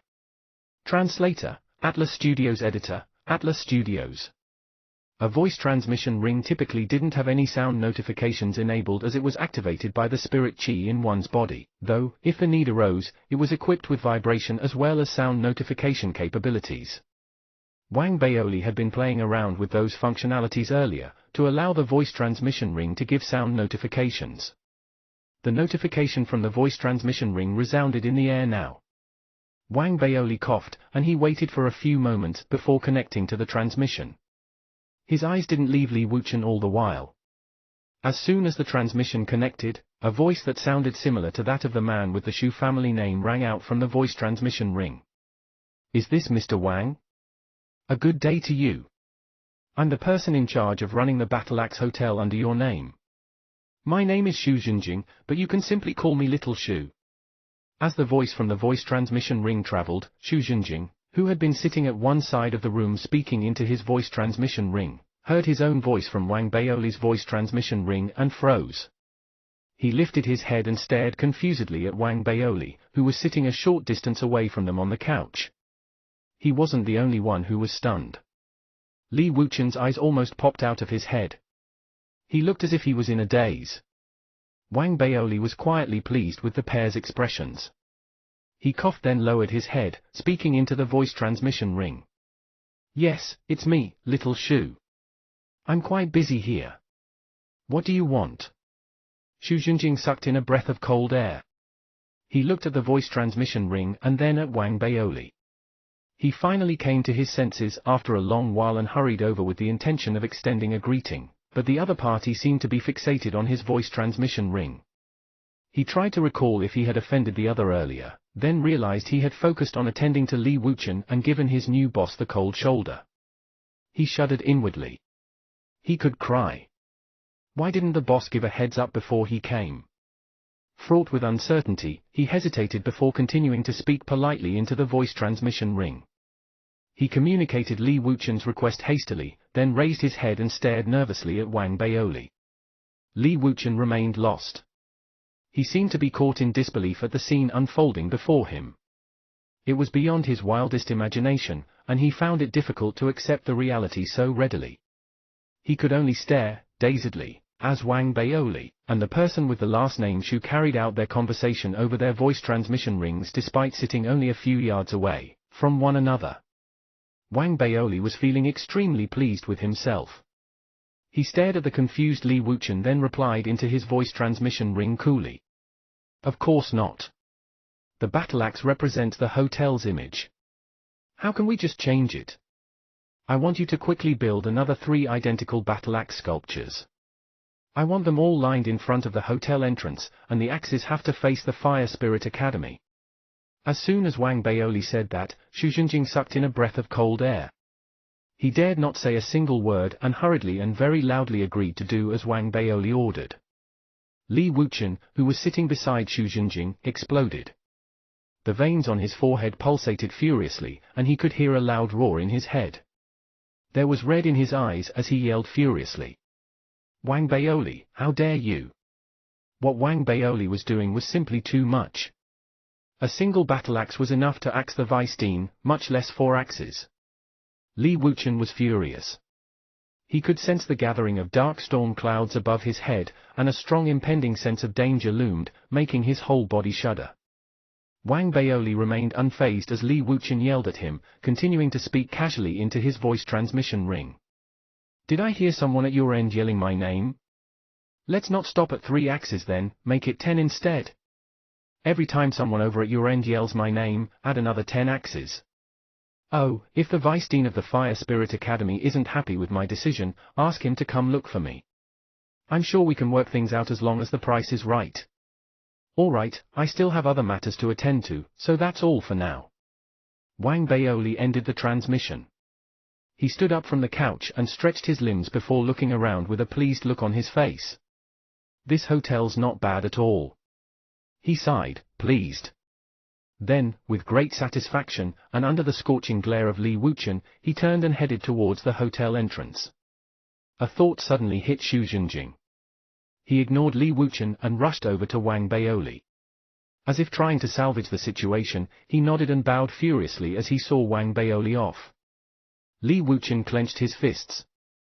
The veins in his eyes were blood red. He swallowed his fury after a long, difficult moment. Then, clenching his teeth, he charged out of the hotel. He glared at the enormous battle axe, his breathing rapid. Wang Baoli, you want me to lower my head and negotiate with you? In your dreams. Li Wuchen snorted and left. At present, Wang Baoli was in his cruiser speeding towards the Dao Mountain Mist Academy, extremely pleased with himself. The Battle Axe Hotel was a great asset. The murderous air exuding from the battle axe was something that surprised and delighted Wang Baoli. He thought of how Li Wuchen had viewed him with disdain initially and how his look of condescension had morphed into one of rage. It cheered him up immensely. Baldy Chen, you dare to fight with me? If you had lowered your head and submitted yourself before me, seeing how we come from the same college, I wouldn't have made trouble for you.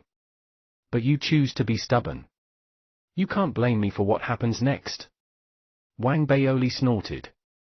He returned to the academy in a good mood and began his enhancements of his numinous treasures. 3 days passed in a blur. In an attempt to prove himself, Xu Zhenjing personally supervised the production of the new axes. 10 spanking new battle axes soon arrived, and all 11 enormous battle axes were lined outside the hotel, radiating violence and ill intent. Their blades were brandished at the Fire Spirit Academy, and everyone in the academy was taken aback. My God, the Battle Axe Hotel owner has gone mad. One battle axe would have ended the Vice Dean's career. With 11 axes now, I think the Vice Dean's going to be slaughtered. Does the owner of the hotel have some grudge against Dean Li? The commotion wasn't only stirred in Fire Spirit Academy. The few neighboring zones heard of what happened as well and were stunned. Many came to take a look, the crowd endless, and the Battle Axe Hotel saw a spike in business.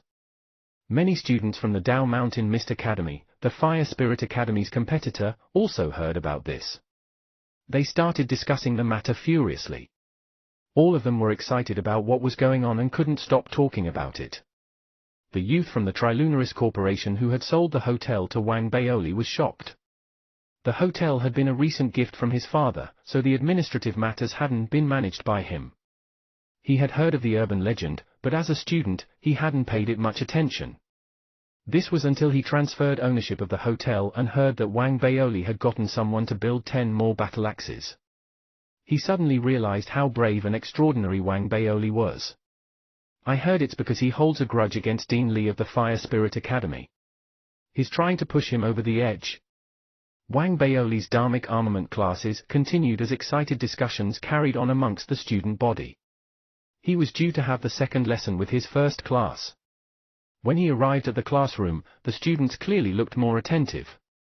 Their attention wasn't on the knowledge Wang Baoli was imparting though, they were simply drawn towards Wang Baoli as a person of extreme interest. There was another reason for their interest. The puppet that the youth from the Trilunaris Corporation had gotten had gained extreme fame throughout the campus during the past few days. It was largely due to the youth's love for bragging. No matter where he went, he would bring along the beautiful and well-endowed female puppet. The puppet was also extremely useful. It not only helped him with note-taking, but it could also help him do his homework. It was like a real person.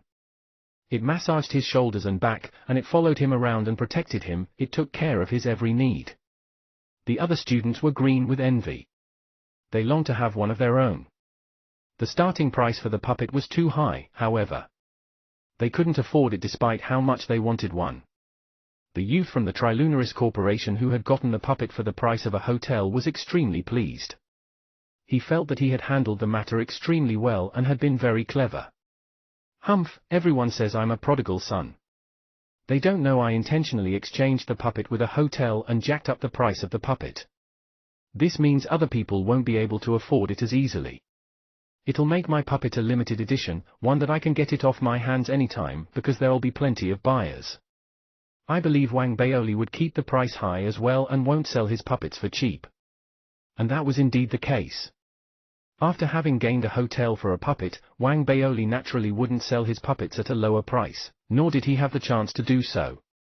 A few other prodigal sons of the Trilunaris Corporation and the 5-generation Sky Clan approached him. Fiercely competitive and not lacking in money, they offered similar terms of exchange.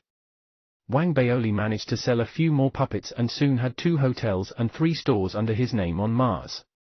He was completely blown away by the extent of their wealth. The minds of rich people are beyond my comprehension. To think of the puppets I had wasted in the past. They're all money.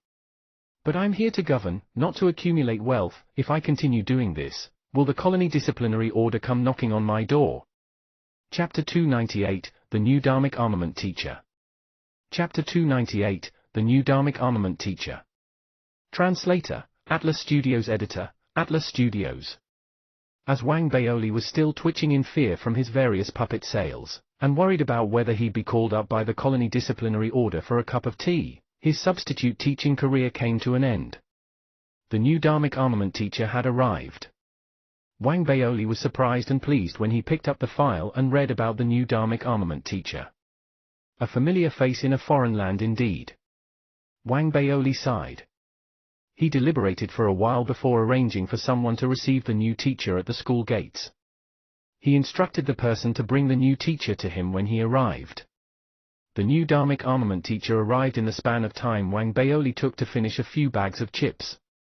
When he heard the knocks on his office door, Wang Baoli stood up and walked towards the map hanging in his room. His back faced the door, and he spoke coolly. "Enter." The new Dharmic armament teacher had an unpleasant look on his face as he knocked on the door. He heard a voice in the room, hesitated, then pushed the door open. When he saw Wang Baoli's back, his face darkened. He was feeling all sorts of uncomfortable.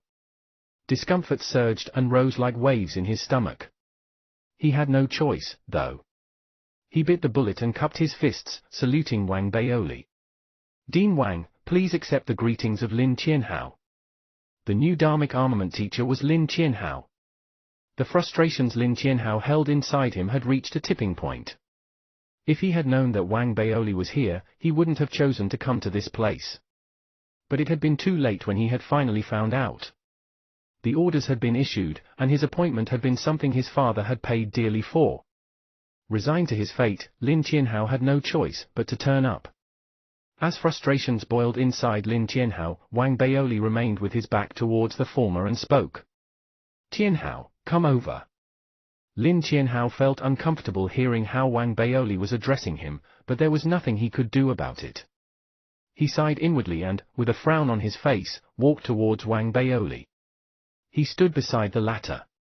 Wang Baoli glanced at him and said nothing. He continued staring at the map. Silence descended, and half an hour passed. Regardless of how unhappy Lin Qianhao was feeling, he still sensed something was amiss.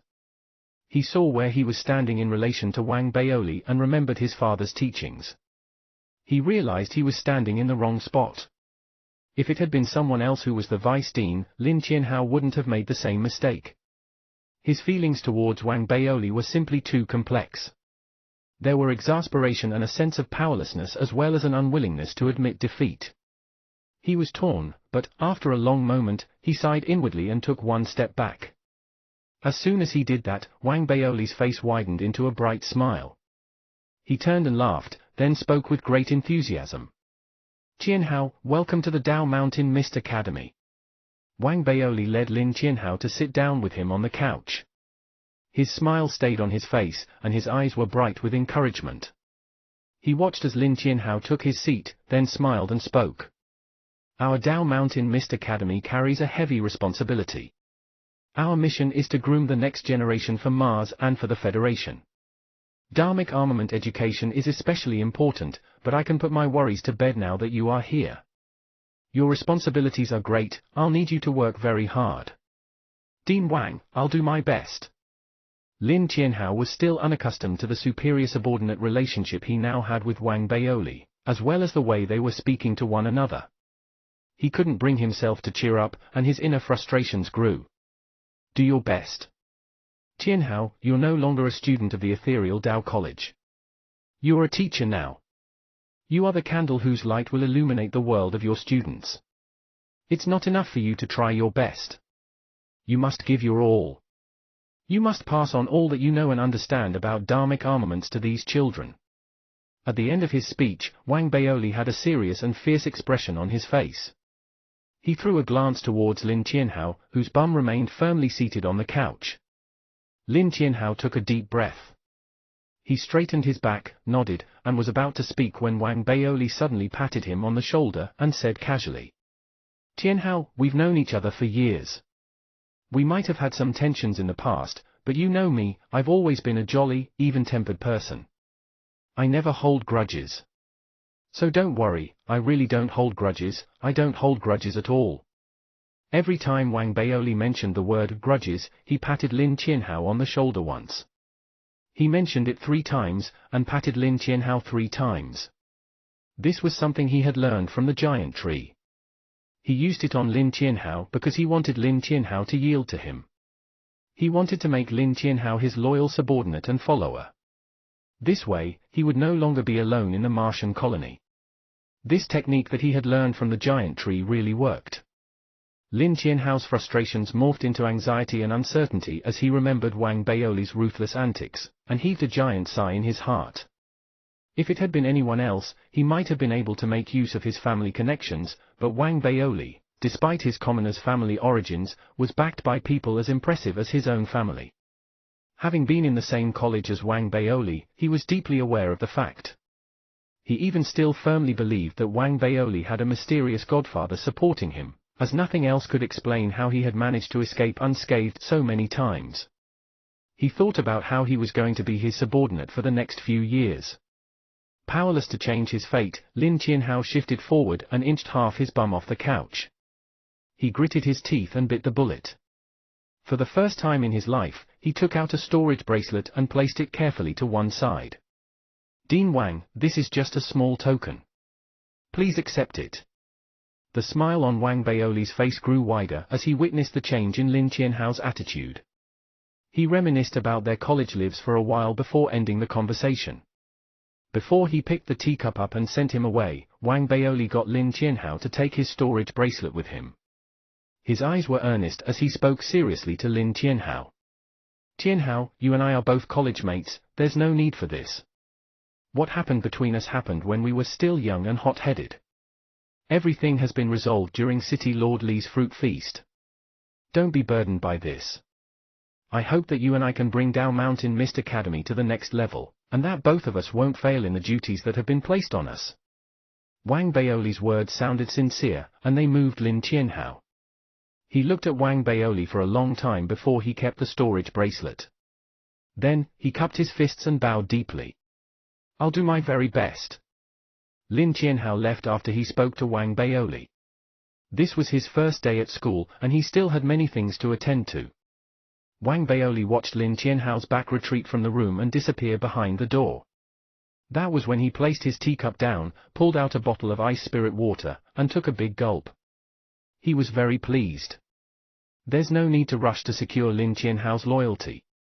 I'll take things one step at a time.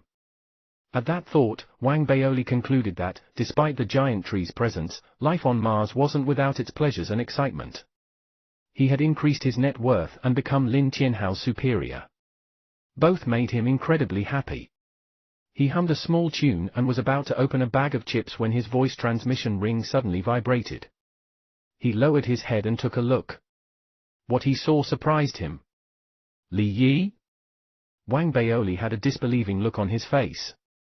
He activated his voice transmission ring, and Li Yi's voice immediately rang in his ear. She sounded calm and slightly tired. Wang Baoli, I know you're on Mars. I've also been deployed to Mars. I hadn't thought much of it before I graduated, but after I graduated and joined the Federation, I became so tired. I thought back to our past and all the unhappiness I felt towards you. They're all just fleeting emotions. Why should we be fixated on these things? We still have a long road ahead of us. I want to resolve the conflicts between us. Do you have time? I'd like to treat you to a meal. Wang Baoli was slightly confused. This voice transmission from Li Yi was too sudden and unexpected. He not only found it incredulous, but he also began to find it suspicious too. He was of the firm belief that Li Yi was a petty, vengeful person who loved her grudges. Why would she suddenly say something like that? Have you been kidnapped? Did my enemies do that? That's not right. My enemies wouldn't kidnap you. You're not Li Yi. Tell me, who the hell are you? At that exact moment, inside Zone 18 of the Martian colony city, within the office building of the Martian city's deputy governor, Li Yi sat inside an office. She gnashed her teeth as she listened to Wang Baoli's voice in the voice transmission ring.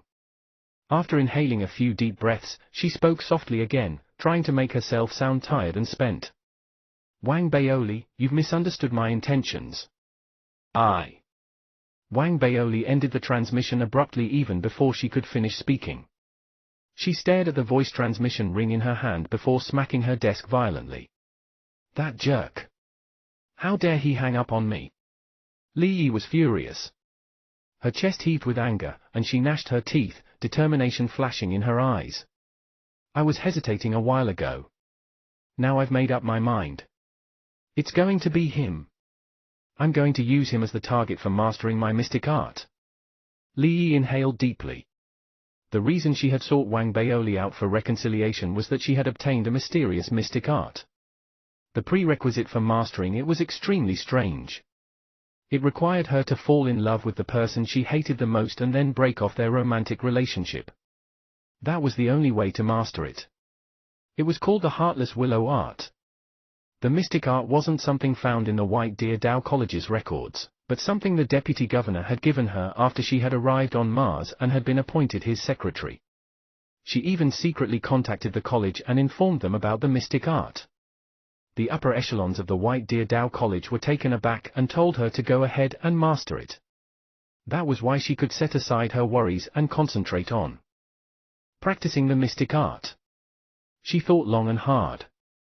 There were few people she couldn't stand, but amongst them was one man she despised the most, Wang Baoli. Chapter 299, Trying to Seduce Me? Chapter 299, Trying to Seduce Me? Translator, Atlas Studios Editor, Atlas Studios. She's crazy. Inside the Dow Mountain Mist Academy, Wang Baoli ended the transmission abruptly. Li Yi's sudden request for reconciliation smelled fishy. Even an idiot could tell something was wrong.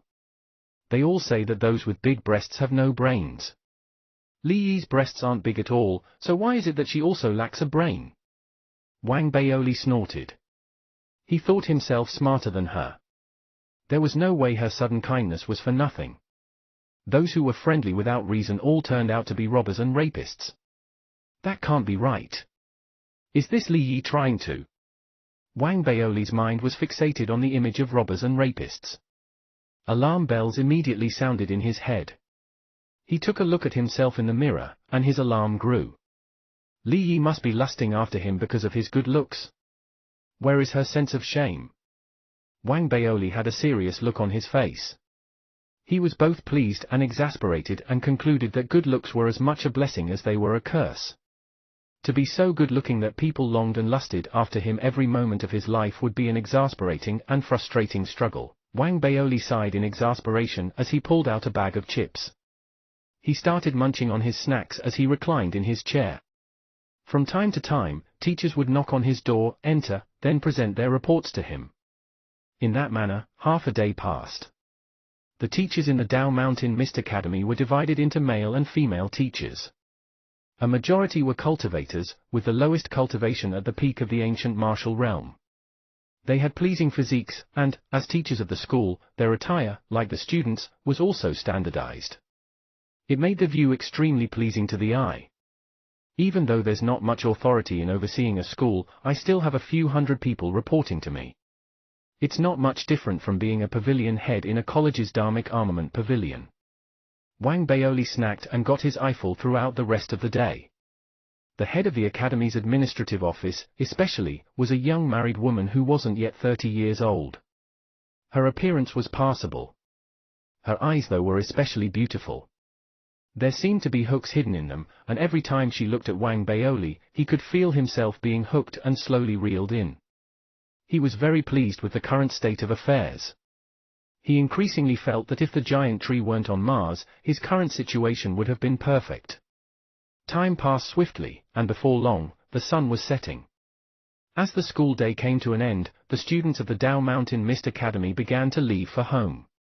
They continued their daily posturing and boarded their extravagant cruisers, and the sounds of cruisers dashing out of the school rose in the air.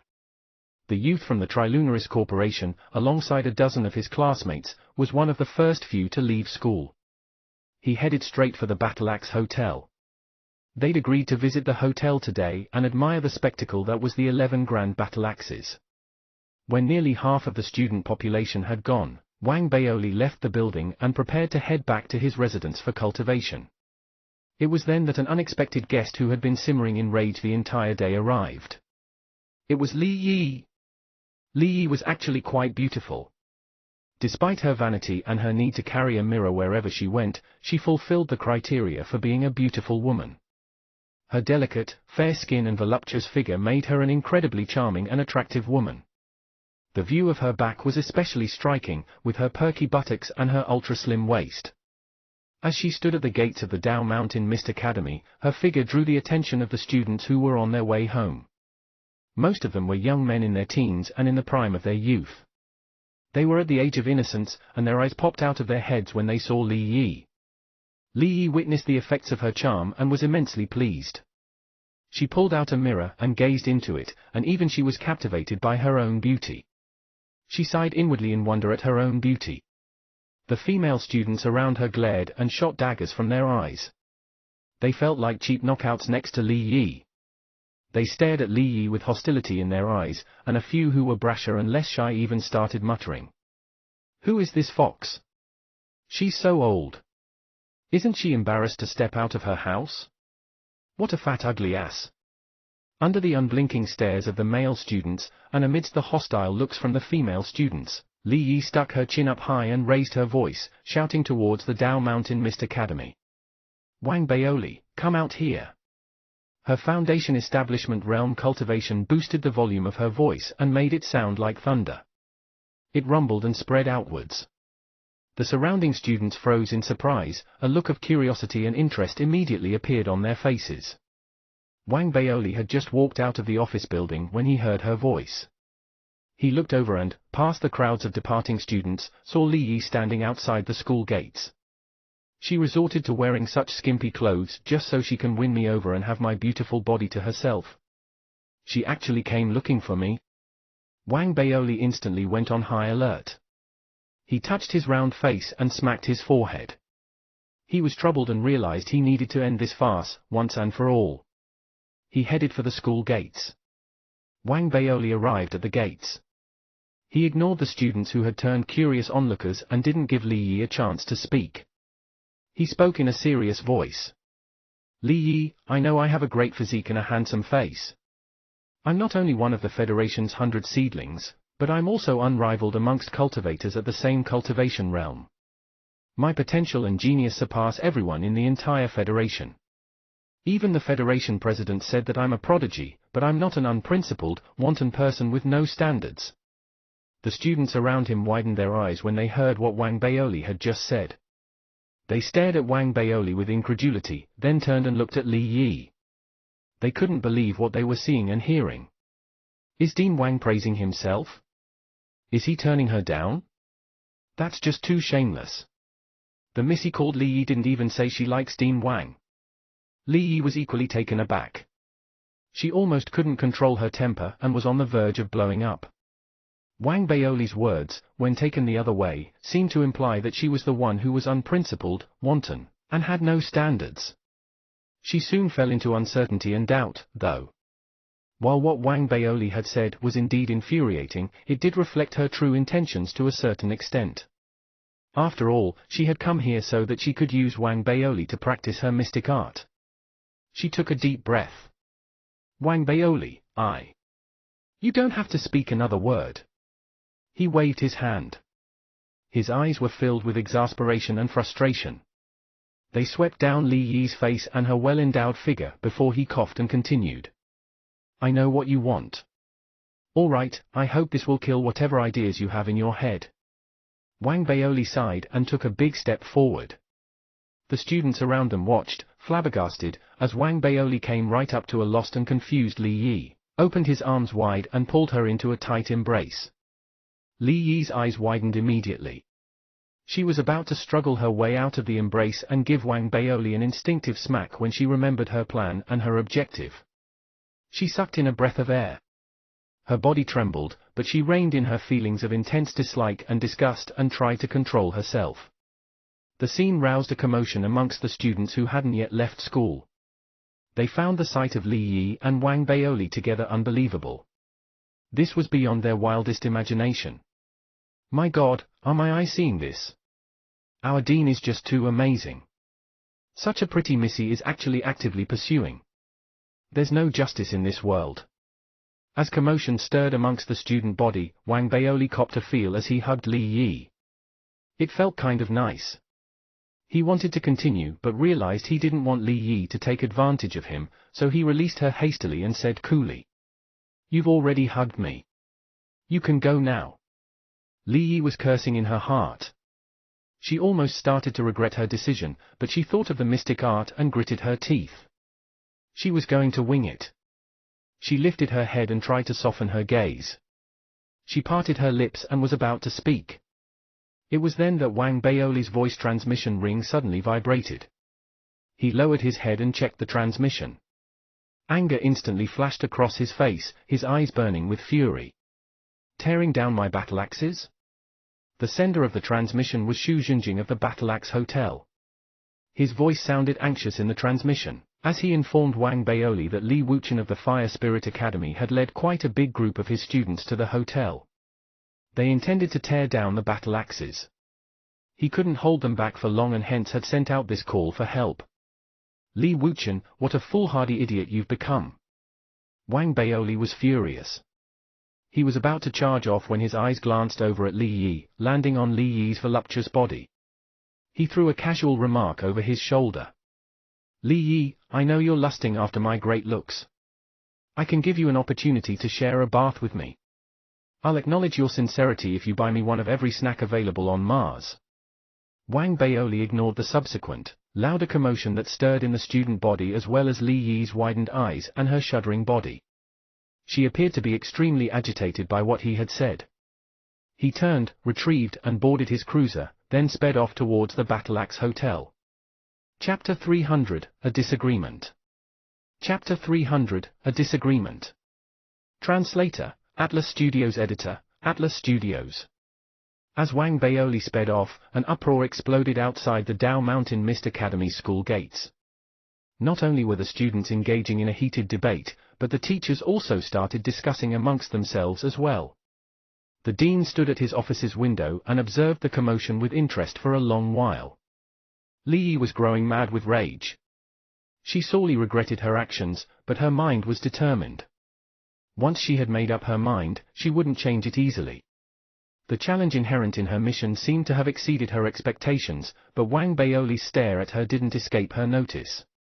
She was confident she would succeed. That disgusting fatty. Li Yi, I'm going to use you to cultivate my mystic art. At present, Wang Baoli was standing in his cruiser and heading towards the Battle Axe Hotel at full speed. He was equally furious and marveling at his own charms. She got so excited just with a hug from me, and became so agitated when I said I was going to give her a chance to prove herself. Wang Baoli sniggered as a cold glint flashed across his eyes. There's something wrong with this Li Yi. She used to dislike me intensely, but just a moment ago, she was actually willing to tolerate my embrace and taunting words. She must be plotting something nefarious. Wang Baoli narrowed his eyes. What he had done earlier might have seemed like harassment on his part, but, in reality, he had been testing her. He had found Li Yi's request for reconciliation and her sudden appearance at the school suspicious. After his little test earlier, he had confirmed his suspicions, though he had kept them to himself. Wang Baoli set the matter aside and steeled himself. The cruiser dashed at top speed towards the Battle Axe Hotel, drawing nearer and nearer the hotel. At the same time, outside the Battle Axe Hotel, many students from both the Fire Spirit Academy and the Dao Mountain Mist Academy stood in confrontation against each other. There was tension in the air. It felt as if a fight could break out any time. Jin Duoji-1, your name doesn't fit you at all. You should be called Piglet 2 Jin. Sun Chao, you dare fight me for a cruiser I had my eyes on. I'll kill you today. Li He, you're all words and no action. My brother kicked your brother's ass a few days ago. Today, I'm gonna kick your ass. There were more than 100 students gathered outside the hotel. Most of them were from the Fire Spirit Academy, and there were about 24 students from the Dao Mountain Mist Academy. The latter group was all bruised and beaten up. Despite being cornered and trapped, they remained brave. Curses and insults continued flying. The competitive nature of the two academies had influenced the attitudes of their students as well, and both groups developed an intense dislike towards the other. Many students amongst both groups might come from the same political force. However, even within a single political force, there existed multiple factions. The conflicts within the groups were endless. Jin Duoji and his group of friends hadn't come to the hotel with the intention of stirring up trouble. They had originally wanted to take a look at the battle axes. Their bumping into the students from the Fire Spirit Academy was pure coincidence and highly unfortunate. What had started as an exchange of insults spiraled into a fight. With the Fire Spirit Academy located just across the road, more than 100 students from said academy had soon rushed over. The hotel staff had observed the escalating tensions and were about to step in and appease both parties, but that was when Li Wuchen had seen his opportunity and exploited the chaotic situation between the two groups of students.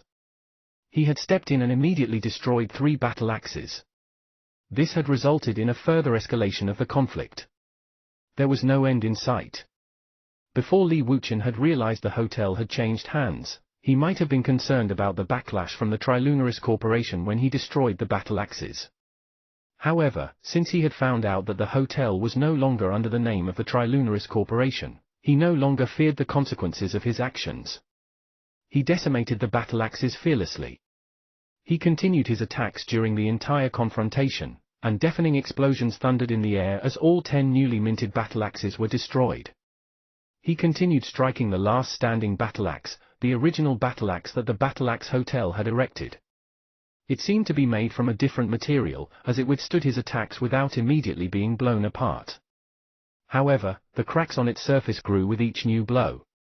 The hotel's security guards were mostly true Breath Realm cultivators. They were no match for Li Wuchen at all.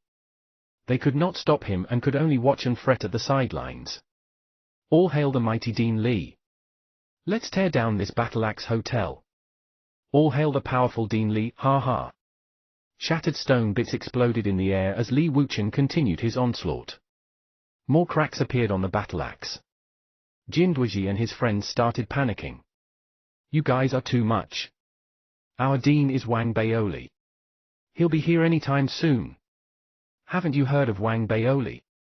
The students from the Fire Spirit Academy burst out laughing. They stared at Jin Duoji and his friends with scorn, and a few even taunted them.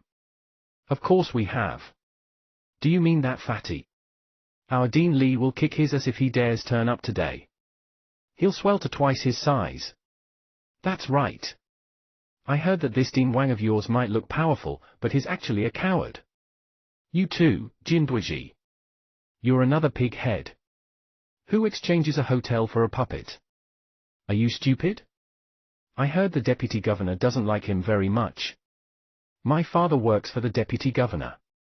If he dares to show up today, I'll report him to my father. The quarreling persisted. The taunting of the Fire Spirit Academy students, the raging retorts from the Dao Mountain Mist Academy students, and the sounds of Li Wuchen blasting at the battle axe continued. Then, suddenly, the piercing shrill of a speeding cruiser approached from the distance. A furious roar exploded from the cruiser even before the cruiser drew near. Li Wuchen, you have a death wish. Wang Baoli dashed out from the cruiser as his voice rang in the air. He was so fast that he shot past his cruiser. He crossed 100 yards with a single bound, shocking those who saw him approaching. He took another 2 steps and appeared right before Li Wuchen. His fist flew forward. Li Wuchen's pupils contracted. He retreated immediately, and his fingers formed rapid hand seals. Instantly, a drop of water appeared before him. It was clear and pristine, and it formed a defensive barrier that met Wang Baoli's angry fist head-on. An explosion thundered, sending tremors through the earth and a shudder through the heavens. Li Wuchen was alarmed. The curtain of water before him couldn't withstand the power of Wang Baoli's blow. It shattered instantly. Li Wuchen watched as Wang Baoli charged at him with murder in his eyes. At that precise moment, a snort rang out from the Fire Spirit Academy. 7 to 8 figures dashed out towards them. Amongst them was a man in his middle age. His cultivation was at the late-stage foundation establishment realm, clearly considerably higher than the rest. He exuded an aura superior to the rest, one that was fearsome and carried a hint of arrogance. This man was the dean of the Fire Spirit Academy. The rest were teachers from the same academy. They were all support Li Wuchen had gathered since Li Wuchen had an idea of how powerful Wang Baoli was. Much of what he knew was from hearsay, but while he had never witnessed Wang Baoli in actual battle, he knew that Wang Baoli was a powerful opponent. They had agreed to lend a hand because Li Wuchen had requested their help. Another reason was that they found the idea of 11 battle axes horrifying as well. The most important reason was the conflict and competition that existed between the two schools. They wanted to use this opportunity to establish their superiority. So what if you were newly appointed? With the Dao Mountain Mist Academy Dean advancing in age, the Dao Mountain Mist Academy was no longer performing as well as it had before. The Fire Spirit Academy should not be one of 2 elites academies on Mars, but it should be seen as the only elites academy on Mars. It should be recognized as the best academy on the planet. Their objective was to establish and prove their superiority. They wanted Wang Baoli to lower his head in submission whenever he saw anyone from the Fire Spirit Academy in the future. The Fire Spirit Academy Dean had asked around for information on Wang Baoli's fighting capabilities. He knew that Wang Baoli had avoided late-stage Foundation Establishment realm cultivators in the Mystic Lunar realm, and had chosen to teleport them away instead. This boosted his confidence. As he drew near, the Dean of the Fire Spirit Academy thundered. Scram! The loud roar traveled swiftly through the air and surged towards Wang Baoli, who had intended to go after Li Wuchen, in the form of an oral attack. Li Wuchen burst out in laughter. He stopped retreating and instead, started to charge at Wang Baoli instead. They rushed at Wang Baoli from 2 flanks. You really think I can't hold my own against a late-stage Foundation Establishment realm opponent? Wang Baoli thundered as a murderous rage burned in his eyes. He raised his right hand and summoned his 7th-grade Dharmic armament saber, then, he slashed towards the approaching Fire Spirit Academy Dean. As the blade swept through the air, a black tornado rose around him. It transformed into a black crocodile. As the crocodile howled, the green lotus inside Wang Baoli swayed violently. Waves of intense spirit energy erupted inside his body. They augmented Wang Baoli's cultivation and strengthened his physical body to the very limits of its capacity. Everything culminated in that very moment. Wang Baoli's roar drowned out the Fire Spirit Academy Deans. His overwhelming presence rose to the sky as his blade descended from the heavens. The heavens changed. Everything came to a standstill. Li Wuchen reeled back in shock and terror. The other teachers from the Fire Spirit Academy were equally dumbstruck. The Fire Spirit Academy dean's eyes widened as an overpowering sense of danger exploded in his head. It was like a sudden tsunami that threatened to drag him under. That's impossible. Amidst the shocked gasps, before everyone's eyes, Wang Baoli descended from the sky in a tornado, the sharp light glimmering off his blade hundreds of feet long. It sliced through the heavens,